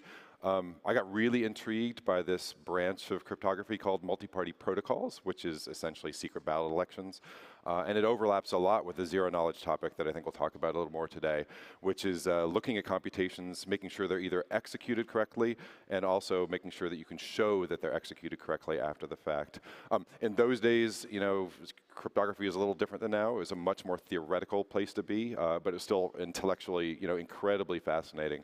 And I think the first time I started writing papers was probably sometime in the 90s, and had pretty much a relatively academic career before jumping into kind of more applied things over the years, eventually ending up in the last year at Jump doing very applied cryptography, and hopefully moving the world of zero knowledge into real implementation. That's it. Awesome. Hi, my name is Jorit. I started out in crypto in 2017. First of all, I was very fascinated by ICOs back then, and really got me really motivated to look into all these blockchain projects. And what actually got me to stay were the ideas about these decentralized systems and in particular decentralized autonomous organizations. And that led me to really work towards being able to build such protocols myself. And over the years, going towards that, I got really hooked on what I've just found was the most interesting thing, the most interesting problem to solve, which was really missing for mainstream adoption, which is privacy, which got me towards zero-knowledge proofs. So I worked a bit on private voting prior then to leading and realizing that this was not going to be actually usable by anyone, which led me towards looking to implement this on Solana and looking to implement a more general platform such that not only private voting is possible at scale, but other applications as well. So these are kind of the origin story of Light Protocol, which we started out last summer, first building a proof of concept, then open sourcing the first proof verification in the beginning of the year in January. And we're live on mainnet since May this year. And I'll really, completely open source and looking to work towards this vision of a completely private ecosystem on Solana. Yeah, hi, I'm Yannick, the co-founder of Elusive. And my origin of getting into cryptography is through university. So studying computer science and math. you hear about elliptic curves and actually multi-party computations. So it's kind of cool to sit on stage with Don Beaver, who's already written papers about those topics when I wasn't even born. So yeah, we have multiple generations of cryptographers here, really. But seeing elliptic curves and encryption algorithms using elliptic curves, I got interested and started studying math next to studying computer science. And after meeting with our co-founder, Nico, who for some years has done crypto and distributed systems research, I decided to fully commit to cryptography. And then we together got into the CK space. And from our political belief system, we realized that the best energy is spent on building privacy solutions, basically, on the blockchain, because there are many bright minds building this, but not enough bright minds. So we decided to build it on Solana and have, similarly to what Jorid and his guys are doing, built multiple proof verifiers already, aren't yet open source, but have been audited by some great auditors and plan to move into mainnet next month with both our privacy protocol that really isn't just a privacy protocol, but the first protocol of its kind that uses zero-knowledge proofs both for privacy and also for decentralized compliance, and our general purpose zero-knowledge proof verification virtual machines. That's all I have to say. Nice. Nice. I mean, as Yannick mentioned, you know, it's an honor to have Don here, someone who's been in this space for so many years, studying ZKs and doing research on that topic, even prior to crypto. So maybe, Don, you can give us a history of how did ZKs come to be? What's the history behind this piece of technology that everyone's talking about in crypto? Yeah. Let me see if I can riff on this a little. Kind of three stages of it. The first of which I wasn't there for at all. This brilliant couple of researchers, Shafi Goldwasser, Sylvia Macaulay, then at Berkeley, kind of were riffing. They were in graduate school. They were riffing on this idea of how would you play mental poker? How would you play poker over a phone and pretend, you know, someone dealt the cards and the other person on the other side would say, oh, you know what, I want to draw too. They worked on this problem for a while. It's a problem that Manuel Blum suggested to them. Fascinating thing. At the end of this, they kind of said, well, we got a way to do it, but we don't know exactly how to show that this interaction was done correctly. And this kind of led them to be inspired to come up with this notion of how would I tell somebody over the phone that, you know, I shuffled the cards correctly, I dealt them correctly. And that led them into kind of the theoretical aspect of zero-knowledge proofs. And at that point, it kind of burgeoned into a very theoretical space. The space was, hey, what could an alien come down and tell us that we really couldn't do ourselves? What could an alien tell us about some brilliant theorem in the universe, and us being merely human polynomial time algorithm people with weak, you know, laptops? How could we check what an alien could try to convince us of? And in those days, very, very theoretical days, it was to say, oh, look, you could produce proofs of these incredibly complex things that are beyond our own means to produce, but we could be the auditors and figure out how to check those, you know, proofs from aliens. That was kind of the second phase. There was a long and rich theory, rich, you know, phase of looking into the theory of what could you do here. Then more recently, in the last, you know, decade and a half or so, everything got scaled down. And the fascinating thing about how everything got scaled down is that it got scaled down to something that is practical. So instead of aliens showing something to us as mere humans, now it's computers running polynomial time computations trying to be verified to something that is incredibly, incredibly weak, a tiny little checksum of like a medium program. So instead of like a giant alien intelligence coming in and trying to explain something to a human, you've got a human level laptop data center trying to produce something that's checkable by a very, very weak computer. And what's great about that scaling down from like exponential to poly down to log time sort of thing, if you get too nerdy about it, is that at this scale you can start to look at computations that you want to land on a blockchain somewhere, Solana. You don't want to pay the expense of doing the computation. All you want to do is say the output of this computation was XYZ. And now at that scale, you can check them very quickly. And that, I think, is one of the most fascinating aspects of this. The other obviously fascinating aspect of this, which is huge, which I will let the co-panelists over here talk to as well, is the privacy, which is also fascinating. It's not merely the fact that you can scale things down to a place where you can check complicated calculations and not be lied to, where you can audit them in super fast time. It's also that you can audit them in a private manner, almost for free as well. So both of these have come to kind of real fruition, in recent years, and we're seeing the impact of it right now because it's a great way to scale out blockchains in ways that otherwise are, they're not exponentially expensive, but they are somewhat prohibitively expensive. We get them down to a scale where things actually run really, really fast. So I'm very excited to see that third phase of zero knowledge and verifiable proofs coming into fruition. I love that story. It starts out with people wanting to play poker over the phone, and it leads to a 25, 30-year kind of academic endeavor. And I think it's kind of applicable because poker today, you still really can't play poker on chain without ZKs hopefully unlocking that ability. So maybe a good question is, what's the difference between verifiable knowledge and zero knowledge? And, how are people using that today? I'm happy to jump in to start with, and you guys are really, the privacy you guys want to talk about, I'll talk about the verifiability a little bit. So zero knowledge has two parts to it. It's got an interactive proof part of it, and it's got a privacy part of it. And you can mingle the two, which is great. One of the initial benefits of having the verifiability of it is that even without the privacy, you can land correct computations. If you've got a million-step calculation, you can condense it kind of like you do a checksum. You add up all the digits on your credit card, and they add up to 73.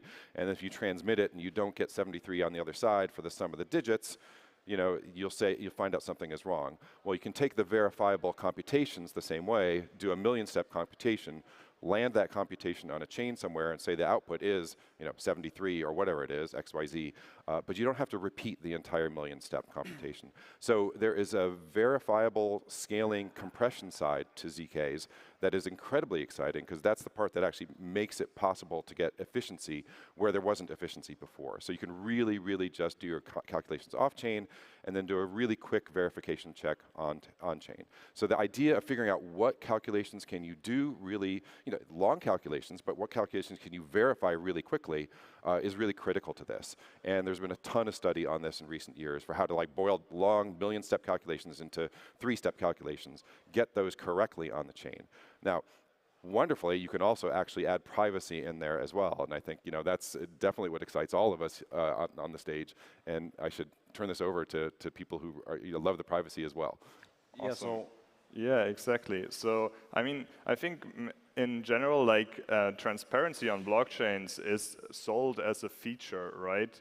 In general, it's great, everything is democratized, everything is transparent. But if you actually think about it, business in the Web 2 in the real world is not conducted always transparently in public, and that has good reason because you don't want everything to be public, right? So zero knowledge proofs are very interesting because you can basically you can make it very easy to verify that the statement is true without actually revealing anything about the statement itself, just that it's true, right?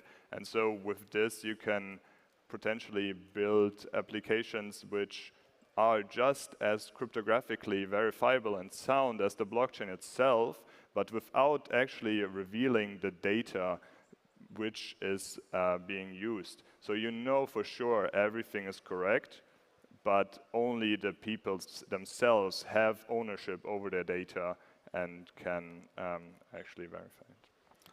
Yeah, and it's basically two terms you can think about. It's computational asymmetry, that's basically verifiable computations, and it's informational asymmetry. So you have a computation environment, the blockchain, where you want efficiency, and for that reason you want to outsource the computation out of the blockchain and have basically two parts of the computation, the generation of the computation and the verification on-chain. That's the asymmetry.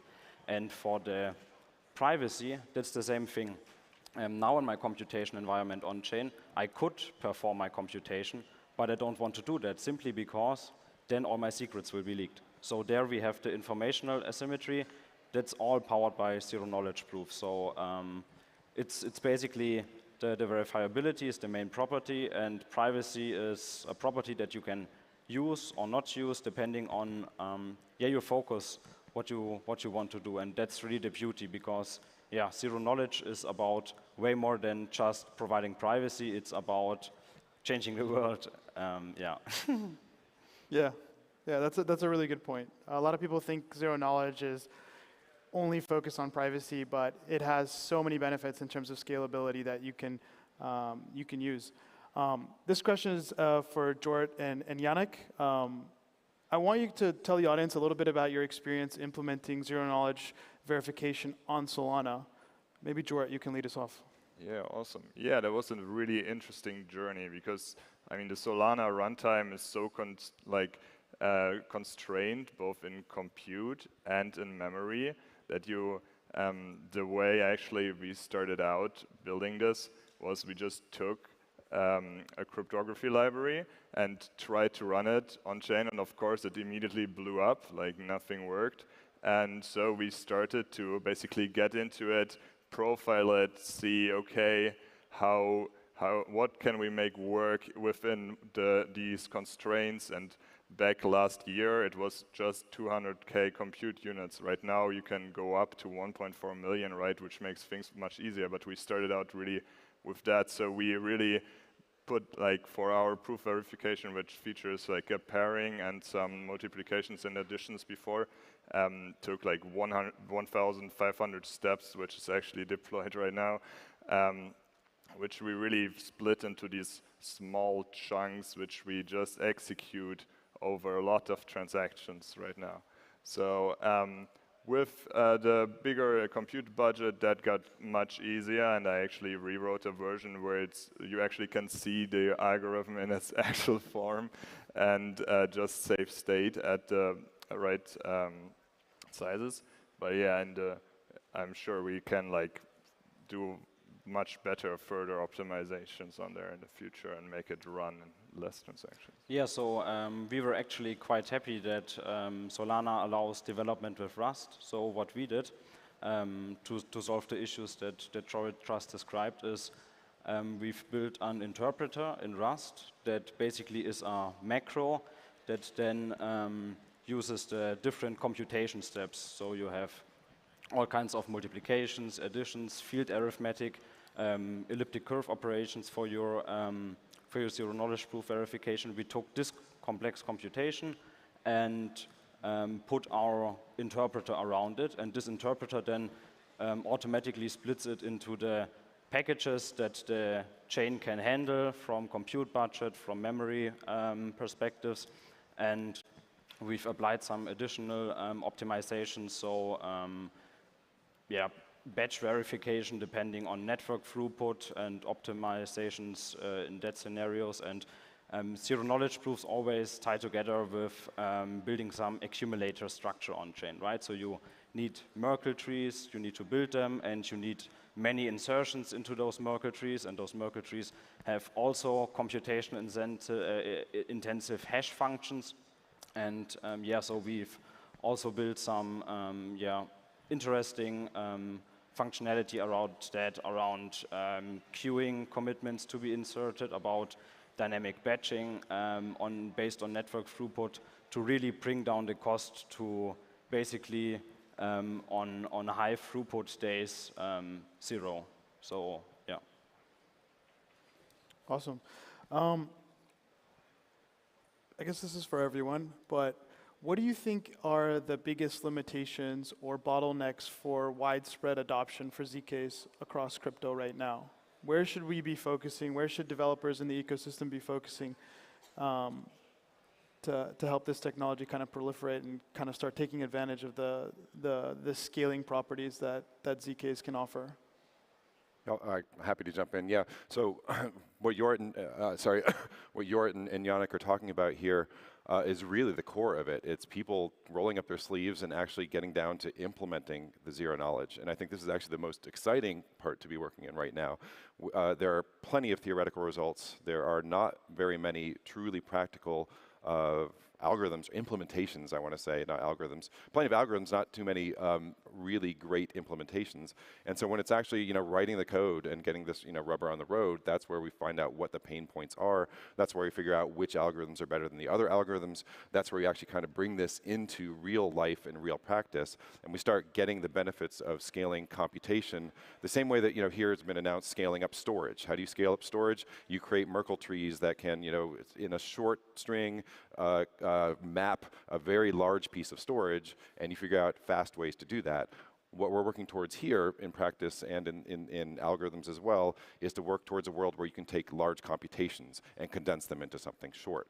And I think that the work that you guys are doing is really at the core of all of this. It's lots of people trying to implement this, trying to compare what goes the fastest and then running with that and using the pain points that when you try to implement it, that's really where you come to the really interesting topics to work on, both from implementation and from, you know, algorithms discovery, theory, practice, you know, across the board. That's what generates the interesting problems and the right directions to work on.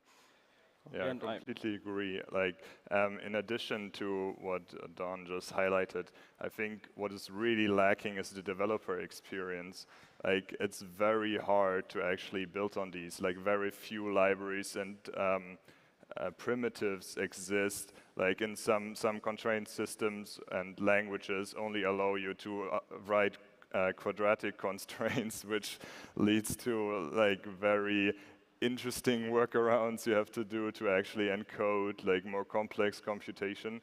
So I think this is another very interesting area to focus on, to actually have higher level languages which are maybe even proof of system agnostic, which you can compile down to these different proof systems such that you have really built a stack of these different layers, which might even take advantage of like optimizations in systems like LLVM, right? I know that there are some projects working on this. So that's another really interesting point to focus on. Yeah, and the big issue really is the more complex calculations we want to put into the proofs. The verification part stays constant time, but the proving gets more complex, just is bloated, and for that reason we might need different solutions for that. So what we also started a bit of research and development in is, for example, when doing signature verification, we, on curve 25519, for example, so instead of implementing the SHA hash function directly in the zero knowledge proof, we only need to put the important stuff in the zero knowledge proof and can perform hashes publicly if the messages are publicly by default, and don't need everything in the zero knowledge proof, and run all computations on the hardware that are required. So they are required and optimal to run on, right? So basically thinking about building recursive proofs and finding ways to arithmetically prove statements in order to outsource computations outside of zero knowledge proofs. I think we need some sort of hybrid solutions in that sense, yeah. I totally agree. I really like your point, Jordan, about more developer tools is going to help everyone in the ecosystem to start building this stuff more. We need someone to build the next anchor for ZK stuff, right? I want to throw it to you, Don, and talk a little bit about, you know, we had this week.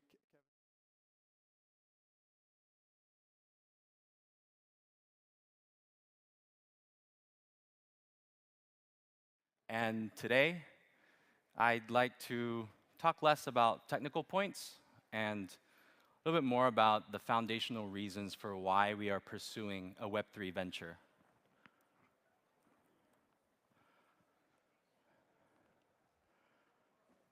We're all going to die. So let me say it again. We're all going to die. But this certainty of being tied to a temporally finite and physically binding form of life is what got us interested in the afterlife, religion, mythology, aliens, art, since the beginning of history. And basically, we've had aspirations towards alternate realities for as long as we've been around. Why do we have aspirations towards alternate realities? Because there is a gap between who and where we are in life and who and where we want to be in life. And the oasis of Wade Watts versus his actual physical situation, there's a big delta there. And that kind of a delta is something that all of us encounter at some point in our lives to some degree. And it's our alpha-seeking instincts that nudge us towards alternate settings where we can be unbound from these physical limits and be free to pursue our true aspirations. This was made very clear to me many, many years ago as a Second Life user. Still a young college student, I stumbled upon a world where there were guys with female avatars, with female gender identities, meaning they consider themselves heterosexual women trapped in the bodies of men, and these female avatars were dating male avatars, behind which were women who liked women or women who also consider themselves to be trapped in the wrong gender's body at birth. And of course, this is not what all Second Life relationships are like, but it awoke me to the unique kind of a value proposition that a virtual life could offer.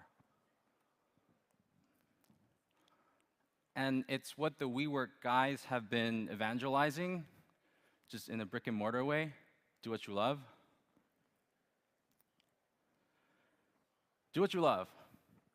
No matter if you're a 50-year-old man, you can still become a J-pop star singer with a completely different physique in the virtual world. And there's a whole spectrum of this, from assuming a totally different identity through your avatars and pursuing your passion, all the way to gamers who are streaming and pursuing their passions, but whilst openly acknowledging their identities in the physical world. And the commonality here is that they're all going to die, so where economically viable, they'd much prefer to spend their time on Earth doing what they love, even if that means in a virtual setting.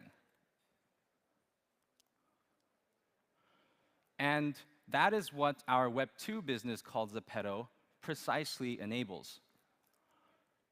Zepeto is the largest metaverse platform based out of Asia. It is somewhat of a hybrid between a Roblox and a TikTok. And the platform features people like Lenji, pictured here with her avatar, who have made a name for themselves as virtual fashion designers. Lenji wanted to work in fashion, but didn't have the right connections, right degree.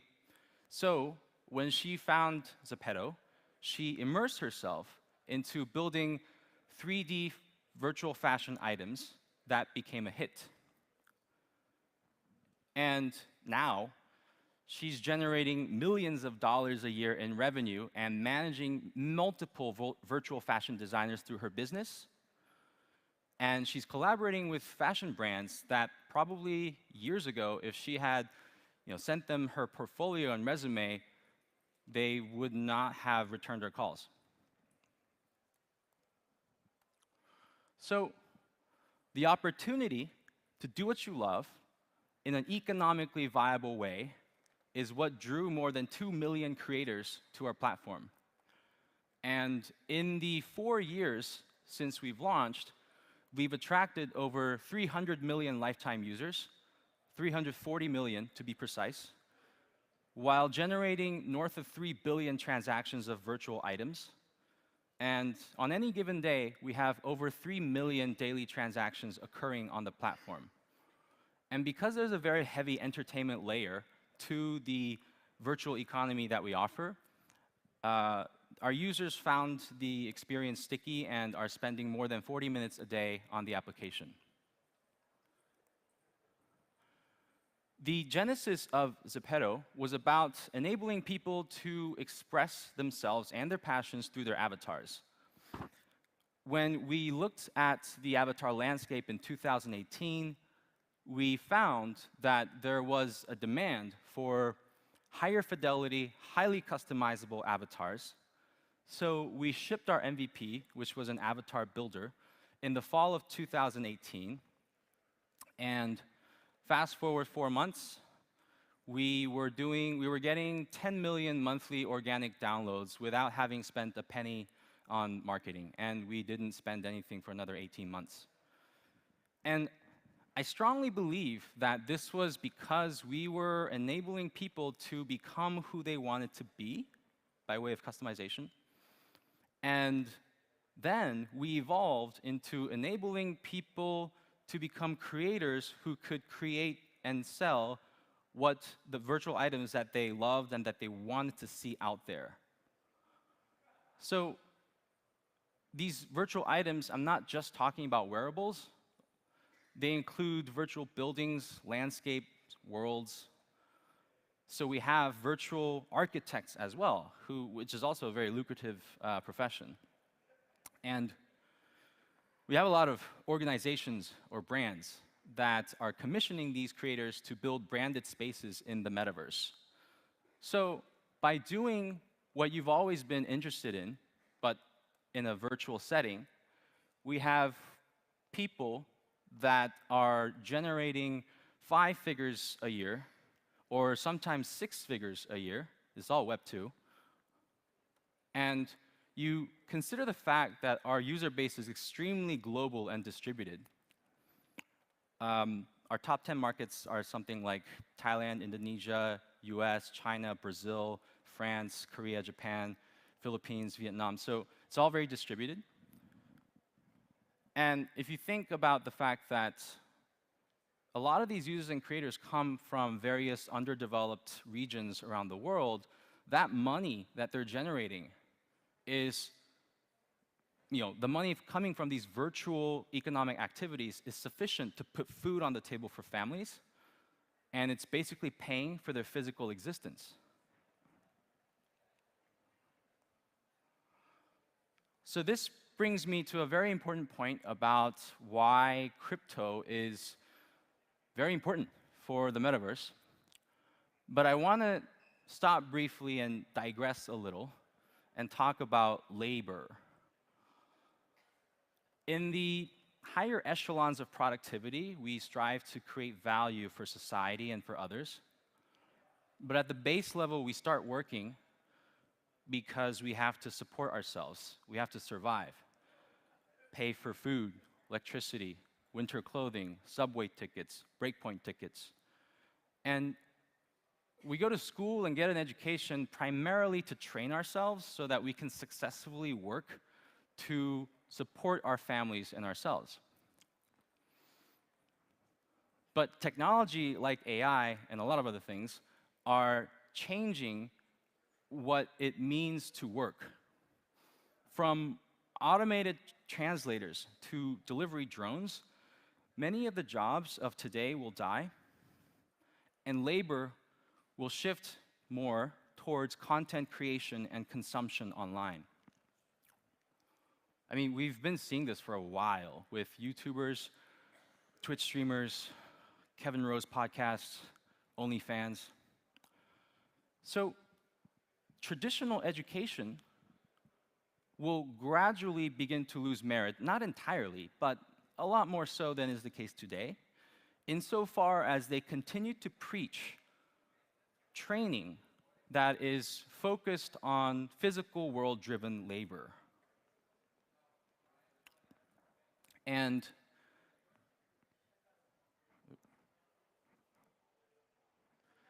just ask someone like this, Ryan Kaji, 11-year-old OG YouTuber,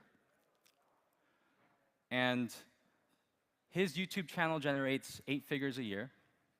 But what happens when YouTube slaps a red flag on his channel for whatever reason? No explanations, no heads up. Suddenly, his online content, which are his online assets, are frozen. And I was at a hacker house earlier this year, met a bunch of 15, 16-year-olds who had dropped out of high school after meeting in some DAO to ape into NFT projects. and they already had made enough money off of DeFi liquidity pools to support themselves and just build whatever the fuck they wanted to build. So you're just going to see a lot more people like this, where their labor is tied to their content, and because of things like red flags on channels, you want to have ownership of your online assets. It's just so fundamental in an environment where the bulk of the focus and work is about online content.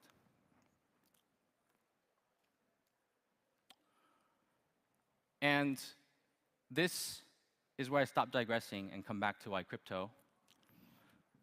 This is one of many games that were shut down despite having a lot of users. Zynga killed this game, Petville, in 2012, along with 10 other games, because they were going through a management crisis, business crisis.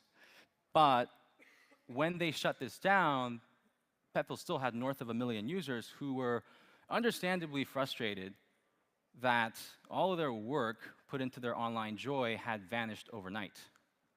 So whether it's from a player-user perspective or from the perspective of a creator like Ryan Kaji, it's just, again, online ownership, ownership of online assets, digital assets, is just very fundamental.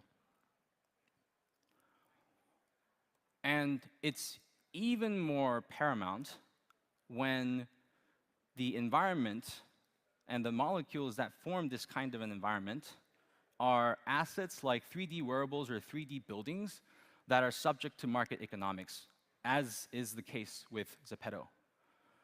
Those 15-year-olds that are jumping into DAOs and building games and NFT projects, they're going to be allergic to frameworks where their digital labor is bereft of financial sovereignty.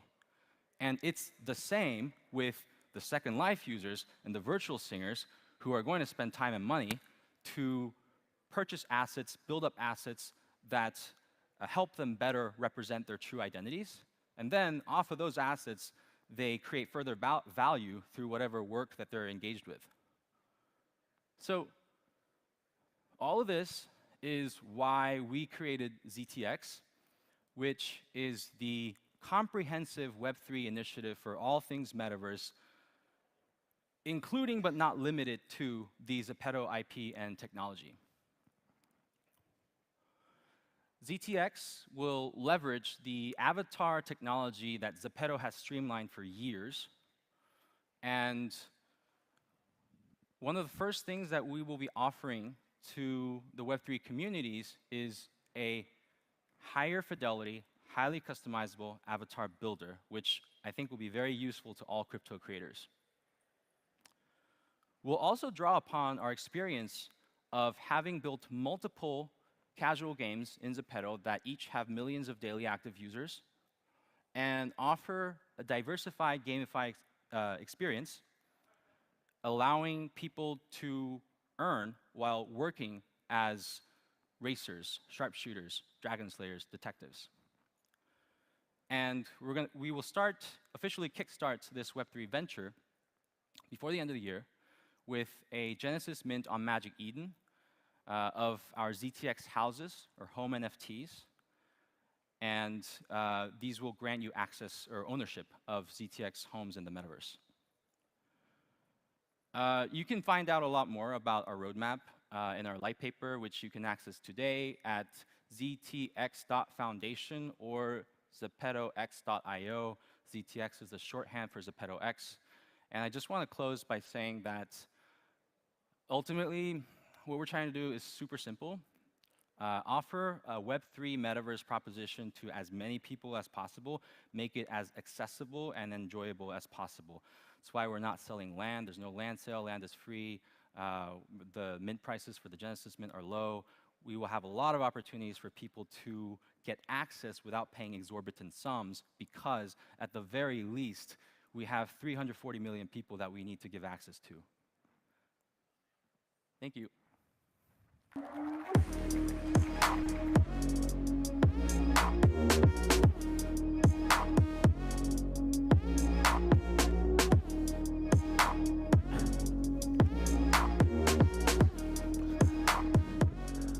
All right, awesome. Thank you, Rudy.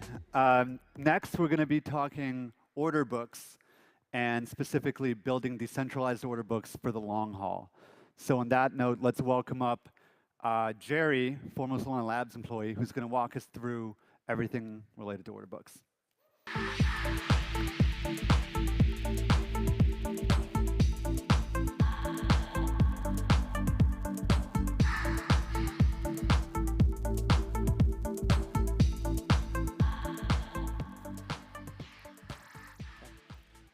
Good afternoon, everyone. My name is Jerry Shao. As mentioned, I used to work at Solana Labs. I recently left to do something new.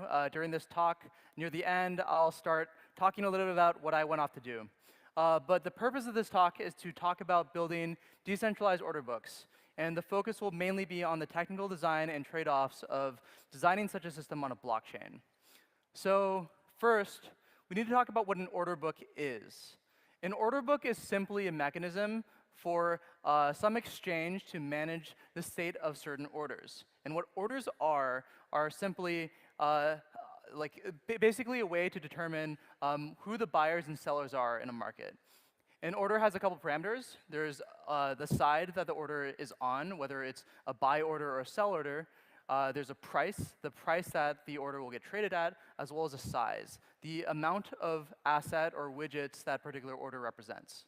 If you took all the buy orders that were in the market and you were to sort them from highest price to lowest price, and by least recent to most recent, you would get the bids. And for the offers, which is the other side of the book, that would be sorting the sell orders from lowest price to highest price, from least recent to most recent. And when we do this, we get a market where the bids and the offers have prices that do not cross each other, meaning that the highest bid is always going to be lower than the lowest offer. And now that we have this order book, we can do a certain number of actions, one of which is to buy. So here we see a limit buy order for four of this asset at $100.01, and we see that the offer at $101.01 reduced from 4.2 to 0.2. You can also sell. In this case, it's a market sell. What a market sell means is there's no price associated with the order, and instead you'll get immediately matched with anything on the bid side of the book. And here we see that 20 orders were removed on 2 levels of the bid. You can also post liquidity by posting limit orders. So here's a limit order to buy 20 at $99.99. What this will do is it will add a new order to the bid, now at the top of the book. And the same thing with limit selling. Now we see 2 orders posted on the offer side for $100. And in this case, notice that it does not result in a trade because the price listed is higher than the best bid on the book. The last action you can do is canceling, and in this example, I'll go into how that would look. But to do so, we need to zoom into what a particular price level of this book might look like. So here we're going to zoom into the order or the level at $100.03. Here we see that the size posted is 30.9, and we have 4 orders on this level, each with a different time posted. And they're sorted by least recent time to most recent time. We have 4 users here, Alice, Bob, Charlie, and Diana. And if you were to sum the column of size, you would see that it adds exactly to 30.9. Now let's pay attention to Alice, whose order ID is A and has size 2. We see that if we were to cancel A, the level at $100.03 gets reduced from 30.9 to 28.9. So yeah, and once again, when we look at this price level, we see that that order from Alice has been removed. These are the pretty straightforward operations of an order book. You can buy, you can sell, and you can cancel. So why are order books important, and why are they useful? The main thing is that order books are one of the greatest ways that you can have a mechanism for price discovery. They enable the users to post prices to buy and sell assets, and these prices are going to naturally disagree. Whenever there is a disagreement in prices, this results in a trade. And by having everyone who wants to post buy and sell orders, we can match buyers and sellers fairly at the prices that are listed. They also enable some protection against adverse selection. So adverse selection is not it is always available. It's always there for any market. But order books are good because they allow you to cancel orders in the case that you're about to be adversely selected against. Suppose that the taker knew that the price of an offer was way lower than it needed to be. If the person who posted the offer also knew this fact, they can remove that from the book and avoid being traded against. And these two mechanisms basically allow order book to drive hundreds of billions of dollars of daily trading activity in traditional finance. Why should they be decentralized? Well, anyone who's used a blockchain knows that blockchains allow for instantaneous settlement of funds. This is a huge innovation. If you've ever transferred a token on Solana, you'll see that the process takes maybe a couple seconds to confirm and under half a minute to finalize. This is certainly very different from doing something like an ACA transfer or a wire transfer in traditional finance. These can take order of days to settle. Additionally, all information about trades and orders are 100% public. And this has some trade-offs. It certainly changes the game theory of how you might want to provide liquidity on an order book. But it does lead to a more open and transparent financial system, which is something that many people are looking for and have criticized about the traditional financial world.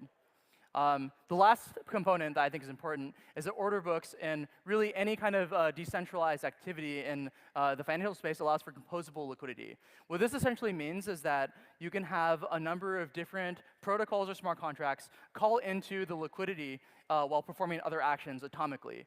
Meaning that if those other actions are unable to be completed, the whole transaction is going to roll back. So this is a feature that is really unlocked like blockchain and not really present in any other aspect of any other system that exists in the centralized world.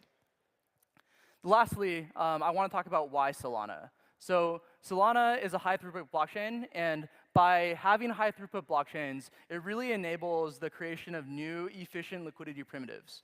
On Ethereum, which is a blockchain that can process 10 transactions per second, Uniswap introduced the notion of XY equals K, which is this concept of a constant product automated market maker. While this is incredibly innovative because it is designed to meet these very narrow constraints, it is purely an approximation of how prices truly move. And when you are opened up with a lot more resources, the design space should enable more complex features.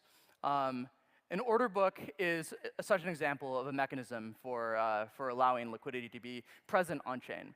And order books in particular require low gas fees, relatively high throughput, and large blocks, all three of which Solana provides today on mainnet. So next, I want to talk about some of the design constraints that Solana poses on you. It's really important when you're building smart contracts to understand the limitations of the system. And Solana certainly has a few things that programmers need to think about when designing these things. The first one is transaction size. When you're sending data to the network, you need to pack everything into exactly 1.2 kilobytes. This includes all instruction data and account addresses. This is particularly restrictive because account addresses are each 32 bytes, which basically means that you're limited at around order of 30-ish accounts that can be used. These are basically the pieces of state that get modified. Compute units correspond to the actual amount of computation that's used by the chain when it's processing the transaction. You generally want to keep this as small as possible. Account size is another constraint. The maximum size of any account on Solana is 10 megabytes. And for every byte additional that you add on top of your account, you have to pay more SOL costs as rent. So it is really important to keep it as minimal as possible. Lastly, composability is very important. You really want to make sure the interface for your program is as easy to work with as possible. For an order book in particular, there are certain properties that you want. You want it to be sorted, you want fast insertion, and you want fast deletion by key. These map to the operations of placing orders, trading, and canceling. Placing orders are insertion, and canceling and trading both correspond to deletion from this order book structure. The natural data structure that you'll learn from your intro to computer science class is a tree. This has order of login operations for both insertion and deletion. However, Solana poses an additional constraint. You really want the tree to fit into a fixed size buffer. If you remember from your intro CS class, these trees are usually defined recursively, which means that the memory locality is quite disjoint, which means that there is a tricky problem of taking this tree structure and fitting it into a fixed size buffer. This is a problem that I worked on a bit when I was at Solana Labs with a library called Sokoban. But for a order book in general, there are many data structures you can use. You can use a crypt bit, which is a binary trie, if you know what that is, or some sort of self-balancing binary search tree. Both of these are viable options. I'll talk about some of the trade-offs there in the next slide. So on the right-hand side of the screen, you see some structures that are present in the Serum Dex order book source code. Here we have implementation of a binary trie or a crit bit where you have two objects, an inner node and a leaf node. For a crit bit, what is important to know is that the important information of the order is only present on the leaf node, while the inner nodes only contain metadata of where to traverse to next. Both of these structs are 72 bytes. If you look on production, the size of the Serum order book for the bid is around 65 kilobytes. If you divide those two, you get around 910 nodes. But because only the leaf nodes contain valuable data, you only really have 455 nodes per side. And this really plays into the account size limitation, where we want to make sure we can pack as much information into the bytes we have as possible. If you have a self-balancing binary tree, you actually get to utilize all the nodes. Every single piece of state gets utilized more efficiently. Another thing to note, based off the constraints that we mentioned, is that you want to minimize transaction size and maximize composability. In the implementation found here, the bids and asks occupy different accounts. And in reality, they should probably use the same account to represent the data. And this will reduce the number of addresses you need to pass in by one, and that will, in addition, make composability more seamless. Here's an example of how I think an order book might be built on Solana. You really want a structure that is zero copy, that you can load without copying the data or moving bytes around. And you should really put the bids and asks into the same account. And using a self-balancing tree makes the most sense because you get the most usage out of the state. Another hard problem is representing price and size in order book. Usually you want to use U64s, which are 8-byte unsigned integers, because those are compute optimized in the Solana runtime. There is a default instruction that allows you to multiply these things efficiently, and this increases a lot more when you increase the granularity of that object to like a U128. The problem is that this is on the order of 10 to 19, which sounds enormous, but in fact multiplication can overflow this quite easily if not properly checked for, which means that you want to have somewhat not granular sizes on the book, which we call lot sizes. So for every book, you have two currencies to trade. There's base currency and quote currency. Base would be like SOL, BTC, or ETH, and quote would be something like USDC. And you want to have some sort of notion of the minimum units to transact there. Another neat trick that you can do is add some sort of types for these things to avoid any numerical error when you compute stuff, and this should be detected at compile time. I'm going to rush over the slide a little bit. It's a little bit too nuanced, but the idea here is that we have different price levels that we need to represent in the book. You probably want to make these somewhat granular, and the way that you do so is with these things called tick sizes, where instead of making everything in units of single quote lots, you might want to have the minimum price discrepancy in units of multiple quote lots. Another big problem that comes with designing order books on chain is this idea of cranking. So this is a very interesting one, where you might come across situations where someone makes a trade against an order book, but wants to also atomically settle every transaction. I'd argue that in certain cases, this is fundamentally impossible. So let's follow through this example. Suppose Alice were trying to sell 10 widgets to Bob's bid, and Bob has a bid posted at $10. And at exactly the same time, Eve will post a new bid at $10.01. And now we have a race condition. If Alice's transaction hits first, then she and Bob can hypothetically be atomically settled. But Eve is first, then Alex's transaction will fail. The reason for this is that when you structure a Solana transaction, you must pass in every single piece of state that gets modified. In this particular example, because Alice might know that Bob's bid is at 10, she might pass in the state corresponding to Bob's state, but she'll never know about Eve's state. And because there's no way to do this in one transaction, you need to asynchronously settle, which is known as cranking. Again, you can't know who you get matched with a priori, and cranking is a solution to this problem. But cranking also has some issues as well. It is quite operationally expensive. If you do the math on cranking once per slot per market at a SOL price of $30 per SOL, it costs around $12,000 a year to crank a single market. And if someone is operating an exchange or someone is trying to support a decentralized exchange, there must be orders of hundreds of thousands or orders of millions of dollars spent towards operationally supporting all of these markets just to pull the crank. Additionally, this is quite centralizing. In order to operate a crank, there must be some sort of server that sits somewhere that keeps turning this and processing trades to make sure that everyone gets settled. If there's no server to run the crank, we'll see that sometimes these markets will cease to a halt. So cranking is obviously a very big problem, and the way that you can avoid it is if you always know the counterparty. So there's some trade-offs involved here, but I think that it's really important when you're designing order books to understand the full state of what are the things that are allowed and what is not allowed, and how you can manage that trade-off space to build the best possible product. The last point I want to talk about is data indexing and APIs. Whenever you interact with any smart contract, it's very important for the user and also the client application that interacts, that performs that interaction to know what occurred on the blockchain. So this, I think that smart contracts should be designed with the ability to pass back responses to the user, and they should emit events of all the actions that occurred that get persisted to the ledger.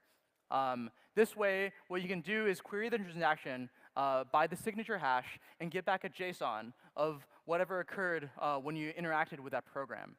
This is also really useful for if you want to build some sort of indexing service or an API service that is able to both track the state of all of the orders and actions that occurred against the order book, as well as provide an interface for users to build SDKs and interact with this program.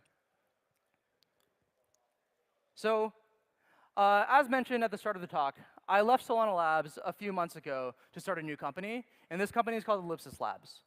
I wanted to start Ellipsis Labs because I think that DeFi needs better liquidity primitives, order books being one of them. This is the reason why we're building Phoenix, which is a new spot limit order book implementation on Solana. And Phoenix will have a few key characteristics. One is that the transaction sizes will be minimal. It will be space efficient with respect to how bids and offers are represented in the state. There will be no crank, and it's designed with indexing in mind. We really hope to build a liquidity primitive that can last for a very, very long time and is built with a lot of thought. We are also hiring engineers. We really want people who have experience with Solana and enjoy diving in and understanding really, really complicated systems, like order books and markets. Anyone with a high-level understanding of market structure, also really interested in talking to them, because we think that this problem is very nuanced, and we want people to think critically about how you can manage the trade-off space of Solana to build a really sophisticated liquidity primitive. People with product engineering experience and quant finance background, also a huge bonus. Please reach out to me on Twitter or email founders@ellipsislabs.xyz if you're interested. Thank you so much for your time.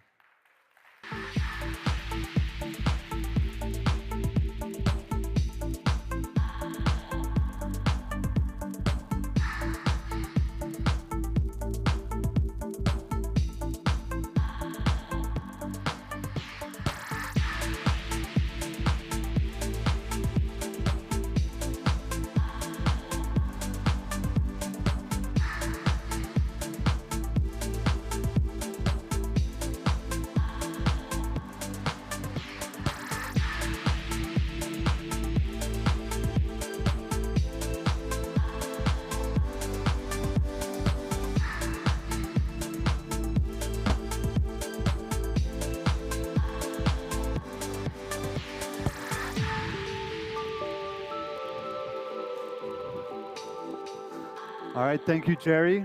Up next, we're going to welcome up Mira from the Solana Foundation, who is going to walk us through Web3's role in protecting human rights, along with people from Starling Lab, Rohingya Archive, and Arweave. Thank you.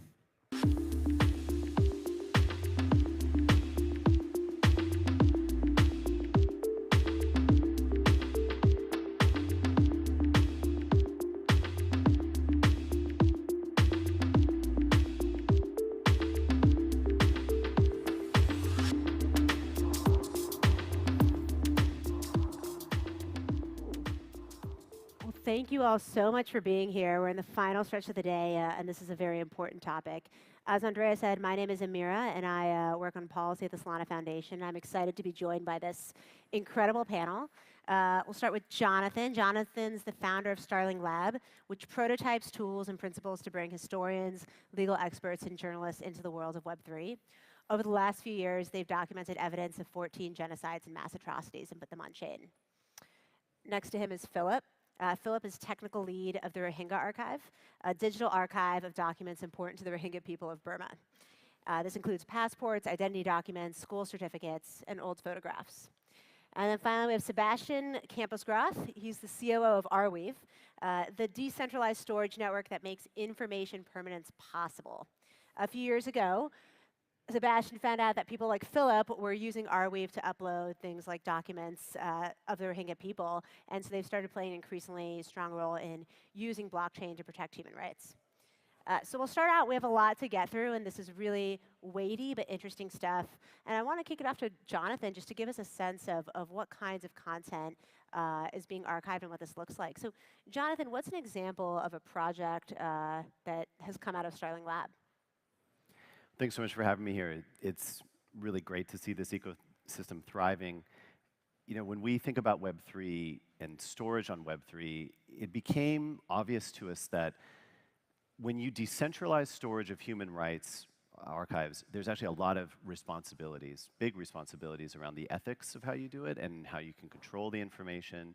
So, but it didn't scare us off.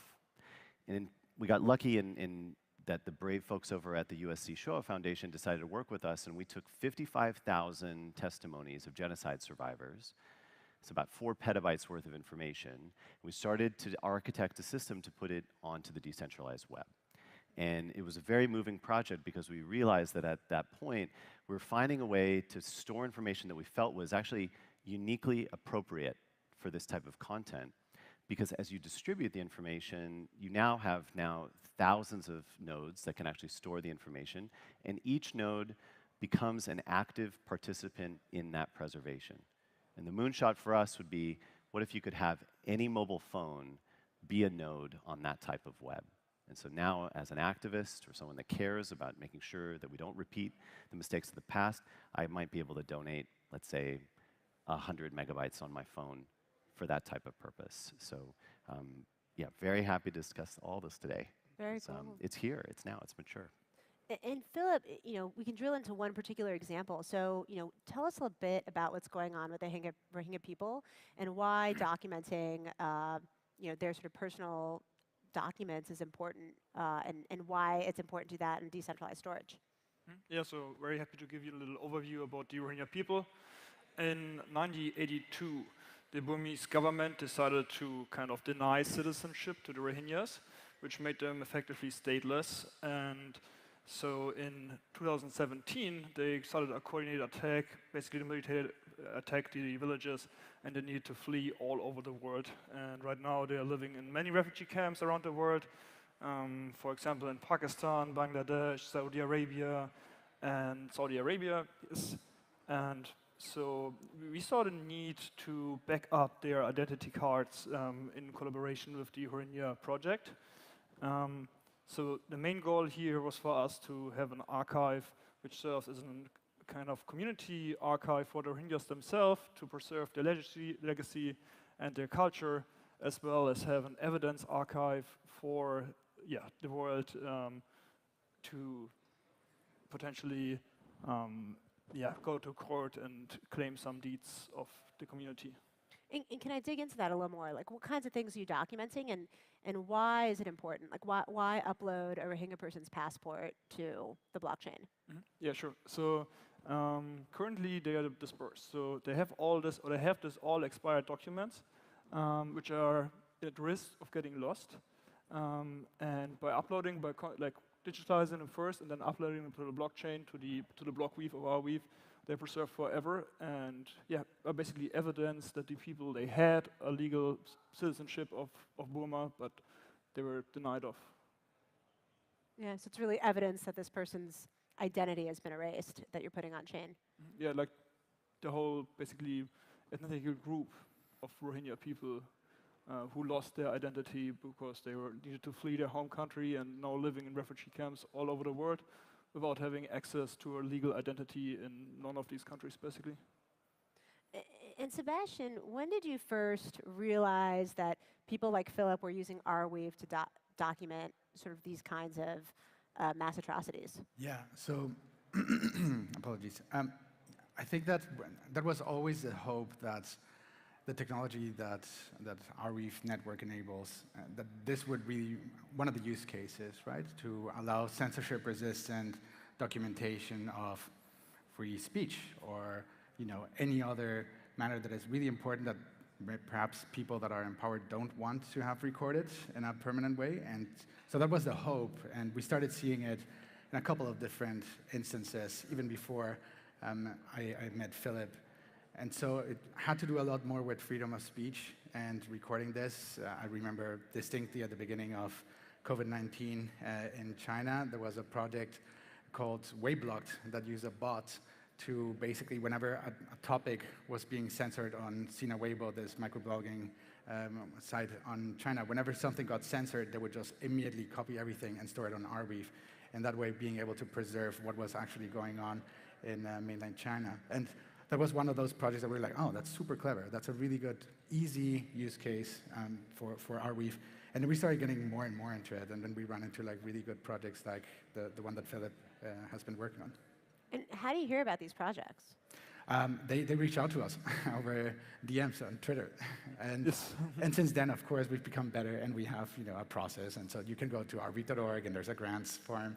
You can apply to those grants. But yeah, in the beginning, it was like super organic, which is always very nice when people use the technology that you've built for the purpose that you wanted it to be built. So yeah, that's how it happened. Yeah, maybe here, huge props to Arweave to being that responsive. So really, they just online on Twitter. Like, I would just reach out to Sam, told him about the project, about the idea, and he was like, wow, that's a great idea. That's one of the reasons he wanted to build out Arweave in the first instance, and we hopped on a call and yeah, took it from there. Really? You were also a Twitter DM? I didn't realize. Twitter DM, yes. Funny. That's funny. Twitter DM, how human rights preservation happens. I want to talk a little bit about the process and the mechanics of how this stuff works, because it feels tricky to me to figure out how you go from a refugee camp to actually being able to mechanically put something on chain. We've all seen how difficult it is to even access a DEX or on-ramp into crypto. And so I'm curious what this looks like. I don't know, Jonathan, if you have an example of how you actually get the evidence on the ground. So we took some time to develop what we call the Starling framework, and it has 3 steps. It's pretty intuitive. You start with capture, and we authenticate at source the image, the video, the document, and that really comes down to having some form of hash and then a signature that can be put on that hash. And ideally, you could do that with some form of hardware-based encryption, because that's more robust, but you can even do it with a software-based approach and some sort of link back to an identity, let's say like an Ethereum wallet. So that's capture. You're authenticating a capture, and then you're pushing out that information, the hash, on chain. And we use 9 different L1s that we experiment with, so that now we have a record of the integrity of the original file. The second step is storage, and that's where we put it onto distributed storage, and you have a variety of different orchestration measures that can help ensure that an encrypted, protected version of the file is then spread out.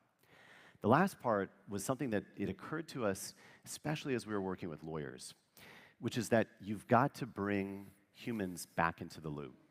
Because just because you preserve something or you register something with cryptography doesn't actually mean that it has veracity, right? I can still fake all sorts of different parts of the contents of that type of documentation. So what we do is in the verification step, we bring humans together and they actually make expert validation and verification of the information to build a knowledge graph around a single image. And that way, you now have multiple points of view that can establish the veracity of what's going on inside the content. That, too, gets registered on chain. So capture, store, and verify. And to give you a sense, I mean, it's a very dynamic process. It can move quickly. Probably one of my favorite examples was we worked with Reuters to protect their coverage of the 2020 election. And each step, as the photographers in the field captured the content, as they stored it, and then when their editors back at HQ needed to verify the information, all of that was on chain. And we created an incredible archive that documented each of the 78 days between the election and the inauguration. And sadly, that's a very contested piece of history at this point. But we have hundreds of photographs that document even days like January 6th. So it's clear what happened through each of those steps. And what about in situations where it's a little trickier, where you don't have a bunch of really skilled Reuters photographers to capture this evidence? How are the Rohingya people uploading evidence of their passports or their school certificates to the blockchain?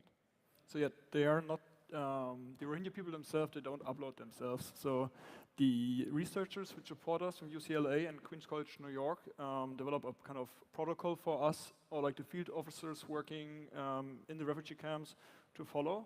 So first thing they're doing is like, it's identifying participants, potential participants, and then the documents. So they basically go to the camps and they talk to people who are Rohingya, ask them for documents, what kind of documents they have. And it's kind of tricky because there's a lot of mistrust, and they're really afraid about, being prosecuted or getting in troubles in the camps for handing out the documents.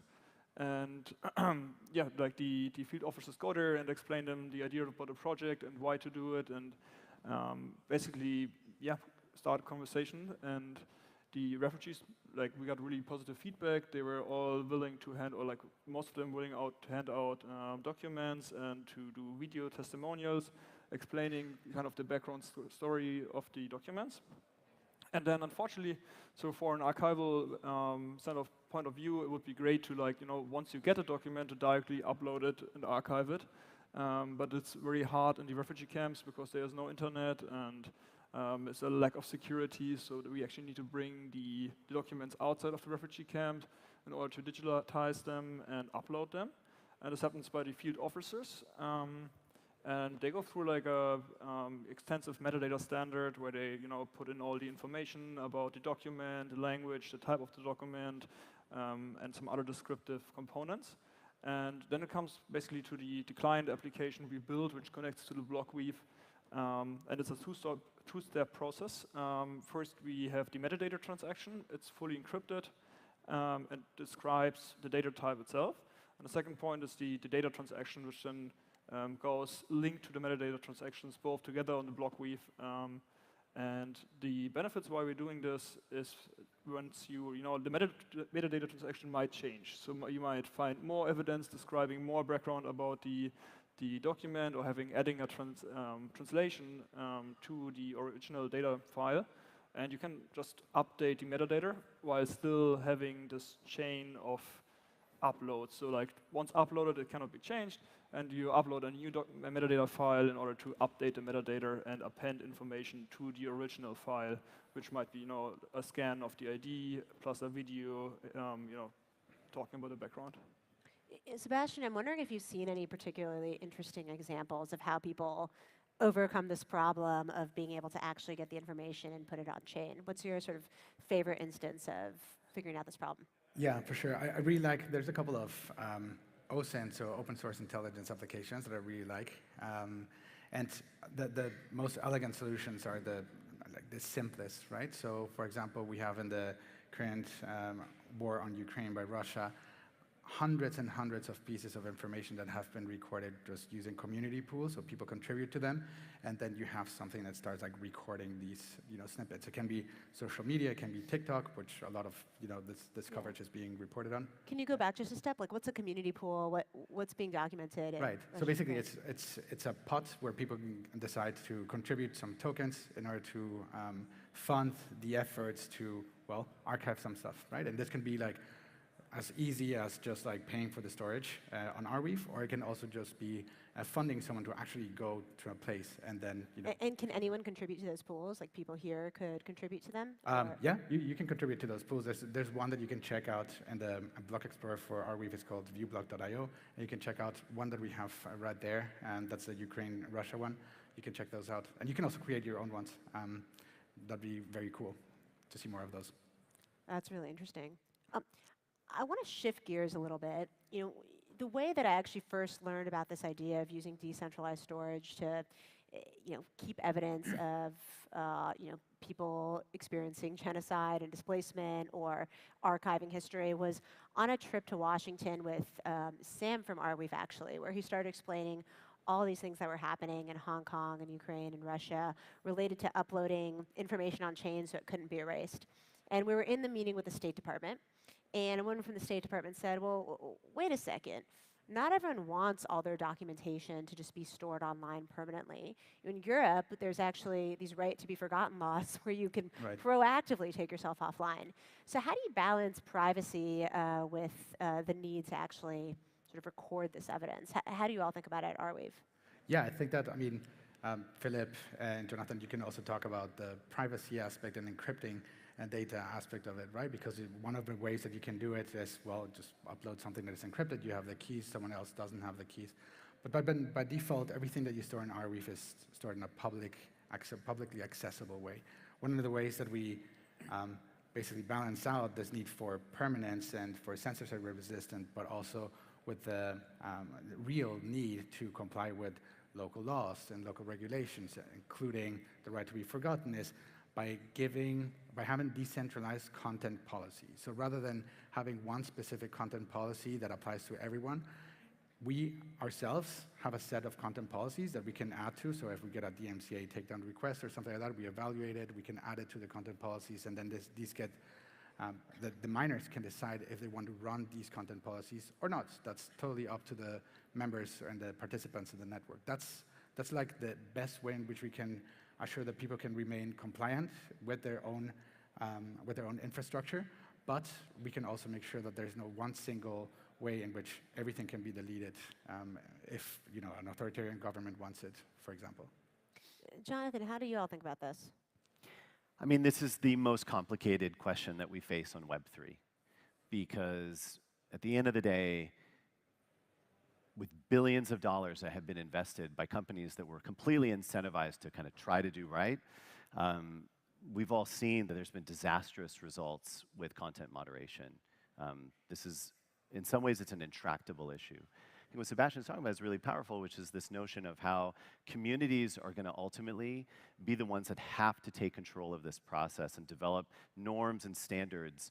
And the power of those communities and how they're governed, that's the table stakes for this next era of the web. I often talk with my colleagues and I say, I think some days I wake up and I wonder if we're going to be nostalgic for this moment that there was like a single person like Mark Zuckerberg or Elon Musk who could actually moderate. Because effectively, that's a very, there's a lot of power with that, but it's also very effective if there's truly an issue. In a decentralized fashion, like you're playing a cat and mouse game almost forever to try to get rid of content that potentially is abhorrent. So I think Jay Graber's done a great job on this. I urge everyone to take a look at her work on decentralized content moderation strategies. She's the head of Blue Sky and doing really great things there and thinking about how to decentralize the Twitter protocol. And I think it's innovation in that area is going to be some of the most critical work that can be done. I can say from our lab's point of view, we believe that this is an unfinished matter. It can all go terribly wrong. So if we do not engage and we don't experiment and we don't think about the ways in which communities can work together to stop this problem, it's the notion that decentralization solves everything is just wrong, right? It requires actually more engagement, more innovation than a centralized world. Yeah, I could imagine an instance where, it's important to take down content, not just because someone wants it to be taken down, but because, evidence of them being, say, involved in a protest could actually be a threat to their life. And I'm curious if you've seen any hard examples of that on Arweave, Sebastian. Not yet, but when it comes to normal, let's call it like vanilla takedown requests, yeah, and there's a process that is already instituted for that. And I think I recall one instance where we've taken down so like personal identifier that someone had uploaded by mistake, and it was a CV, and that was also that was something that we could successfully remove. And when you say you could take it down, how did that actually work in practice? Well, I mean, that someone sends the same way that you would send a takedown request, DMCA takedown request, to whatever emails. It's available on the website, and then we are able to validate this claim, and then just also make sure, because you need to validate the claim. You don't want someone removing something that someone actually wants up, right? So you need to validate the claims every single time. And then once you've done that, then you just proceed to add it to the content moderation policies that we ourselves run and that we can recommend others to run as well. And that basically removes it for all the infrastructure that the companies behind Arweave run. Got it. So you get a request, you validate the veracity of that request, you adopt it, and then you send out that request to all the other validators and say, hey, here's a content moderation recommendation. Correct. And they're incentivized to run these content policies, right? Like they don't want to have to figure out if they're being compliant or not on their own. If someone is doing that work for them, that's great, and they're happy to also apply them. At the same time, no one is forcing them to, right? So it really is something that, as Jonathan mentioned, is not 100% finished, but that's the way that we can ensure that everyone that runs or is participant in the Arweave network has that choice. What content moderation policy do they want to run, and how do they want to apply them? In the last few minutes, I want to look forward to what's next and how there's evolution in this space. And Jonathan, you and I both first connected, I think, over Saga and the announcement over the Solana mobile stack, and I never expected this use case for SMS. So I would love to hear a little bit about what you all are working on with the phone. So this is really exciting because it's the first time I'm able to talk about this publicly. We have been engaging with the SDK for the Saga phone, and we are really excited to announce that we're going to be developing a prototype with the phone that will use the phone's signing capabilities, the advanced signing capabilities, and the wallet to actually provide a proof of an authentic photograph directly on the phone itself. And this is exciting because I think you're starting to see the stack really come to life, where it can begin on hardware and then very quickly move up to registration, which would be on Solana, NFTs that can help establish custody and some form of authority around the authenticity. We've got a whole plan that is now going to be put in motion, and with some luck before the end of the year, we plan on deploying this with our teams in Ukraine. So it's applied work that's meant to be in the right place at the right time, but here's why I'm so excited about it. This is an open source project that's dealing with essentially open source hardware, firmware. I can't tell you how important this is because the notion that you could manipulate phones at the firmware level is not an abstract fear. Our researchers found out that actually North Korea, for 8 years, has had a program with the official phones of North Korea. They forked Android, and they use almost the identical notion of authenticity that you guys use for this stack at Saga, but they used it to, one, surveil people by saying, oh, every single photo that's taken on this phone is now linked to the device at the exact time and place in which the photo was taken. Essentially condemns people for taking photos that they don't want them to take. And the second thing is that the state also used it as a tool of censorship. So they created an allow list where those hashes, that only the government maintained this kind of hash list. And so only approved hashes were things that could be on mobile phones that were the official phones of Korea. So that means if I take a photo that was not on that list, the operating system itself would delete the file. How crazy is that, right? So the Saga phone now becomes actually this complete alternative to that authoritarian model of censorship. And we are really excited to think about pioneering a way for making this SDK expansive. We're going to deploy it in the field, and we couldn't be more proud to be announcing that today. How freaking cool is that? Thanks. Saga is going to be used to document the war in Ukraine. It's a pretty far cry from where I thought it would be used, and I'm so proud to be part of a movement to do that. We have a minute left, so really quickly, rapid fire. I'm going to go down the line and just give everyone one sentence for a call to action of anything that you want to leave the audience with. So let's start with Sebastian. Yeah, thank you very much for the invitation again, and thank you all for being here. If you want to receive a grant from Arweave, specifically in this area, please check out arweave.org. It's a super simple form, and we'll be going back to you very, very soon. We're super happy to have and to support more great projects like the one that Philip is also working on. Thank you. Philip? Sure. Thanks a lot for being here. I think the message I want to give out, create content around the importance of Web3, the values, and share it with the world to make more people aware of, how important it is to spread the words of privacy, human rights, decentralizations. I think it's an important mission. And Jonathan? Patience.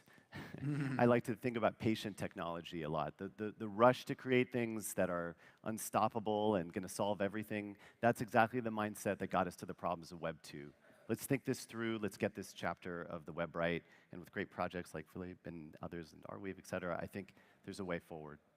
Well, I feel really honored to join the stage with each of you. Thank you all so much for taking the time to be here today. And excited for what's next. Thanks again, y'all. Thank you. Thank you.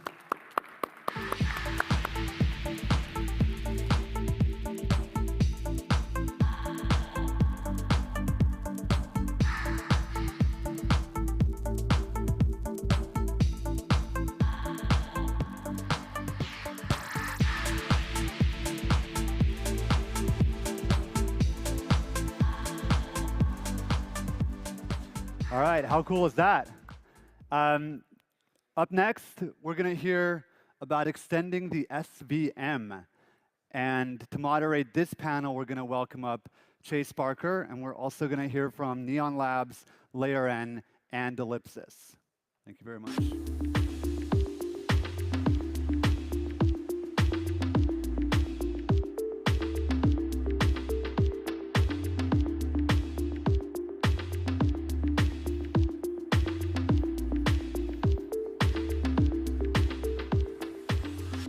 Hello, everybody.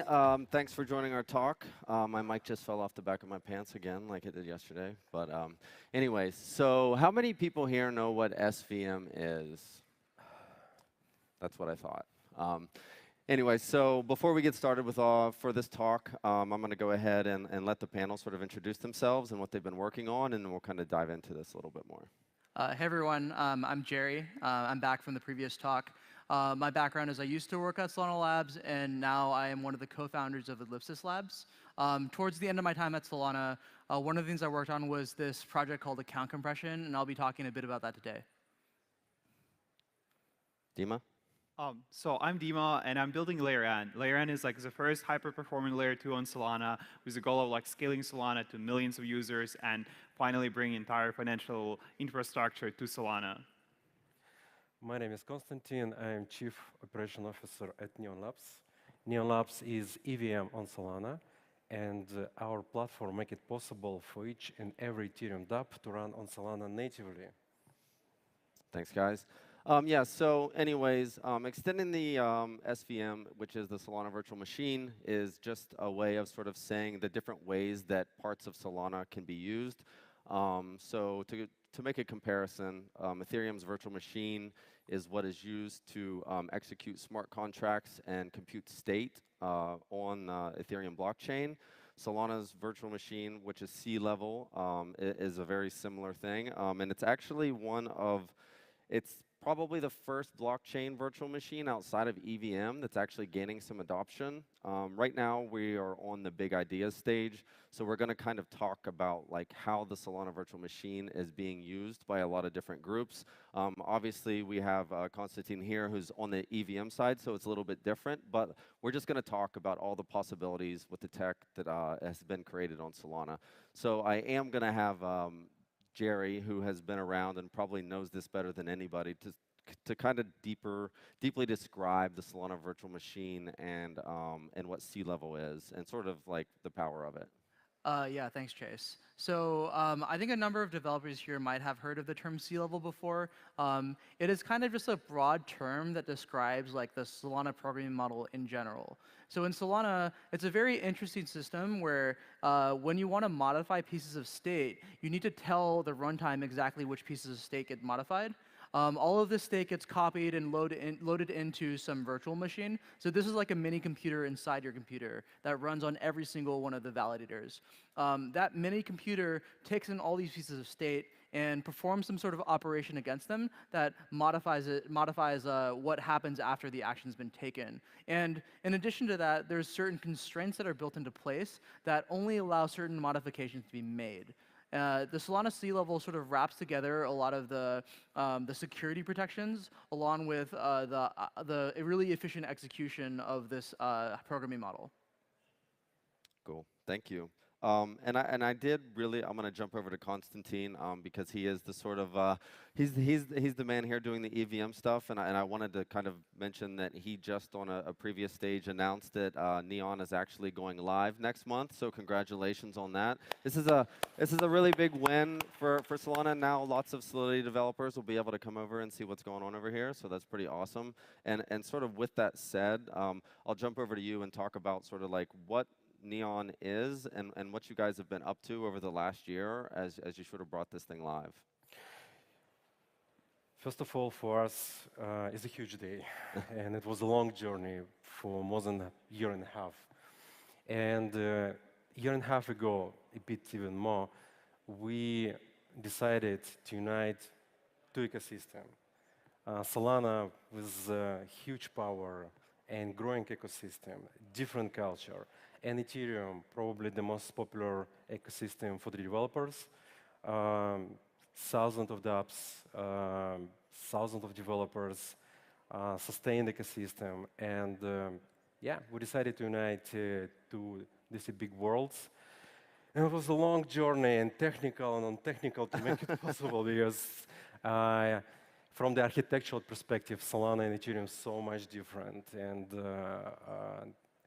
more than a year, we and all our engineers were very focused to match Solidity and Rust technology together. So we're ready. The next month, on 12th of December, will be the mainnet. Actually, you can try any your Ethereum dApp on the DevNet already. And the main idea behind this is kind of fast track, one-click experience. You take your dApp, deploy, and behind the scene, your dApp will run on Solana natively. It means the Solana validators will verify Solidity smart contract without knowing that Solidity is inside. And this is what we did. Yeah, so like just as the other panelists are sort of extending or working with the SVM, like Neon and what you guys have done, we're sort of like working inside of it or trying to get EVM to work with the SVM, which I'm assuming was quite challenging for you guys. But yeah, so also we have Jerry again here who came up with this insane idea. I believe he came up with it, and if he didn't, he'll let me know if he's not going to take credit for that if he didn't do it. But like account compression is something that's been talked about throughout this event. They're able to. Could you describe how much the account compression has been able to the impact it's going to make? Yeah. So I came up with the idea of account compression with Noah Gondotra back in New York City earlier this year. I think it was around March or April. And the idea there is essentially we want to minimize the amount of state usage that's needed for Solana accounts. Because on Solana, you pay for every single byte that you use. And when you want to represent like hundreds of millions of assets, it's not really efficient anymore to use the accounts model. So what we did was we used a Merkle tree to store all of the state. And we stored the hash of the root node as well as some additional metadata to allow for concurrency. The overall impact here is that when you utilize account compression to store NFT assets, you can get upwards to a 10,000 time improvement on the cost of storing the state on chain. The flip side, though, is that now you need to manage a database of all of the leaf nodes of this Merkle tree off chain. So it's an interesting paradigm where now your systems look very much like Web 2 systems, where you store the data in off-chain SQL tables, but what you have that you never had before is you can take the data in that SQL table, you can apply some special function to it, and now you can verify that the on-chain state matches one-to-one.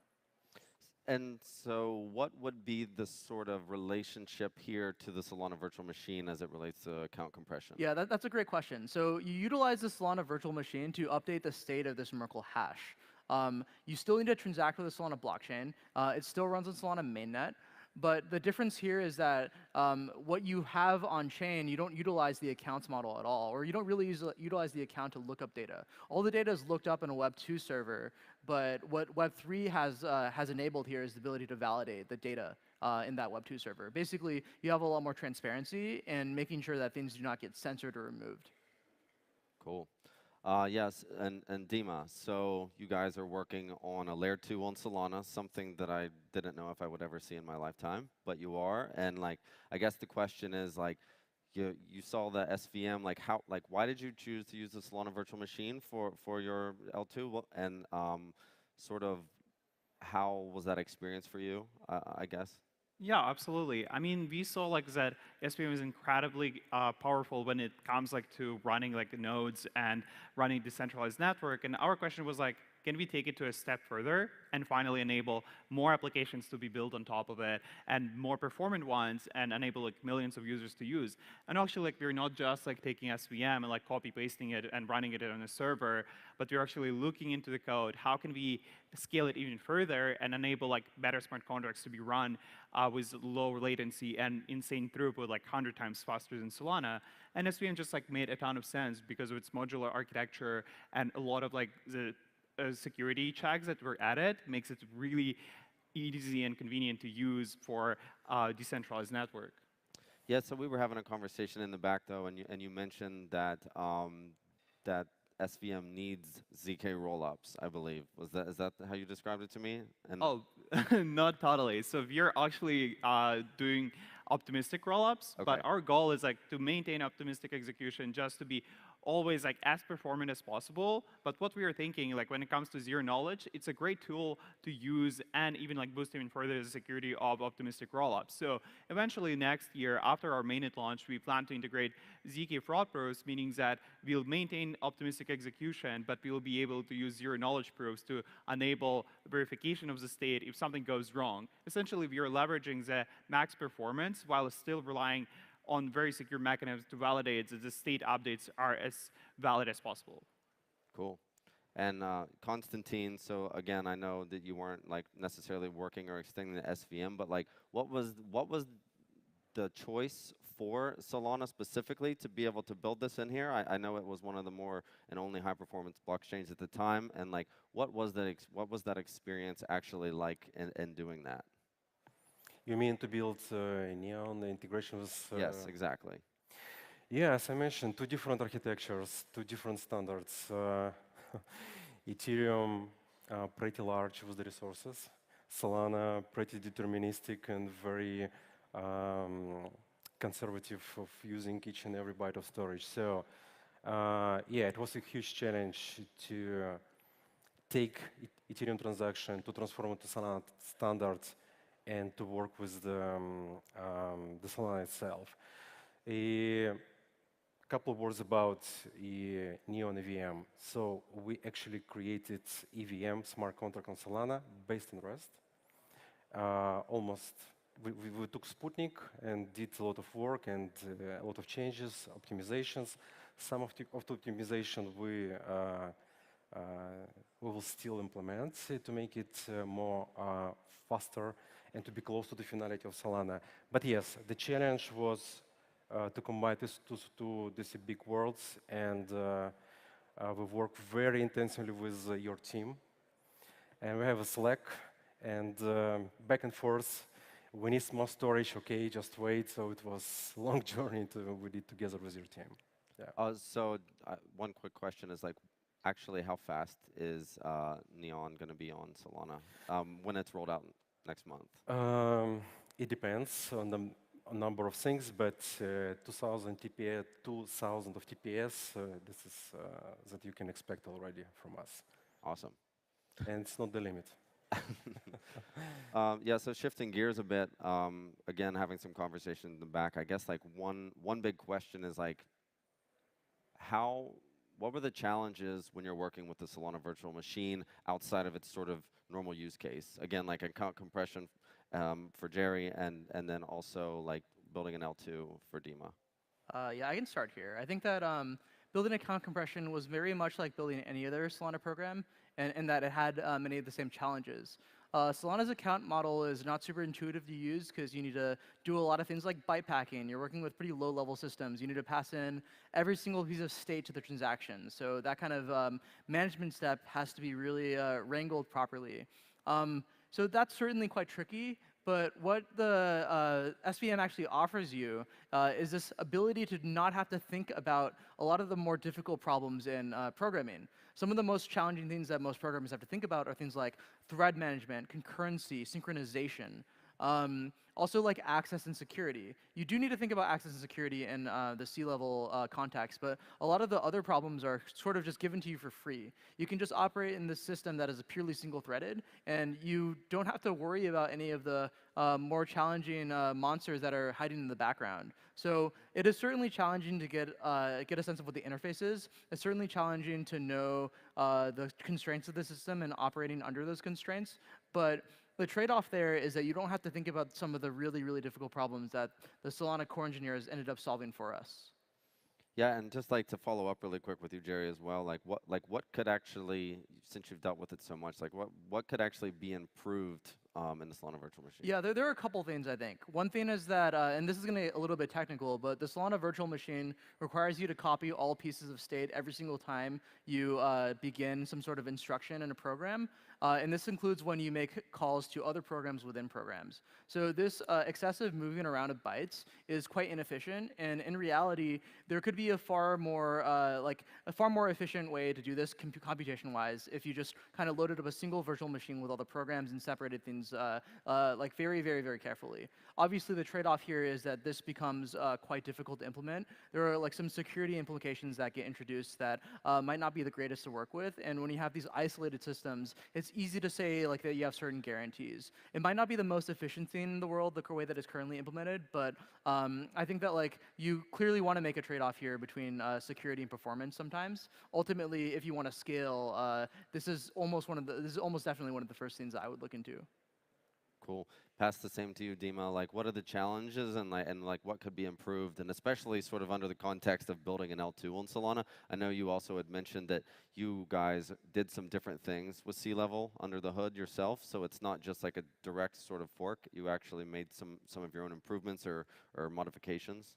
Yeah, totally. So as a L2, we no longer need to worry about this distributed network because we are relying already on Solana validators for that matter. For us, the key question is how can we push execution to its limits? And I think a few things that we take into account that Solana was designed to maintain the payments networks, right? So it's all peer-to-peer transfers. We are thinking more about smart contracts. So we are doing a lot of optimizations on that level and how can we match the execution of any Web2 app in existence, right? And that's a question that we are asking ourselves. For example, one area where we definitely worked on improving is computational limits, right? Every transaction on Solana has a computational limit, which is really hard to deal with when you're building really compute-heavy applications. And that's where we are working on improving, unlocking more computational units for applications who require that, when it comes to finance, options, et cetera, or even gaming, right, for that matter. And as well as unlocking more potential for higher transactional throughput for smart contracts, whether it comes to games or order books. Cool.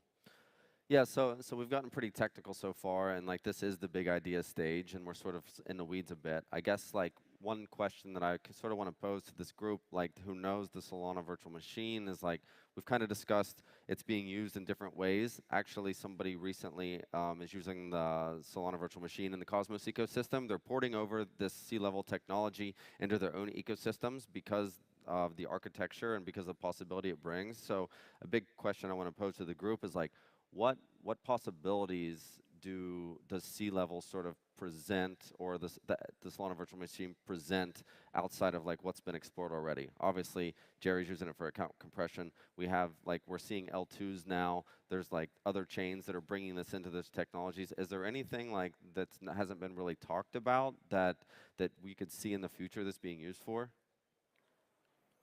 I do think that the app chain idea is quite an interesting one.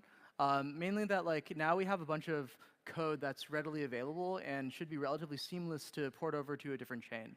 Solana as a monolithic L1, you have to share block space with a lot of other applications. And sometimes that's not a super desirable feature. Oftentimes it is. You sort of trade off this idea of composability for bandwidth. So for the people who are really interested in not having to share bandwidth with other people, having some sort of app chain that utilizes the Solana virtual machine where you can execute your smart contract as you would normally, but without having to share the network, could be very valuable. So I see it as kind of you have this new programming paradigm. It's like an operating system. You can have the operating system run on multiple different devices, Solana L1 being one of those devices. Actually, like, yeah, that's like really good that you mentioned that because like that's exactly how we are thinking as well. Is that like we are starting with one layer n instance for all layer 2 applications, but eventually what we realize is that financial applications, they don't really want to fight for bandwidth like with gaming apps, because can imagine that there will be hundreds of thousands of players like playing some Web3 game, and they will be fighting for bandwidth like to place an order in exchange with some like market maker, right? And for that matter, like we do see is that like eventually it will go towards like multiple layer 2 instances on Solana, and each one of them like leveraging SVM in their own ways and be making some different changes depending on what kind of applications they're doing, what's more important for them, like in terms of tags that they're using. And I do see this like will be the next generation of applications coming up like next year or year after. And I think like it's already really exciting to see like that even first generation of Solana apps like have tried so many new things which are absolutely impossible on any other chain. Like just order books on chain is like wild ideas that like was not possible until now. Yeah, and also like we were supposed to have somebody from Pith Network here, but Pith is actually using SVM for their Oracle price feeds as well. Like Jerry and I were talking about this before the stage. I don't know if he has much more detail about like how that's actually working, but it would be nice to just like chat about it for a moment. Yeah, I'm definitely not the expert on this, but to my knowledge, one thing that you can do, and what I believe Pith Network is doing, is essentially spinning up a local Solana cluster with a number of nodes, maybe even just one node, and publishing prices there, and then using that to like distribute across multiple other chains. So I guess the idea here is that like because this execution environment is like somewhat portable, you could potentially use it for a number of different things, right? You can imagine that like a Solana application doesn't necessarily have to run on the blockchain. You could certainly have like a Web 2 server that runs like a Solana validator and uses it for its state storage and really just treat it as like a single RPC node in a single isolated network. You obviously lose a lot of the actual powerful features of blockchain,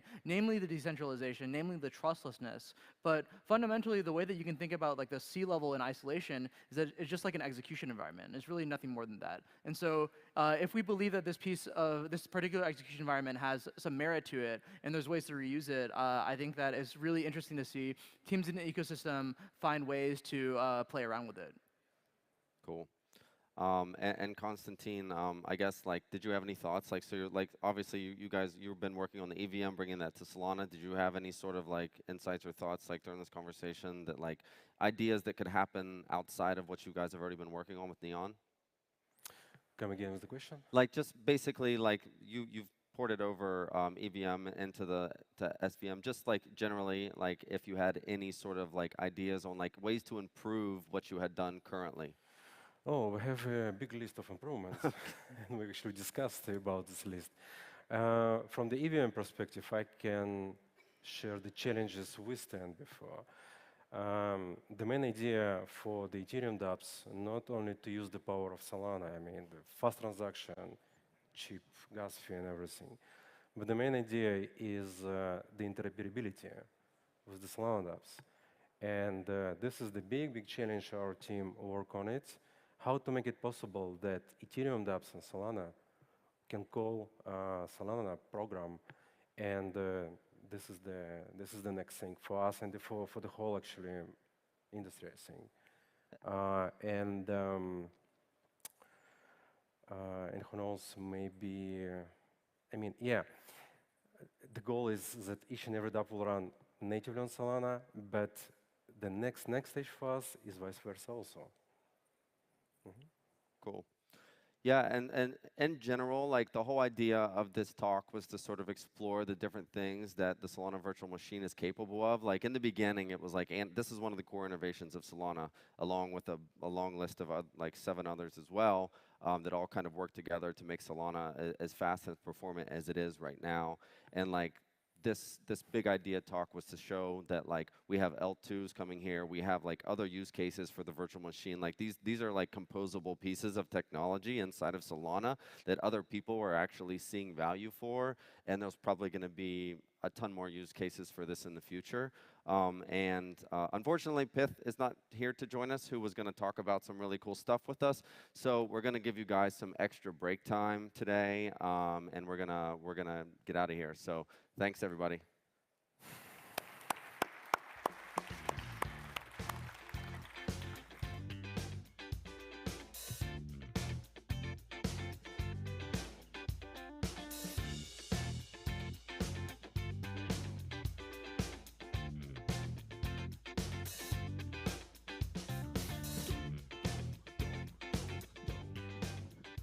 All right, we're going to take a quick break. Please come back here 4:45. In the meantime, there's a ton of things to do around here. There's ice cream outside, and I hear Chase Barker wants to take a selfie with everyone at Breakpoint, so go find him. Thank you. 4:45, back here.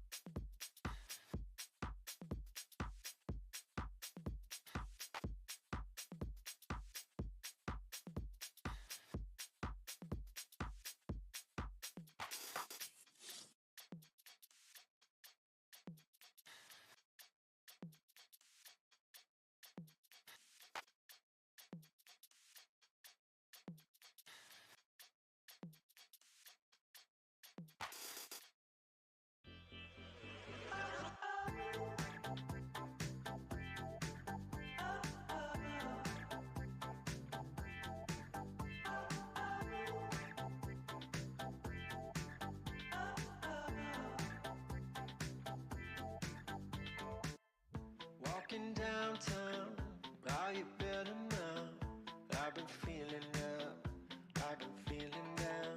See the sunshine as it's fading away. I'll send a little light to you wherever you stay.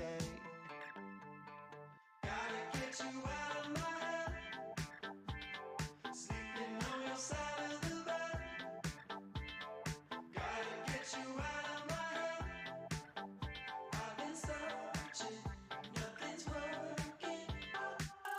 Going back home, the ten's moving slow. So tell me what's the secret when you're letting go. See the moonlight shining down on the street. I send a little light to you wherever you sleep. Gotta get you out of my head, sleeping on your side of the bed. Gotta get you out of my head. I've been searching, nothing's working. Think about it when I'm dancing. Think about it when I hear your song. I think about it when I'm asking, how did everything go so wrong?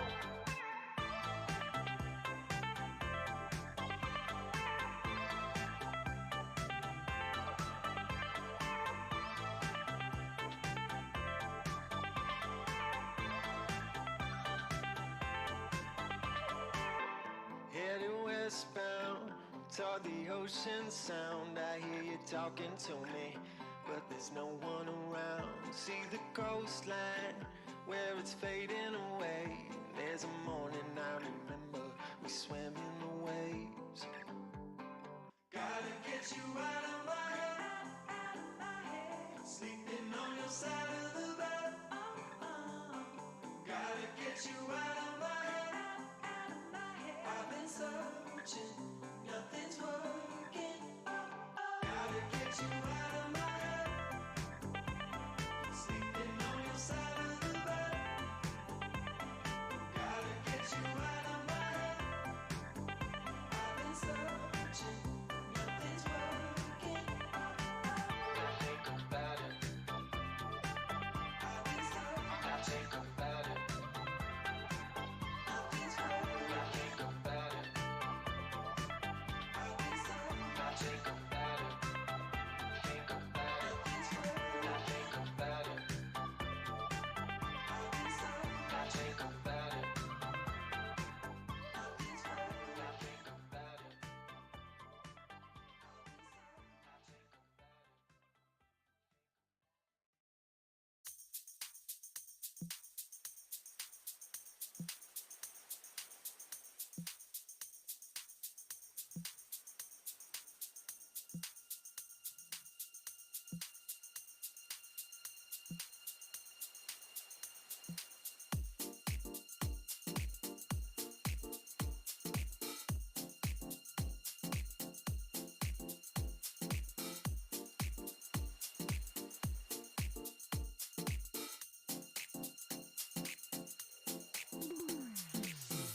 Back to high school love, the kind without the drugs.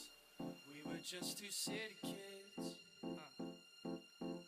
We would run around and tear a few things down, but that's the worst that it would get. Bad, bad, bad, we're in trouble now. Oh, so they say. They think they've got us figured out, but we kinda like it that way. It was just a crush, but wild and dangerous. You and I were out too late. Started in my car, might have gone too far, but we were down to make mistakes. Bad, bad, bad, we're in trouble now. Oh, so they say. They think they've got us figured out, but we kinda like it that way.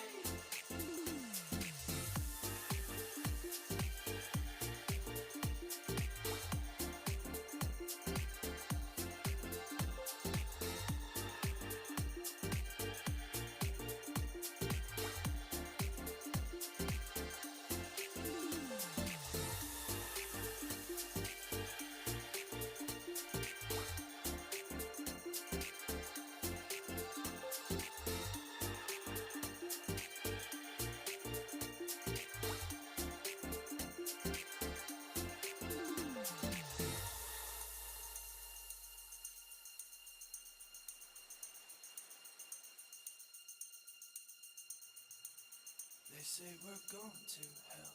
Let's find a cheap motel and stay a couple nights. And when our time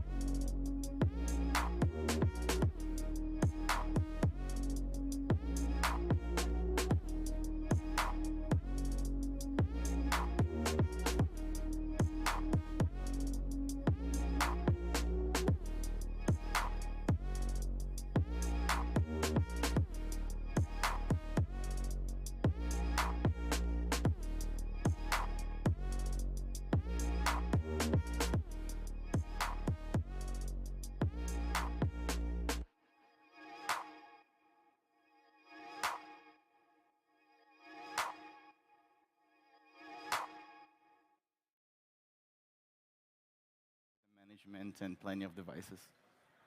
Great. And if you want to wrap it up, Abai? Or Ariel? Ariel. Yeah. All right. So we're building this decentralized global map. So the way we're building the map is quite different than historically it's been built. So you buy this dash cam. It looks and smells like every other dash cam in the world, but it does two really important and special things. The first thing it does is it takes all that imagery from the dash cam and then uploads it automatically to our map. So we're actually building this decentralized global map from all the imagery. And then the second thing it does is it functions effectively as a crypto miner. So you're actually mining honey tokens, and that's your reward for helping us build this decentralized global map. So that's on the contributor side. On the customer side, most people don't realize that, yes, you use Google Maps on your iPhone, your Android device, but there's about 8 million businesses, FedEx, UPS, Airbnb, Uber, many others that pay Google Maps and others a lot of money to go and build and use that mapping data and those mapping APIs. So that's the customer group that we're going after, is those roughly 8 million businesses who pay on an annual basis for map data. Great. So kind of where we want to start this talk off with, it's titled Why Decentralized Data Networks Matter. A lot of these services and protocols kind of exist in the real world as is, but when you add an element of decentralization, and depending on what product it is, that could look differently. So kind of what I want to start off the conversation with is, why does it matter to your product? And by the word decentralization, what do you mean? So what is it adding that like a centralized counterpart like Uber or like Google Maps or even just like Wi-Fi, cellular service generally lacks? What does this decentralized element matter? We can start down at the end again, Paul, with teleport. Yeah, so I think in ride sharing, the drivers have not been treated overly well over the time, and I think companies have often made promises that, if it was us in charge, if Lyft was in charge instead of an Uber, things would be better for the drivers. I think decentralization, or rather credible decentralization, is most powerful when you have an entity that you can't fully trust. I think we have natural monopolies in certain spaces. Ride-sharing is one of them. Marketplaces in general are a really good example. And I think if you just replace one ride-sharing company with another ride-sharing company, you're not going very far. The drivers are not going to believe you that you're not going to do the same thing to them, charging them 40% plus in fees. You're going to do that again. And even if you had good intentions and you tried to do this, your shareholders, and it takes a lot of money to build a ride-share company, your shareholders would force you, again, to squeeze the maximum out of this natural monopoly. So people call that a revolution. The ride-share revolution in that case would just be the people on top go to the bottom, someone else is on top. Now, decentralization allows us to essentially create a protocol that is credibly decentralized. It's actually owned by the drivers, the riders, the builders, the operators of the ride-share companies, and they can all work together in creating an open marketplace for transportation. So anyone can start a ride-sharing company, anyone can start a client.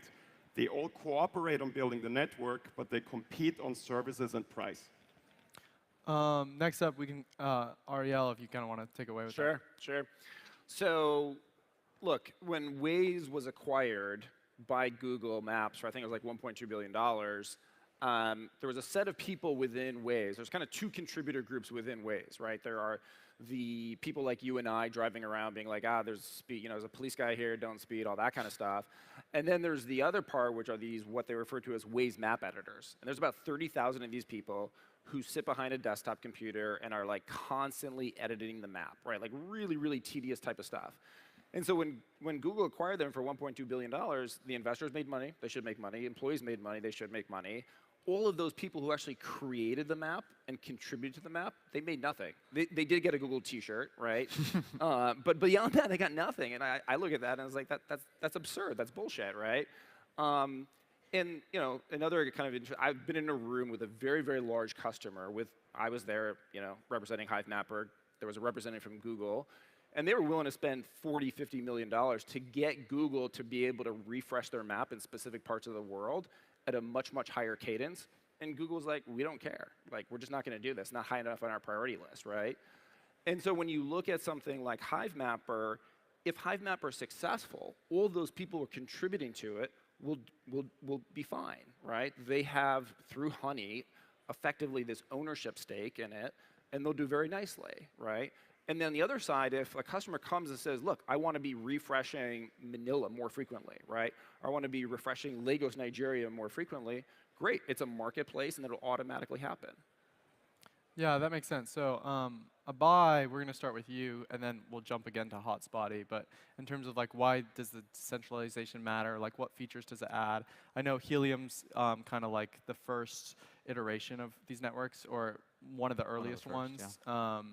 So I think you guys transitioning, from your own network now to being live on Solana can really speak to what like the crypto element adds to something like decentralized web services almost. Sure. Yeah. I mean, I could tell a little sort of history of Helium first, and that might actually help guide that. Yeah, that'd be great. Yeah. So Helium Systems, the original company that sort of founded the Helium network, is actually almost a 10-year-old company. It started off building sort of a full stack IoT solution, and I think the most interesting part of that history is that, as soon as you sort of decide to build a sensor, a gateway, like the internet backhaul for that, the data plane, and all the sort of analytics that you need, because when you're a company, you don't want to get a sensor, you don't want to get the gateway, and you don't want to kind of have to put it all together. You kind of want a packaged product, and that's what they started with. They started with a packaged product. But the problem is that sensor, as soon as it left the campus or wherever the gateways were just deployed, that sensor was useless. And people solve this in different ways. Like you can solve this with different protocols. So let's say we use Wi-Fi. With Wi-Fi, every place you go, you need to authenticate. You need to, what's the SSID? What's the password? Or maybe you have a cert or something like that.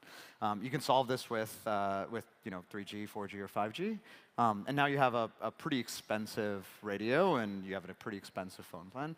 So really, Helium was looking for the best of all of these different worlds. And the thing that we sort of got to was, why don't we incentivize people to provide that coverage, incentivize them to sort of verify that coverage, because you can sort of permissionlessly say that I'm in Antarctica, sure.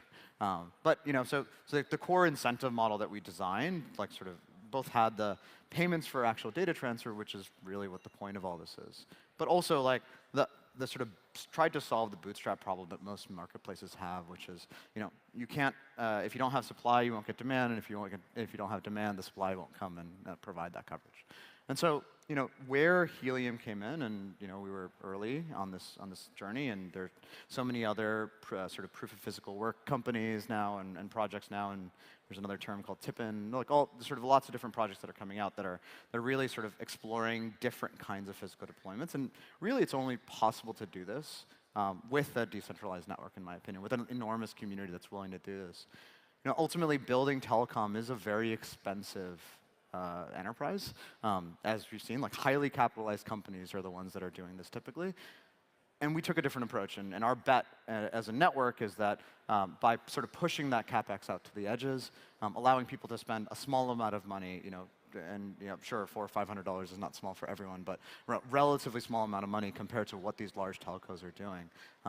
We believe that is a better way to build a network, because ultimately Helium is about providing ubiquitous and affordable connectivity for people and things. Yeah, that's great. So to kind of wrap up, we have Daniel, who again, his company Hotspotty kind of sits on top of these networks, at least Helium to start. And I think you mentioned that you're expanding the list of who you're servicing.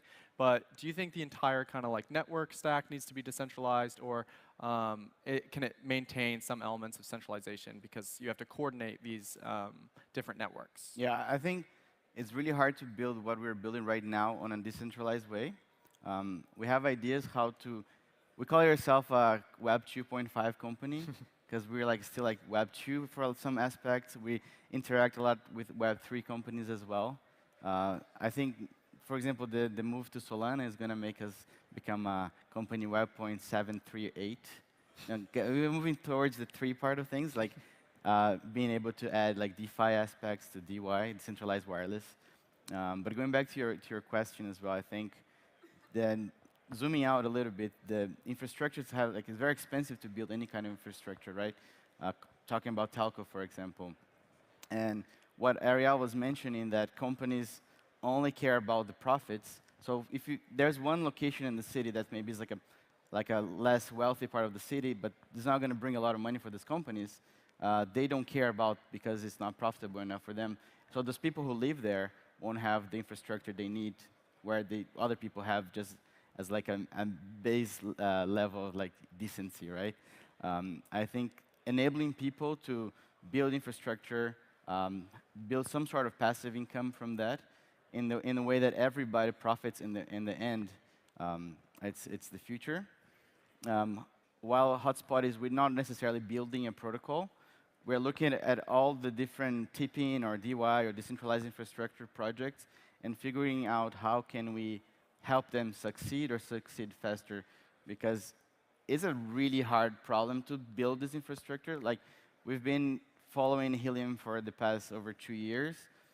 They've done an amazing job. It's incredibly hard problems to solve. Then we can see like how every time there's a big problem, they figure out how to do it. But there's also need some sort of like coordination between the communities to help it move, build faster. So we're very happy to be building with Helium, on top of Helium, and helping them expand the network faster in a way that DY, or whatever you want to call it, can succeed faster.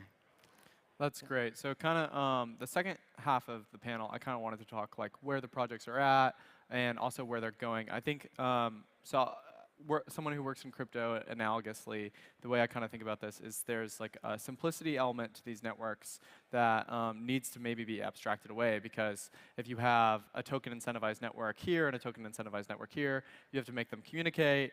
You have to have your users understand what they are, or at least have like an abstracted away layer where they understand where they're at.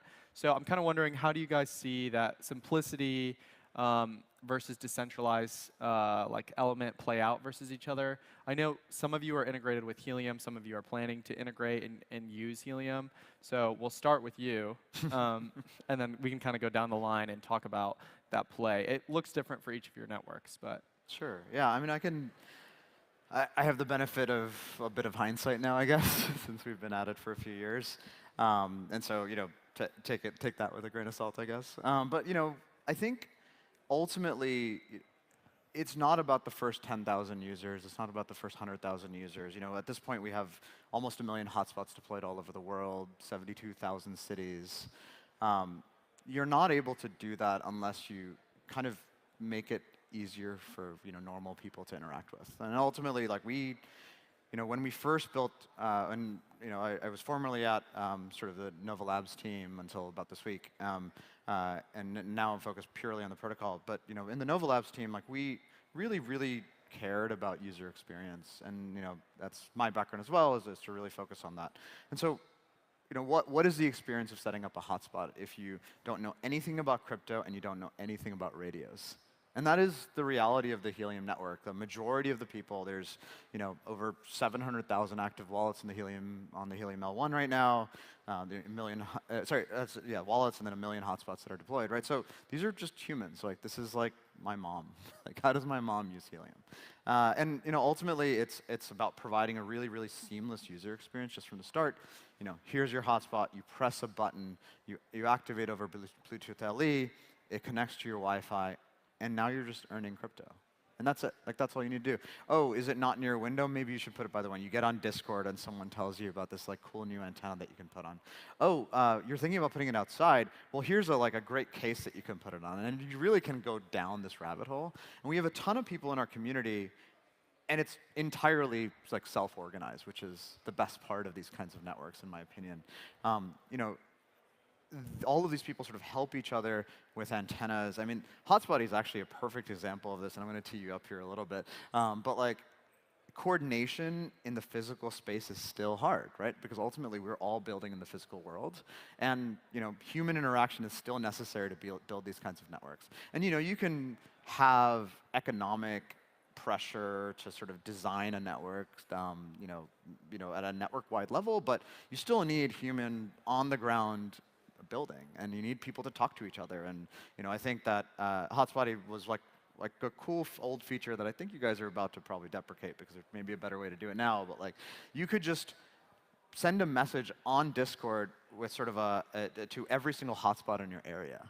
And this was sort of a rapidly deployed and sort of turn it up and turn it down, a private channel just for you and your neighbors. And say, hey, it looks like your antenna's pointed in the wrong direction, point it over here instead, and we'll both get the benefit of this. And that's really what sort of the direction that I think this is going, where this is like, we have to bridge the sort of the crypto part and the tokens part, and all of that with the sort of human part, which is like, we just all need to interact with each other. Yeah, next we'll jump to Hive Mapper. Just how are you guys thinking about integrating, but also usability generally? You have a lot of, not necessarily competitors, but like early lookouts for users, early comparison apps. So we definitely benefited. Helium was like kind of the grandfather, the patriarch of this whole space, right? In a lot of ways. So we definitely benefited from that, especially in the crypto community. We really have like two audiences, like the crypto enthusiasts, and then we have the mapping geeks, right? And they are for the most part like fairly early adopters. But the thing that we always remember internally when we're building and designing these products is saying like, look, ultimately this is going to get deployed at like an Uber driver, a Lyft driver. They don't give, honestly, they don't give a shit about like maps and whatever. They're just like, hey, here's an awesome dash cam that serves a utility to them in terms of insurance and safety. And the fact that it's doing mapping is just icing on the cake, right? If it's not a good device from a security and a safety perspective, it's quite frankly less interesting to them. So the entire experience has to be incredibly passive for that Uber driver, and it has to just be incredibly easy from a setup perspective. So if you come to, to our headquarters, it looks a lot like a Web 2 company in terms of we have design teams, user research teams, going out into the field, doing all that kind of all that typical stuff. So, if you're going to get to, let's say, 1 million or 2 million or 3 million contributors, which is kind of like roughly what we ultimately need here, like the thing has to be easy to use. And I give credit to these guys at Helium because like when I first bought a hotspot, it was actually really easy, right? Like I wasn't expecting that, especially from like a crypto company. And so we definitely took our cues in saying, okay, like that, when you get that dash cam, you take it out, the entire experience should take you roughly 10 minutes, which it does. So we're happy about that. That's super good. Hotspotty, Daniel, if you want to. Yeah, no, exactly. I think making things easy is super important, especially because we're working in the physical world where you want to enable anyone to join. It's not only the geeks that, for example, if you want to run any kind of miner, you need to like download Docker, you need to understand Linux, SSH into servers. All the stuff that we like to do, we can expect my mom to do it. And my mom wants to be a Helium validator or like a Helium node operator. And you can only do this through building really simple things, make it like that anyone can understand. People don't even need to understand English, for example. It's super easy for you to just like plug and play. And that's something that along with like following the same kind of like philosophy that you guys are building, we're trying to do the same thing with Hotspotty. Like we work with like UX researcher, we have a UX designer. They spend a lot of time figuring out how can we make things as easy as more trivial to understand, because we believe that that's the only way that those networks are going to actually grow, right? Because you need mass, you need like normal people deploying those things. And Paul, if you want to go ahead, I know you guys had your kind of inauguration here. So if you want to talk about that and talk about the user experience and how you guys think about it at Teleport, that'd be great. Absolutely. Yeah, we're pumped. We actually had, we've given hundreds of people on board, we've onboarded hundreds of people into our app that is live right now for testing. Really good. Here in Lisbon, we've given hundreds of rides. We've enabled people to experience Web3 ride sharing. But when I say Web3 ride sharing, a lot of people don't understand the scope of what we're doing. And so to talk to that, I feel like we're kind of like a Manhattan project of Web3 usability. Because the problem that you're facing if you're trying to do a Web3 company that is used by normal people is you have to figure out how to interact with the real world, just like everyone else here on the panel. For us, that means normal people right now use credit cards. So the cool thing about ride sharing is you can actually pay what we call an adapter companies. We take our open source code, it will be open sourced in a little bit, we wrap it in an LLC, and we get into the App Store, we get a bank account, we get a credit card processor, and you can pay us with a credit card.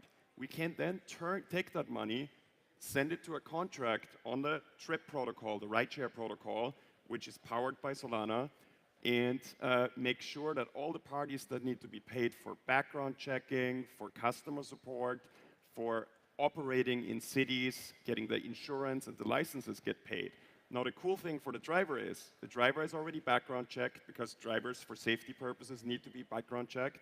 The driver receives USDC immediately after every ride in a full Solana wallet that is compatible with all the wallets that are already out there.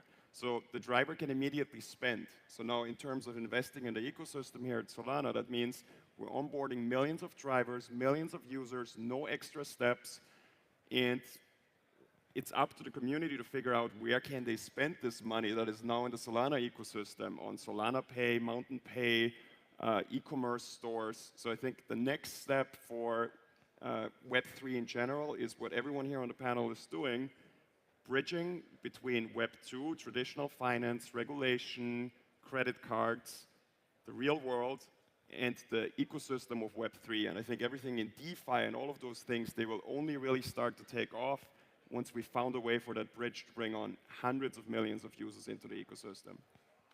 That's great. So kind of for our last topic, I kind of want to talk about the counterparts in the Web2 space, whether it's Google Maps or Uber or just T-Mobile, who you guys actually, I think, have done some work with. But there's about 8 billion people on the planet, but not even a billion people have used crypto yet. Like most people think it's in like 2 million people use like a general purpose blockchain every day. So to get those people onboarded, for crypto to be successful, do we need to onboard billions and billions of people? Or is crypto kind of this niche thing where it's like this little part of the world that needs permissionlessness, that needs decentralized services, is what we're ultimately servicing? That might be different for different networks, but I'm kind of wondering how you guys think about that. Do you have a synergy with Google Maps, or do you have kind of like a competitiveness with them where you're the next iteration of them? You can take it away. Yeah. Well, first of all, in terms of just broadly speaking, the billion or 2 billion people who ultimately are going to use Hivemapper and interact with our data and our maps probably won't even know that the thing was built through crypto, right? So crypto is really like how the map gets built and all the incentive mechanisms and protocols around that, and there'll be like a couple million people building and maintaining the map. But the billions of people who are using the map won't know, right? Like when we go in and talk to customers today, we don't lead with crypto, right? We lead with things like freshness, okay? Here's why we're fresher than Google Maps, right? Here's why we can expand our coverage to many more cities and countries over the world, right? And here's our quality bar, right? And that's what they care about. Like, they don't care about the crypto stuff. Like, actually, like, you're better off not talking about the crypto stuff because it'll scare their CFO. So, yeah, so getting back to your core question, though, in terms of Google Maps, yes, ultimately, we are a competitor. Right now, there's not going to be a customer that's going to be like, I'm going to rip out Google Maps and put Hivemapper in. That's not realistic. It'll be like what we're seeing right now where the customer's like, OK, yes, I use Google Maps, but I want to add my own additional layer, and I'm going to use Hivemapper for that. That's one example. Or in this specific region where Google Street View is not providing me good coverage or good freshness or good quality, I'm going to use Hivemapper, but I'm not going to use it everywhere yet. So I think it'll be a gradual shift over time, not like a turn off, turn on. Then there's this whole question of like AR and VR, where the freshness factors, or the freshness criteria, I should say, are much, much higher than what Google will do, right? And that just has to do with like the mapping pipeline and the mapping process they have, which is very much centered around the Google Street View cars. So every Google Street View car costs about $500,000. A Hivemapper dash cam is roughly $500. Yeah. Right. So we can put 1 million dash cams, right, for $500 million. For $500 million, they get 1,000 Google Street View cars. Daniel, if you want to go.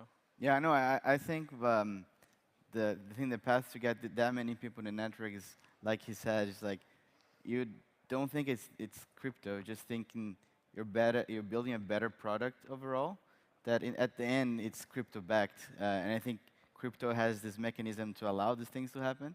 It's still a very hard problem to solve. To make it simple, just look how long it took the internet to become something that we use today, right? And I think crypto is moving much faster than the internet was before. And by not thinking it's crypto, by building better tools and better services, it's going to be a natural transition. It's going to take time. I mean, it's happening, right? Helium had 1 million hotspots in like 2 years. The growth like exponential. So I think we're going towards the right like direction. Paul, if you want to go, and then we'll wrap up with the buy. Absolutely. So I think to get into the mainstream, we gotta build like the full infrastructure, and then we can actually collaborate on these things together to go further, right? So if you want to make an efficient ride-sharing network, you need things like proof of location. You need to actually, if a driver app, an open source app reports their location, that's good, but they could have a different version that reports a different location. With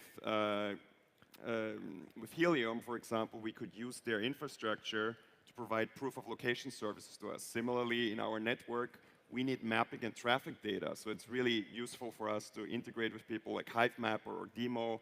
So I think there's a lot of infrastructure being built in parallel that will all of us help together serve a mainstream audience. And the mainstream audience might not even know that crypto is involved. Like, you might just have a wallet, and if you don't want to do anything with crypto, in our case, you push a button and it ends up in your bank account just like before.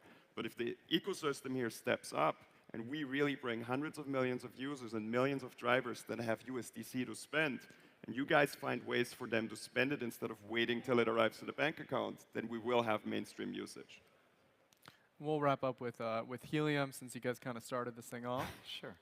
Yeah, I mean, I think we all know in this room that this whole thing is still just an experiment. We're still very early in building this infrastructure, and we should all acknowledge that there are billions of people that just don't have access, and they don't have access to a lot of things. I know certainly, for us, it's really around connectivity and sort of getting connectivity to everyone, and doing that in a really capital efficient way. And I think it is important that the other parts of this need to be done as well, and in crypto infrastructure, I think onboarding and offboarding is really important. Until we all use USDC or maybe some other stable coin for our day-to-day lives to buy our fruits or pay for our kids' schools or whatever. All that infrastructure still needs to be built, and we're all building in parallel. I think that is maybe the most interesting thing. I think there's a ton of smart people who've come from traditional companies, a lot of new people that have never experienced these sort of traditional companies, and just fundamentally believe there should be a better way to build these things. And we're all kind of coming together, and we're saying that this is sort of a new world and a new way of doing things, that we are really on this journey together, and really I feel lucky to be part of a community like this that just wants to try something new and do it the right way and bring as many people together as possible. And I think that's how we bring this to all 7 billion people or whatever in the world. So most people don't realize we're actually a customer of Helium, right? So we actually are providing proof of location using Helium Network. And we were just talking about this a couple weeks ago, where it's there's no other service that could have done that at the cost that they're doing it at, right? So I think we spend probably next year maybe $100,000, $150,000, which in the grand scheme of things is nothing. Yeah. Given the fact that for a map you have to trust the data, and without that proof of location you can't trust the data. That's great. So that about does it for us. This has been Why Decentralized Data Networks Matter. Thank you for joining us. I'm Walter from Galaxy, and I think we've got someone coming up next. So thank you. Thanks, everyone. Thanks, guys.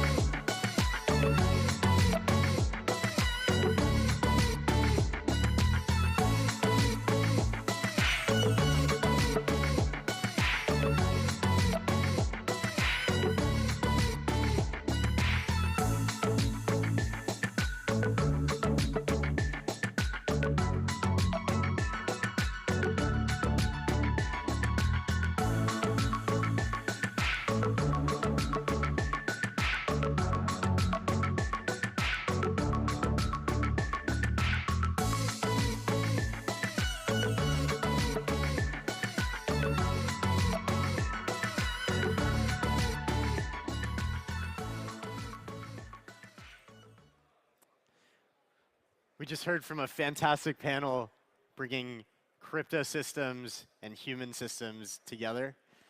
Our next panel is all about human-centered design for crypto. So I'd love to welcome to the stage my dear friends, Ori and Yutaro.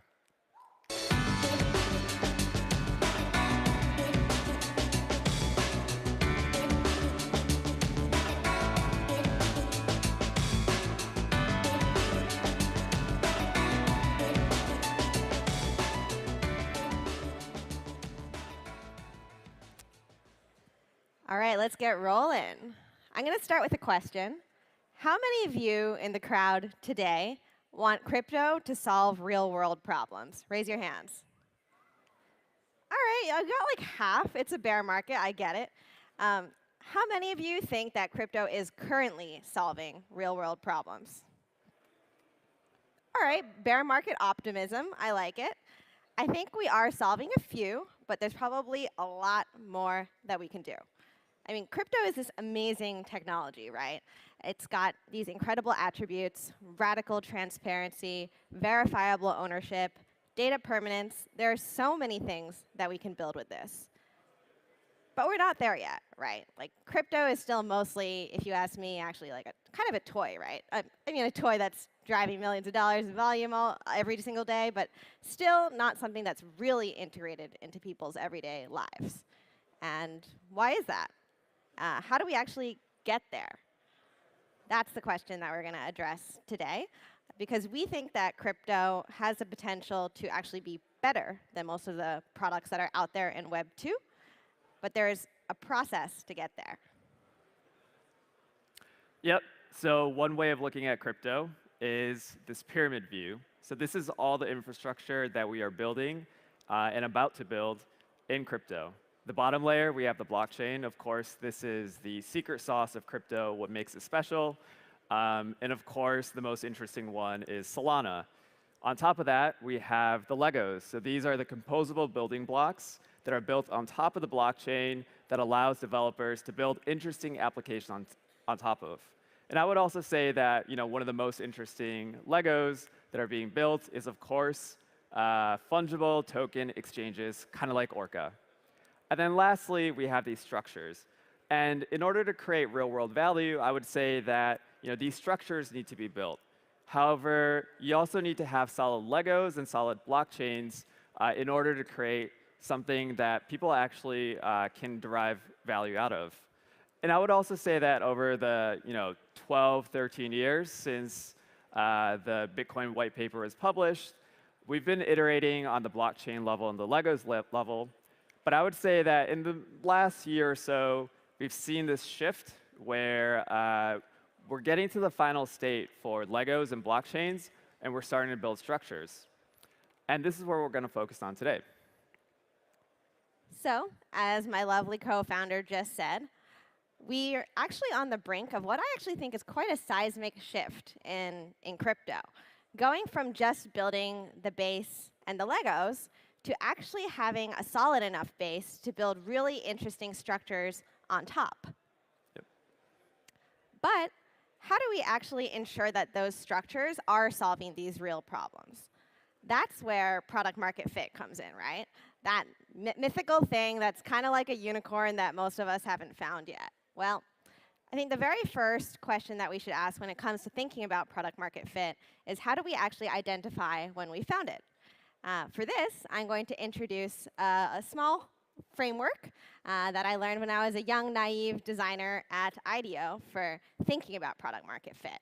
And it really boils down to these three adjectives: desirable, feasible, viable.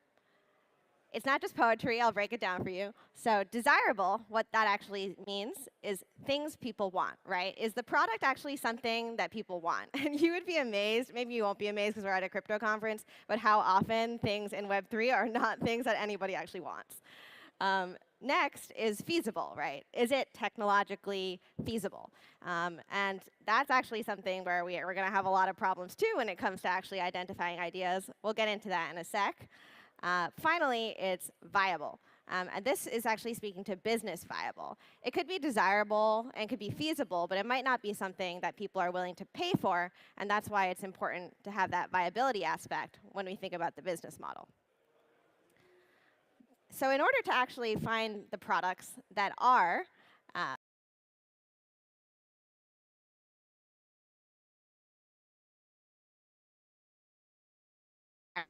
therefore I also call the human-centered design process. So it looks something like this kind of roller coaster wave.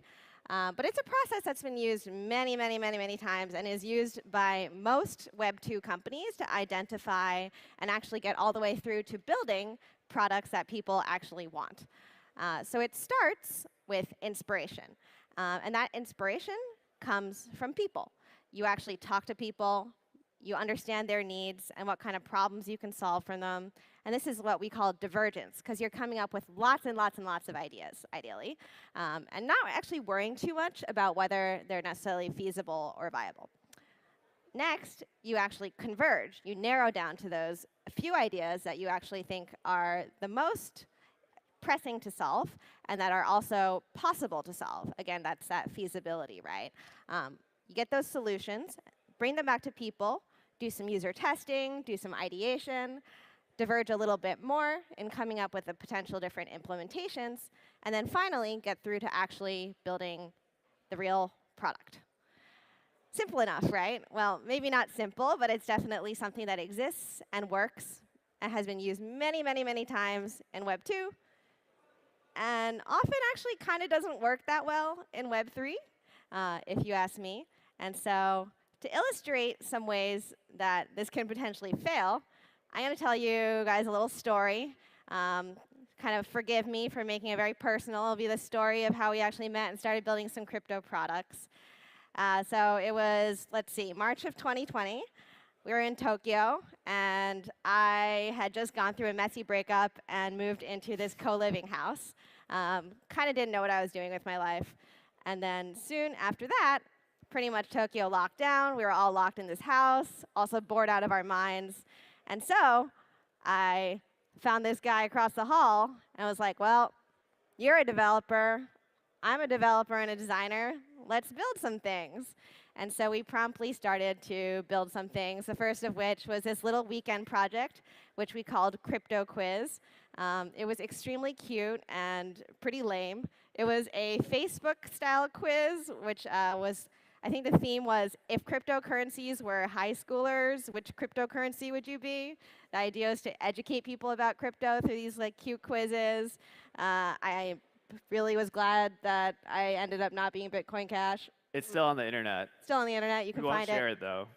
Unfortunately, though, we posted it on Hacker News, and promptly there were crickets because nobody cared, because this is like the classic example of something that didn't use a human-centered design process and therefore was not desirable, feasible, or viable. What it did teach us, however, is that we really liked working together and building stuff related to crypto. So soon after that, we went and built our second project, which was actually called Wallaroo, a high-interest savings app style thing on Ethereum, our very first DeFi app, which was actually backed by lending out DAI on Aave under the hood. And we actually did build this. It was a working app. It was definitely desirable, did lots of user testing. People wanted this like kind of simple interface to be able to get yield. It was actually feasible as well. You know, we built it, and it worked. But it was also peak DeFi summer, so very quickly it became not business viable because nobody wants to pay $50 in gas to deposit like $20 to earn interest on, right? So again, importance of thinking about all three angles: desirable, feasible, viable. Yeah, and the constraints of blockchains and that making it difficult to develop applications, especially applications that everyday people care about. And the difficulty of that was something that I kind of internalized, but it wasn't really something that I could verbalize very well. So whenever we kind of like got together and brainstormed ideas, even after we initially launched Orca, it would always go something kind of like this. Ori would say, hey, wouldn't it be cool if we could do X? And I would say, no, you can't really do that. Blockchains are too slow. And then Ori would say, OK, fine. How about Y? Wouldn't that be really cool? And I would say, no, because there's a Sybil problem, and attackers will just like maliciously create an infinite number of addresses and attack it. And this kept on happening over and over again. But what we realized after a while was that Ori was taking this human-centered approach and starting with the first step, which was just coming up with ideas that users would want without being constrained by kind of feasibility. And we realized that wasn't the right approach. So today we're actually going to propose a small tweak to the human-centered design process. which is potentially actually a little controversial for those who believe in it, but it's actually to start by asking, what can we feasibly build? So you're still going to talk to people throughout, but you're going to first start by identifying what's actually feasible to build with crypto, if your goal is to build something in crypto, right?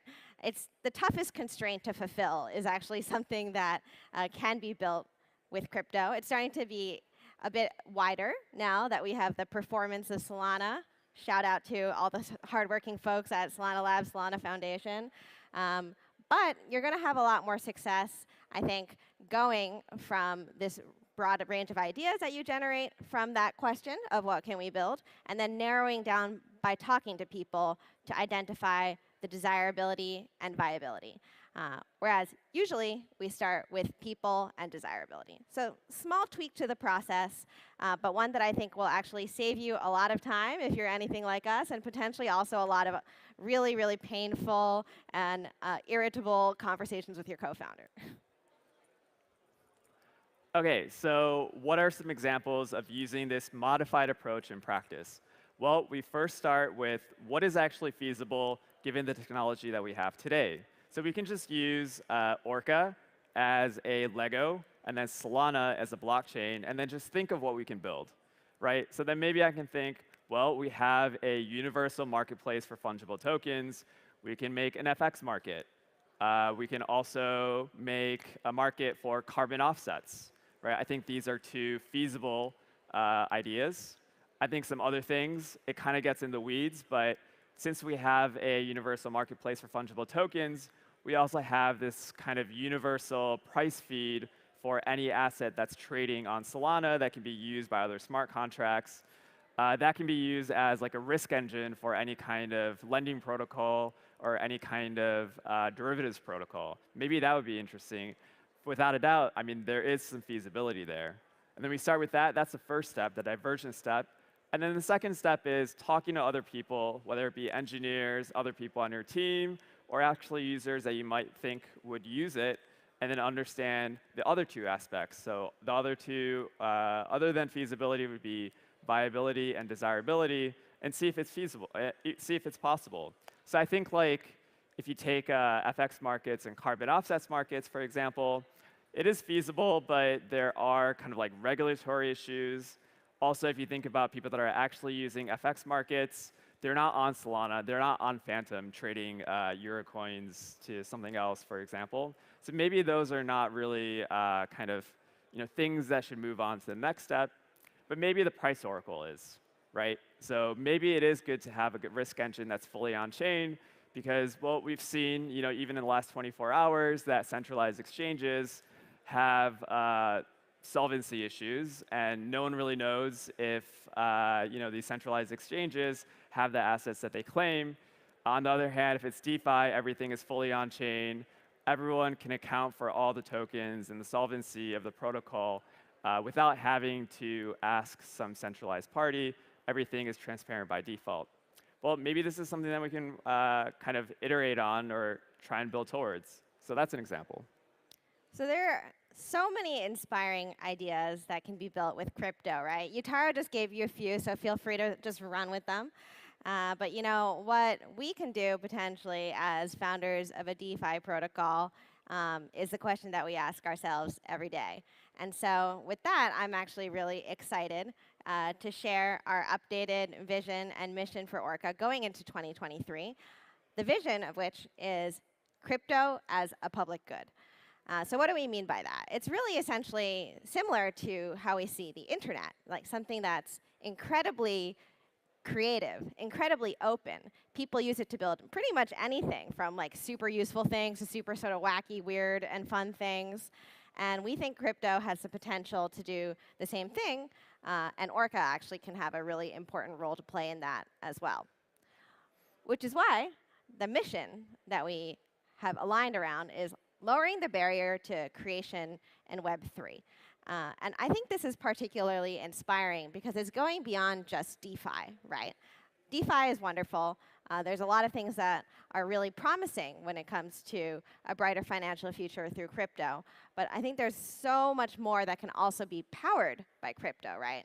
Everything from we're starting to see real estate, games, Yutaro mentioned like carbon marketplaces, and I think this mission speaks to that. But Yutaro, why is a crypto marketplace actually important for creators in Web3? And what does that success look like? Yeah, I mean, when you think about what can actually be done on blockchain, I think we all kind of understand this, but it can't be good for everything. It's good for kind of a certain set of things, but it's incredibly good at it, right? So whether it be primarily kind of like payments it's good at, or the exchange of fungible or non-fungible tokens, those are also things that they're good at, and then composing those things together.